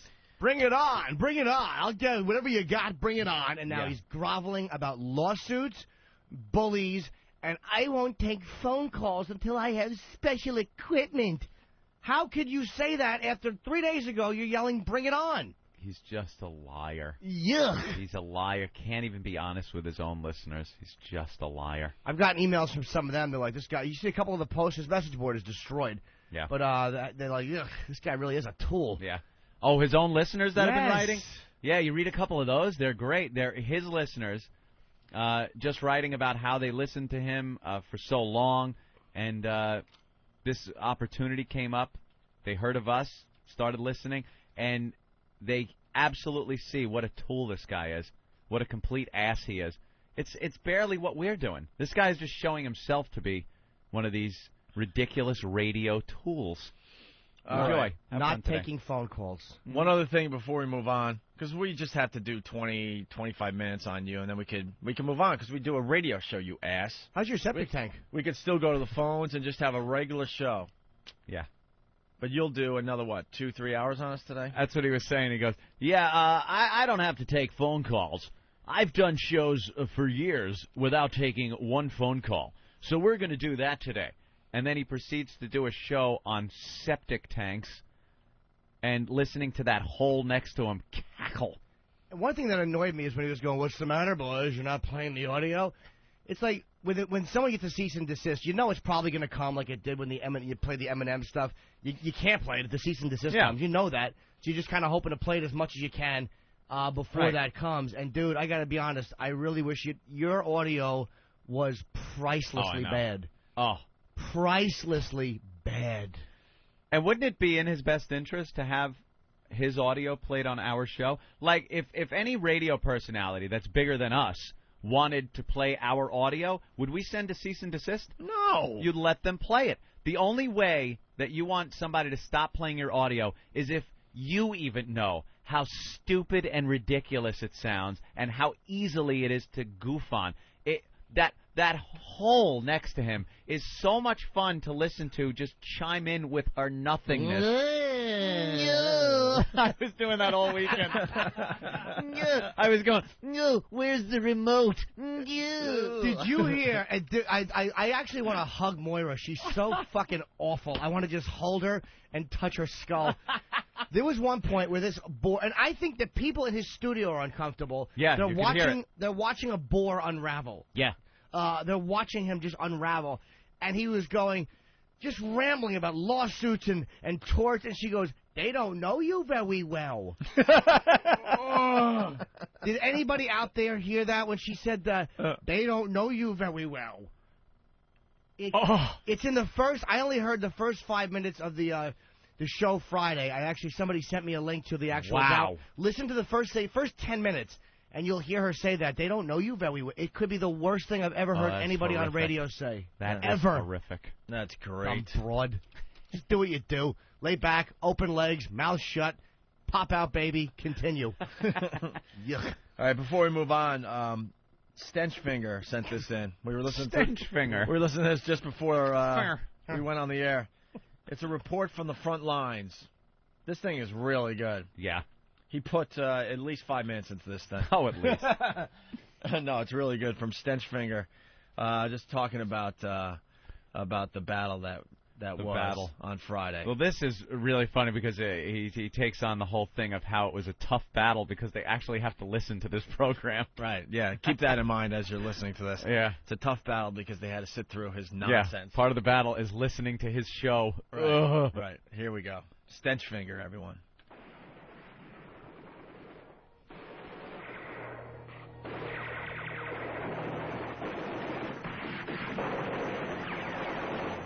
Sirs, it's bad out here.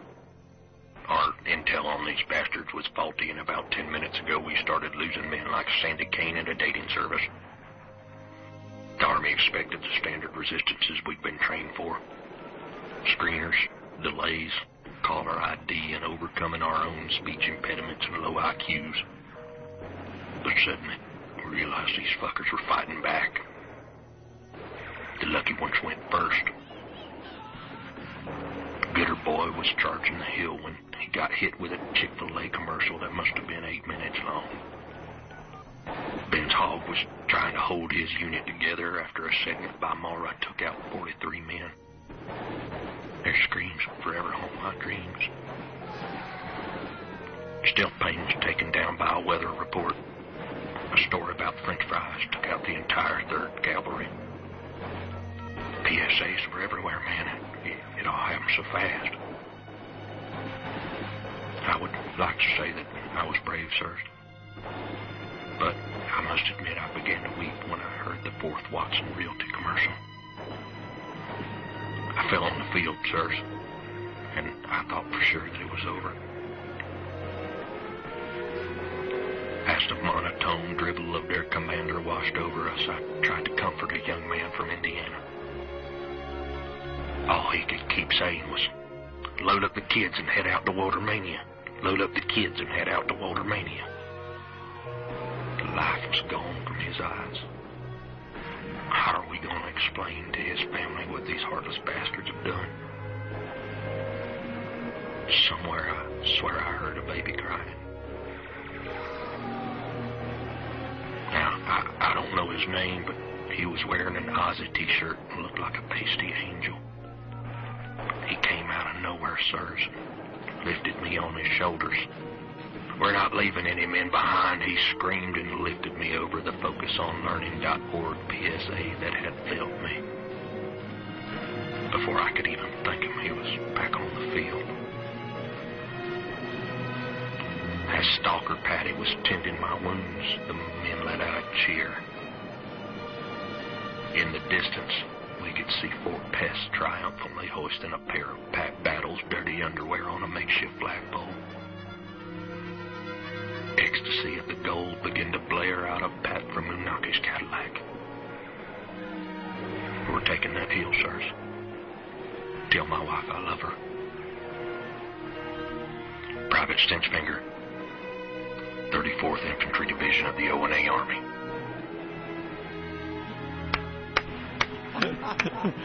That rocks. Goddamn, referring to the bad commercials that you got to sit through and his babbling and. Oh, wow, that's hilarious. Bravo, Stenchfinger.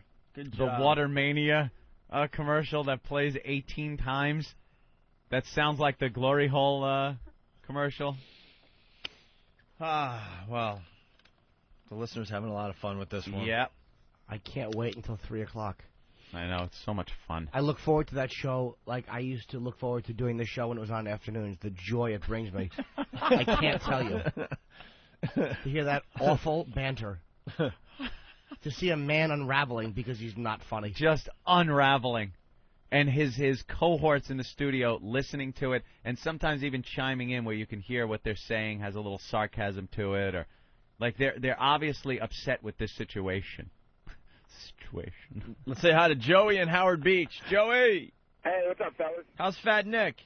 Fat Nick's still in jail. Fat Nick's mother on 1010 Wins this morning. I was listening to her comments. Yeah, that's right. I saw that. We ought to pull that off. She's talking about how her son didn't hit the black guy over the head with the bat, that he just fell. He fell down, and that's what happened. My son wouldn't have done that. It was a fight. Teenagers get into fights all the time.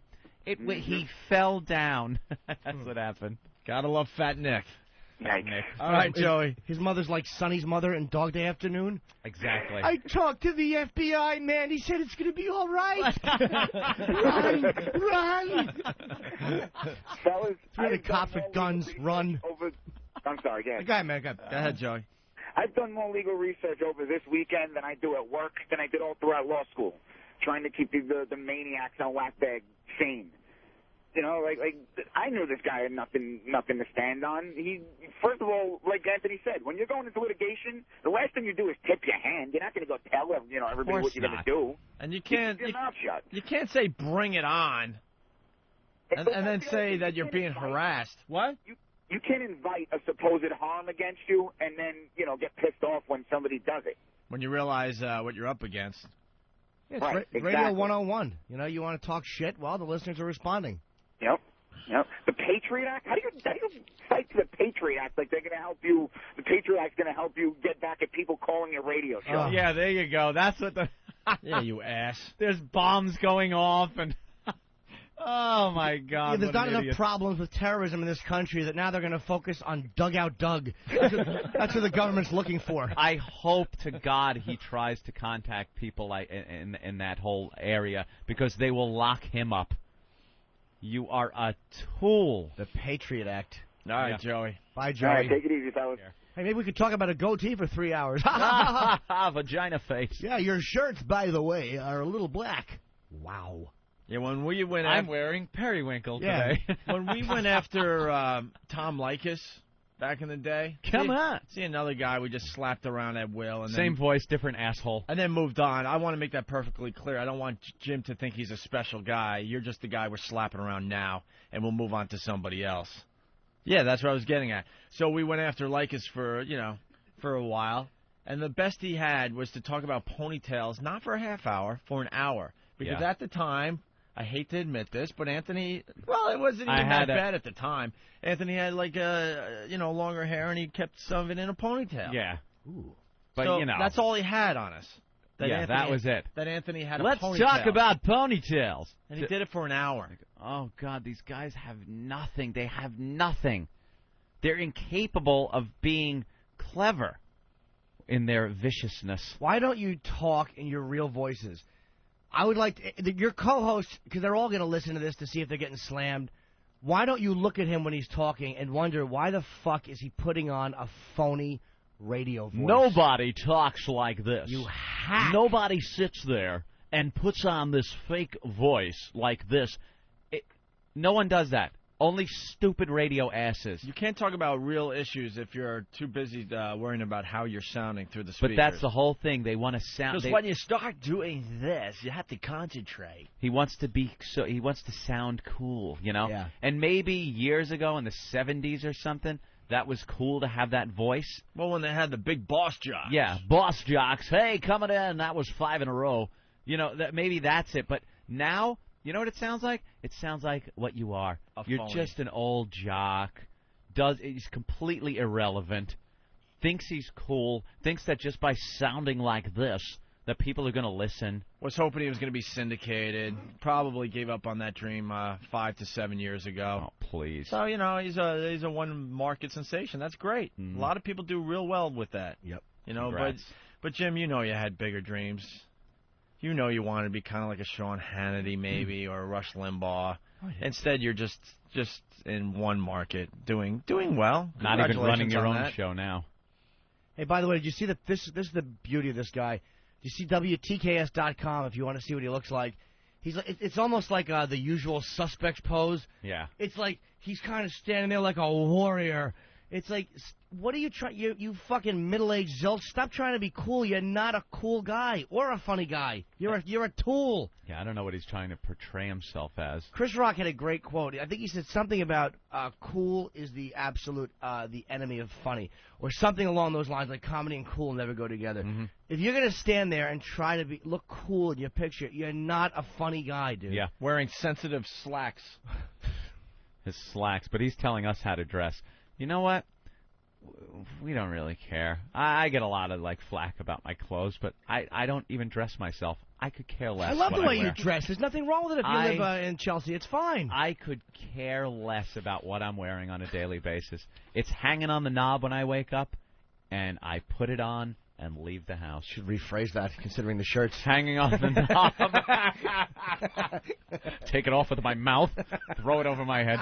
And I'm the complete opposite. I just go in my room and look around the piles of clothes and pick up something that doesn't smell too bad and throw it on for the point day. Being, he seems to be a lot more concerned about what we wear than we are, and he's such an ass.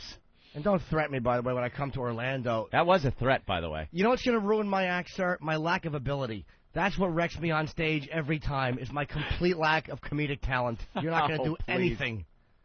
Dick joke, fart, dick joke. Good night, folks. Thanks for coming. Selling stuff in the merchandise area. Let's go to Marvin in Kentucky. Marvin? Marvin Nash. What's up, Marvin? Oh, not a heck of a lot. Not a heck of a lot. Just listening to you guys, see what's going on. All right. I figured I'd better kind of express myself. I'm a fan of the Philipphile also. I mean, it kind of stinks to hear y'all bashing them, but, you know, I've learned to respect y'all for what y'all do, the radio station and the big brass balls you have. And I've kind of respected the Philipsophiles. I've listened to him a lot longer than I have y'all, and it's kind of sad, but, you know, I respect both of y'all for what you believe in and what you do. Well, it says on the comments here you're torn because you like both shows. Yes, sir. You don't have to be torn. If you like both shows, then like both shows. The reality is we have real problems with Howard Stern because of some of the crap he pulled behind the scenes when we were working for the same company. But here's the reality. There's a lot of our fans that also enjoy Howard. So this isn't about, well, you better choose one show or the other, God damn it. Yeah, make a decision. Yeah, I hate to be man on the fence and have to decide, but no, sir, I'm going to listen to both of y'all for what you do for the radio. I mean, I listen to Howard Stern. I didn't like him. In all honesty, I think he's a pompous ass. I mean, that's my total outlook. I think y'all are a lot better radio show. That's why I have listened to y'all. Y'all are, you know, more out there, in your face kind of radio, and that's what I like. Thank you, then I go back to, you know, listen to Phillips Fowler. He's got his own little personality. Well, you know, he's a little dry. No, what's great about that? It's kind of like having a visit with your grandma. Every once in a while, you just without the big. Every once in a while, you just need that visit from grandma. Sit down, have some tea. You've been hanging and partying with your friends and having a good time all weekend. You're really hanging out, hungover. chicks, sex, all kinds of fun stuff. And then sometimes you just want to sit with Grammy. Sometimes you just want to sit with Grandma. A nice home-cooked meal from Grandma. Yeah, a wholesome kiss. Listen to her talk about her corns. No, it's cold in here. No. It was so damp today. Ugh. Yes, exactly. You got to admit, dude, even if you're a Phillips File fan, you got to admit, Moira really does say some just nonsensical, unfunny, I need to talk now shit. Yeah, and really, I don't like. You do hit that pretty much head on. You know, she does a lot of times say just crap. You want to just reach over and smack her, and she stops. You know, Jim from saying things. I think it'd be a better show if he was allowed to say. But you know, he's on, you know, regular radio, so he can't say crap like that. Hey, Marvin, so, you know, Marvin, I'm going to make a prediction. You call back in 2 or 3 months. You're going to love this show. Well, you're still a little too new. You're a little too new still. You know, people are still trying to figure us out. You know, they're listening, but they're not really sure. Trust me, the virus will hit you. The virus is spread. You got the sniffles right now. You got the sniffles. What you got. Yeah, You'll have the full-blown virus in 3 months. Coughing up blood in 3 months. That's right. I hope not, but you never know. Thank you, Marvin. I appreciate y'all. I'm going to sign out and let somebody else get in there. I do appreciate you. Okay, see you later. There you go. See, that's Marvin from Kentucky. And that's how you do honest radio right there. That's what it's all about. In other news, on the front page of the Daily News, Times Scare. Anthony, I was too busy worrying about lawsuits all weekend long. I didn't get to keep up on the news. What's this story all about? I had to look up all sorts of law terms in the law library. Of course. Like tard. Yeah, my weekend was so bad, yeah. Mr. Phillips. Ooh, shaking. You're right. The waves just weren't that good out east. Yeah, well, you're talking like that, were you? Phony guy. Thought the waves would be a little bigger. Is that what you were worried about? That's what I worried about. Were you worried about a lawyer swimming out to you with a subpoena? An injunction. Don't play that unfunny audio again. Yeah, there was a lot of worry in my weekend. Yeah. Of course. Faggot trying to use psychology. What's the matter, boys? Oh. Don't try to use psychology, you fucking Well, I hope you jizbag. guys in Logan have yourselves a nice weekend. We did. Yep. We certainly absolutely did. Thanks to my friends Chris and Jay, I watched my 50-inch plasma. Yeah. That's what I did after I got back from Cleveland. Nice. I hung out with the guy that owns Elvis. Really? Yeah, actually I did. Owns the Elvis fortune. Yeah, Who? I was hobnobbing out there in Southampton with my brother. Now you and are others. ripping him off. And others. That's right, Robin. The guy who bought Elvis. That's whose house I was hanging out. What actually Vern? is when you buy Elvis, what are you buying? You're buying the rights to Elvis. Guess. Yeah. You could then market his image and everything else. Yeah, you buy something That guy. that has something to do with Elvis, this guy gets a piece. Nice. Nice, right? Yeah, it's a lot of cake. Anyway. They just don't understand the laws. There's signs everywhere saying, do not joke about bombs, don't make any goof. And they do it anyway, and then wonder why they're getting body cavity search in the back room. If you say that, the cops should be able to swing a nightstick into your teeth and gum line. Smash. Just knock your fucking teeth out. A bunch of white chiclets in a red mist just flying out of your face. By the way, the bottom row of teeth hurts a little more. Yeah? Yeah, I think. Yeah, I think these are thicker. I could be wrong, Yeah. but I think the bone density is a bit thicker on the bottom. Ooh. A nice knot with your mouth closed. The cop should swing a nightstick into your mouth when it's closed so hard that it knocks your teeth right out of your gums. Well, they don't know you very well. You unfunny hole with a Rocky Dennis head and a Paul Stanley wig. That's who you are. You're Rocky Dennis with a Kiss wig. Like to kick her right in the asshole with a jester shoe on. With your Andre the Giant torso. No, I want to put a little curly Q, like a little Arab, like one of those, like, what kind of shoes are they? Like Aladdin shoes? Yeah, Aladdin shoe. A curly toe shoe and kick you right in your unfunny asshole, lady. Ouch! They don't know you very well. She didn't say it that Dude, way. she certainly did. Do we have audio of that? We can't play on the air, obviously. Have you ever heard of Injunction Boys? Injunction. Yes, can you spell laugh and how you don't get them? I didn't hear my voice on your show today. Well, I was told that my voice wasn't played. Yeah. It's called a cease and desist. Because I have people that do that for me. Well, apparently they're not listeners because you took no phone calls, fucko. As you will not today. It's the Greg and Tony Show. The Greg and Tony Show. All right. Let's say hi to Neil is God. Neil is God. What's up? It's Neil, but hey guys, not That's what I one thought, but- single phone call yesterday. Yeah. Sorry, you don't have any friends. Not one. Well, and I would like to give out that number for everybody since Wait. it was not busy yesterday. wait, you want us to call you at home? No, I'm talking about Shit Dick Phillips. Oh, Phillips. I think at this point we got to declare victory, don't we? I think we've I think we got to declare him. victory on the Jim Phillips thing. What about that new technology he's getting Wednesday? Good luck to you. Yeah. What are we going to do with the Jim I don't Phillips thing? I just hate to see all the poor members of the Army have to sit through that on a daily basis. Wow. I guess yesterday. Wow. I guess yesterday he didn't. He just completely bailed on this whole thing. No calls. Even no though he was the one references. that said "Bring it on." Let's not Yeah. forget that he said "Bring it on." He made a big joke that O&A Army. What is that? Yeah. What? They got 3 listeners that are going to call me? Well, fellas, bring it on. Let's not forget. He was the one who said "Bring it on," and in the end, he couldn't take it at all. Yeah. And I guess he's throwing up the white flag behind the scenes, and he's had it. He's had it. He knows he can't take this shit anymore. I will say the pests, I'm in awe I know. of the job. I you can't did. believe it. They are the biggest pests ever. Ever. You completely brought down the guy's show, is what happened. And, yeah, there was no references made, no phone calls taken. And quite frankly, I personally cannot take listening to it anymore. I tried yesterday, but without any real references or any phone calls getting through, it was just impossible to listen to. I know this is probably going to bum out some members of the O&A Army, but I think it's time to throw Mr. Phillips back into the old lake of obscurity. Whatever, To throw him right back into the lake of obscurity. whatever they want to do, it's their life, the pests. So whatever they do, they do. But I don't see us giving them any more credit or time or what's the word I'm looking for here? Well, you're saying I was thinking time the word or credit or time. The basically. word popularity was coming into my head, but publicity is what I was looking for. Yeah, Popular music. publicity, popular music. My brain completely shut off.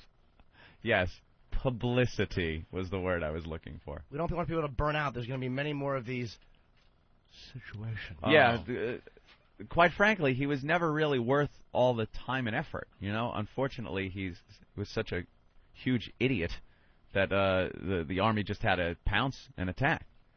But really, the guy isn't even worth the time. He's the latest casualty in a much, much, much bigger war that we are fighting.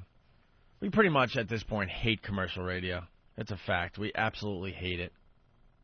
And we look forward to doing our part to destroy it. This is the future of radio. People are starting to figure that out. I mean, every day there's another XM announcement. It's just growing by leaps and bounds every day. The Army's going to do what they're going to do. So, whatever. I understand. What are you going to do? I understand. I was amazed at how well they organized, though. Were they ever that well organized? They're getting NEW? I mean, it seems no. They're getting better and better. Because they know how much more important it is. And there is going to be a much bigger fight that we will take on. No problem. Mm-hmm. Absolutely no problem whatsoever. So, but this show, probably not dedicate much more time to him.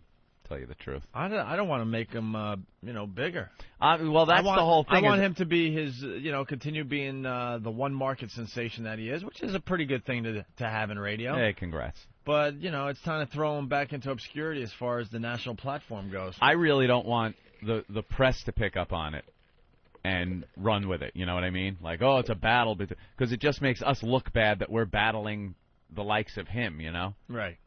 So, whatever. I'm sure it'll come up every so often, but... Oh, we'll be watching him. Trust me, we'll be watching him. Because he is a douchebag. Mm-hmm. I have no problem saying that. He is a douchebag, a liar, a phony. Pretty much he is what is wrong with commercial radio. He's a perfect example. So what you're saying is basically that this show is ready to move on in honor of my birthday. It's not your birthday. The Pests really bought billboards in Orlando? Yep. No way. Yeah, they're starting to buy billboards for us and stuff. Yeah, they bought... Where's the picture? Wow. They're going to be set up, I think, beginning of next week. And what's the billboard going to say? Hopefully something good. It's attacking Jim Phillips with a big O&A ad right near his house and right near their radio station. They still haven't given up on Jim Phillips? Pretty funny. Did they really buy that? Through Clear Channel Entertainment, yep. Very nice. Isn't that his company? How do you not love these fucking psychopaths? Oh, they're these lunatics. pests. And you know what? Certain people, and maybe I'm not saying anybody in marketing here. I'm just saying that some people, like in a company, would hear about their people being marketed by fans. Yeah. And they become ashamed and go, "Wow, we should do something." But have a feeling, all right, good. That'll alleviate our responsibility. Yeah. I think if you have a creative mind, you can market anything without even spending money or very little money. Because the argument's always, well, we only have so much money in the budget to promote your particular show. But I think if you're creative, I think you could do some wonderful things to get the word out for the show. We prove that on a daily basis with our Whip 'em Out Wednesday, the Assault on the Media contest, which is going very well for August. Yeah. We'll talk about that another day, I guess. But Lion Guy from Alabama is still in the lead. And the Pests, of course, just attacking everything. The greatest. They're like locusts. They're just eating everything in their path at this point. Let's go to Chucky from whackbag.com. Chucky, what's going on?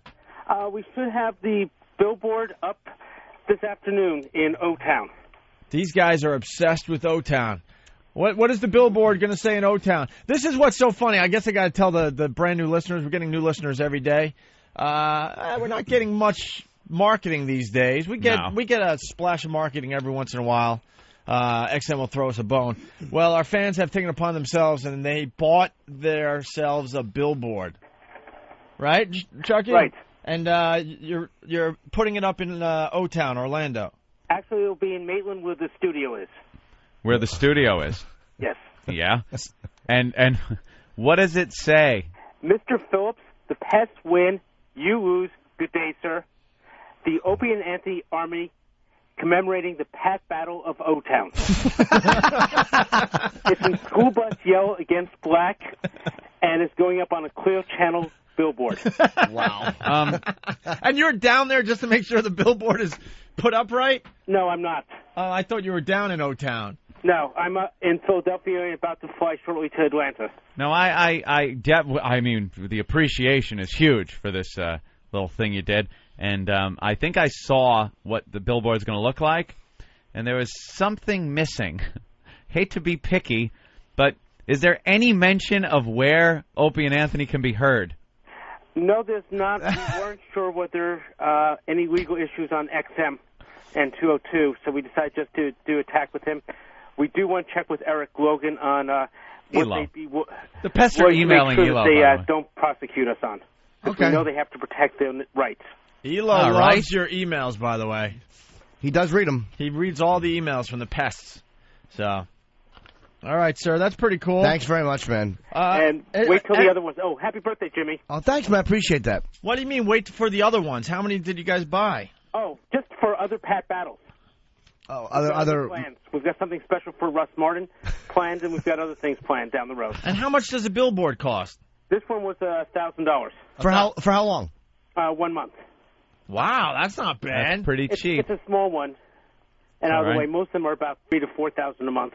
That's all. I want to. That's all a bill. I'm not saying that's all to minimalize it. I'm just saying when you're looking at a company, I thought it was a lot more than that. That's not bad, man. I'm glad. Thank you guys for doing that. Yeah, in New York will be a lot more. I wonder how much it is for a month in New York. You think probably 20 grand? Something like that. We're checking on it. It's got to be way up there. So this billboard's going to be right outside the studios down there? It's going to be about 2 miles away or 3 miles away, but we have been advised by the guys at Clear Channel that he will definitely see it. He seemed to pick the sales rep seemed to pick this up after he knew what it was for on the and they'll make sure that he knows what it is, but right. he's likely to see it before they tell him. All right, Chucky, you guys rock. Thank everyone at Whackbag that donated for our billboard. Okay. And let us know when the next fund is. Maybe we'll be willing to throw some cash in. How great would that Oh, be? the next fund is already collected for the next project. We're waiting for a third one. All right, well, Jesus. Let us know. You guys have a fucking union going. Pests. You missed your Operation dues. Mayhem. I love the pests. They've taken it upon themselves to make this show big again. All right, Chucky, thank you. Thanks, man. Thanks. All right. I think we should go right to the phone. One of the head pests is checking in.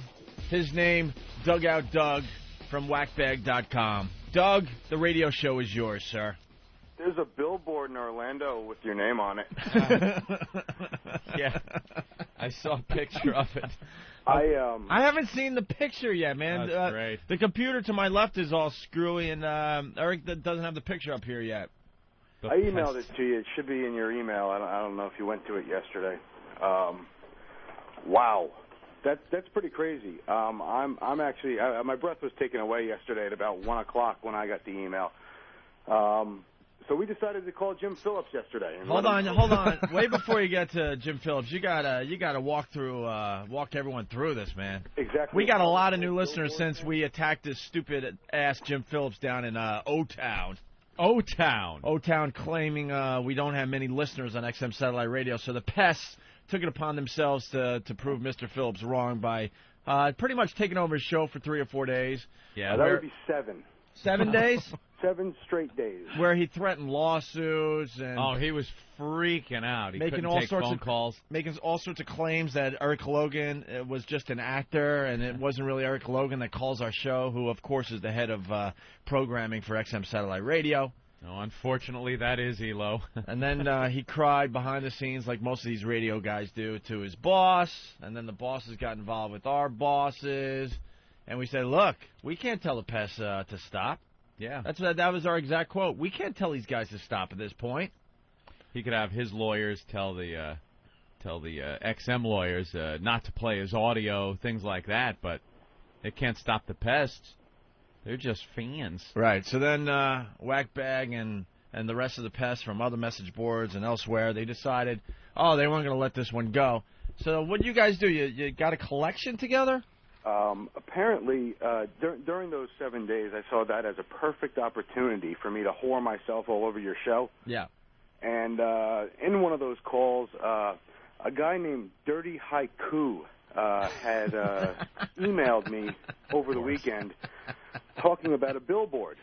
And in one of my calls into you guys talking about what we've been doing to Mr. Phillips and cunt, we decided to go ahead and laugh off a few crazy ideas that I thought I had gotten emailed to me, like they wanted to take over the whole server for the radio station. Some guy wanted to get a billboard in Orlando. Well, enter Chucky, who called yesterday, who apparently thought this was a fantastic idea. Chucky jumps in there. He throws a collection, opens up a PayPal account, throws up a collection thread on Whackbag. They got the grand for the billboard in, I think, 3 or 4 days. Someone designs it. This thing's up in 2 weeks. That's beautiful. It was absolutely beautiful. You know, you guys are making marketing look absolutely ridiculous today, right? Well, of course, I sent the email link also. Did you hear how easy that was, Anthony, to get a billboard up? Oh, I know. And how cheap it was? Relatively speaking, sure. Isn't it amazing that our pests, our listeners, are now doing the marketing for this show? Yeah, billboard. Someone in Washington should be very embarrassed today. I've seen the photo. It's great. Did you see it? Oh, yeah. It's fantastic. All right, so continue, Doug. I just want to make sure everyone understood what just, transpired there in our conversation. Yeah, honestly, it really wasn't all that difficult. I wasn't even involved in it.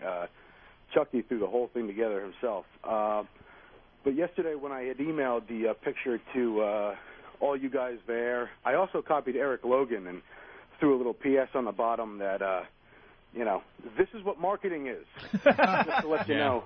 And he was the first one to reply back, and he was very impressed with what we had done. Yeah, Elo gets back to the pests. He enjoys the pests. Yes. I'll tell you, though, I got the email yesterday about the billboard and that it was up and that they were going to try to inform Mr. Phillips on his show. And so I tune in online to listen in, and I got to tell you, it is so completely unlistenable. I couldn't hang in there for any length of time. They were discussing his trip on the train, that he had taken the train or something, and that whole that rancid meat nest was just as annoying as ever. What is it, Moira? I don't know. At least she's got a sexy name, though. Oh! How do you sit there and go, yeah, I'm going to fuck you, Moira. Moira? I think we got done with Jim Phillips about 2 weeks ago. It was really great to see how much we can get into a show's head and stay there. Yeah. I counted it yesterday. He is still at a 60-second delay. 60 now, huh? There is Boston Strangler and myself. We were demoing a new type of call to these shows yesterday. It's called the tandem attack. Yeah. It's when he called me on three-way and then got on hold.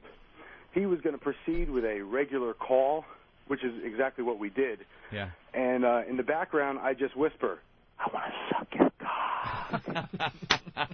So they're focusing on his call, hopefully, right. While I'm getting the word cock out over the air. That's brilliant. Unfortunately, he did mention the word billboard, and they dumped out on the entire call. Oh. I like the idea, the tandem call. Yeah, it's a clever ruse.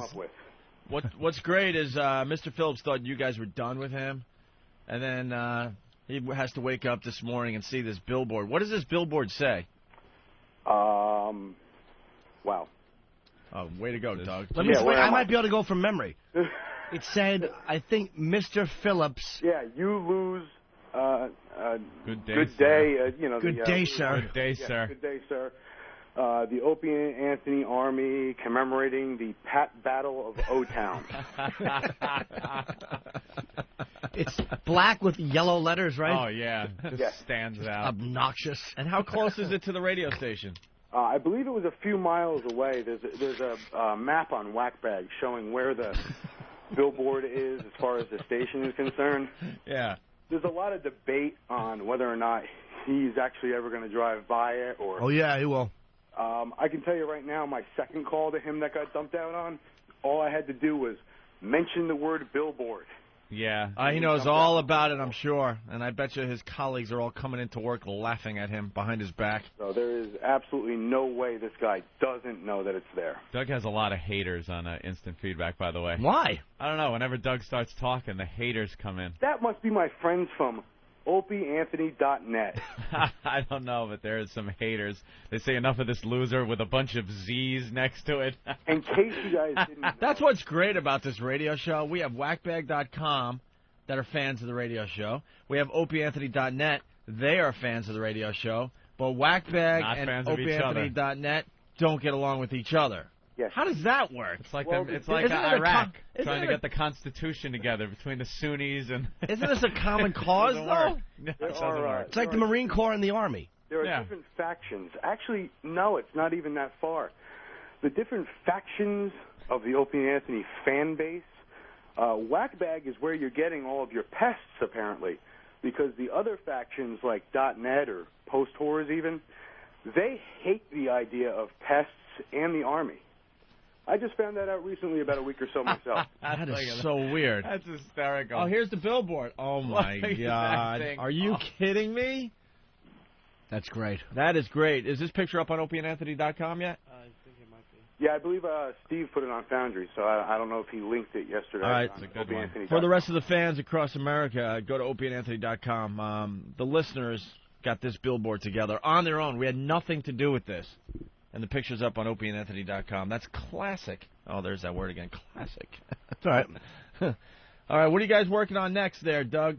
We're still putting together a lot of things for Secret Mission 1 and 2. Ooh, very good. We're developing sleeper cells for the Secret Mission you handed me up in the studio that day. All right. We're developing sleeper cells in Philly, D.C., and Boston and New York City. These cells will be activated when we want to do these attacks that you were specifying.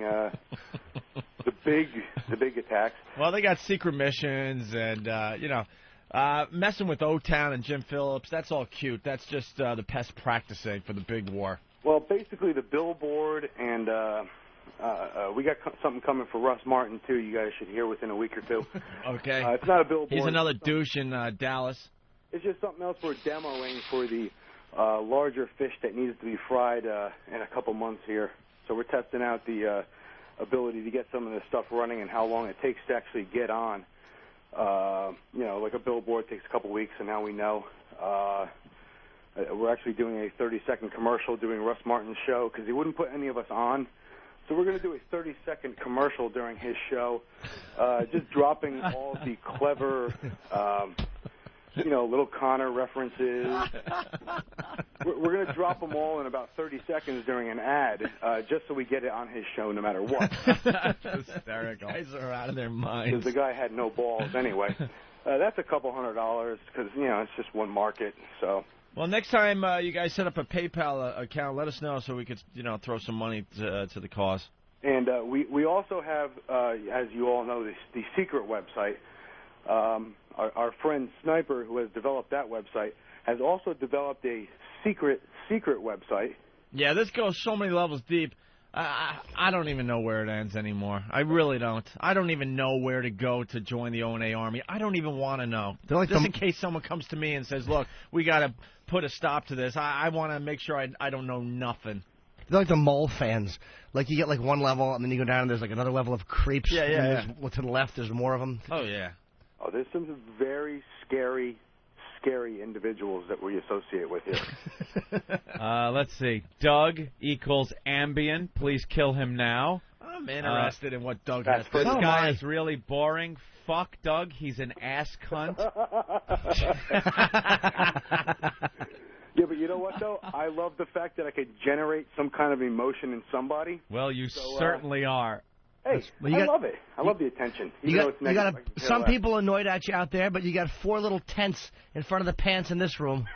We're big fans, Doug. And that's all that matters. Good boy. All right, Doug. Thanks, gentlemen. Have a good day. Thanks, man. Thanks for the update. There he goes, Dugout Doug from whackbag.com, the home of pests. Right. I guess. Pests.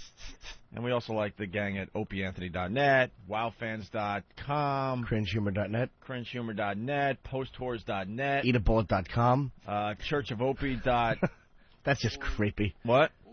Churchofopie.org. That guy is a scary individual. How cool is that? The fans now buying billboards for us. That's very, very cool. They have bought the first one, and there's another one on the way, I guess. And you know that there are people, other shows are going to think that we're behind it, but, I mean, we try to do honest, nonsense, and we really aren't behind it. No, it's hilarious, though. Take it upon themselves. They get obsessed with a certain thing, and the cause. And they go and take it to the limit, so. It's beautiful. It's beautiful. All right, wow, that's how we start today's show. Yes. That really cracks me up. And marketing down in Washington should be ashamed of themselves. Chucky, remember we were talking about the billboard? Yes. This is the guy that organized the whole damn thing. Chucky from whackbag.com. If you missed what we were talking about, You'll have to listen to the replay. But basically, the Pests got their own billboard in O-Town, Orlando. Chucky, what's up? Just wanted to let you guys know that we've now put together a press release that has already been sent out to a couple places in Orlando, and will be sent out elsewhere. Oh, yeah, now they're sending out their own press releases because we suggested this.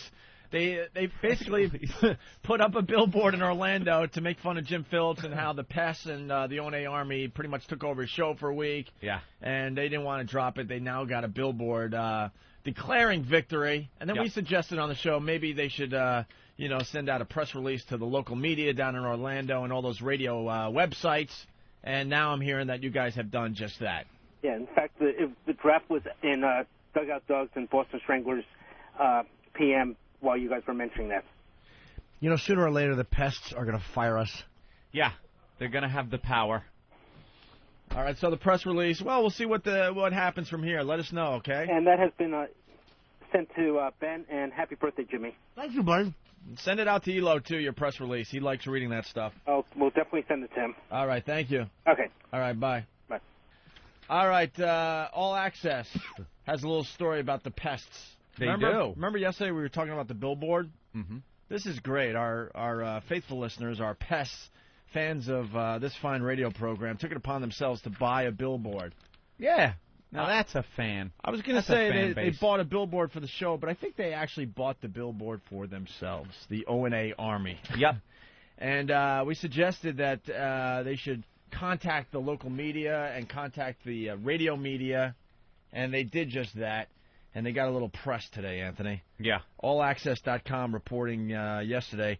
The snipping between XM Satellite Radio's Opie and Anthony and WTKS Real Radio 104.1 Orlando, afternoon host Jim Phillips, escalates with the purchase by O&A fans of a billboard in Maitland, Florida, near the WTKS studios.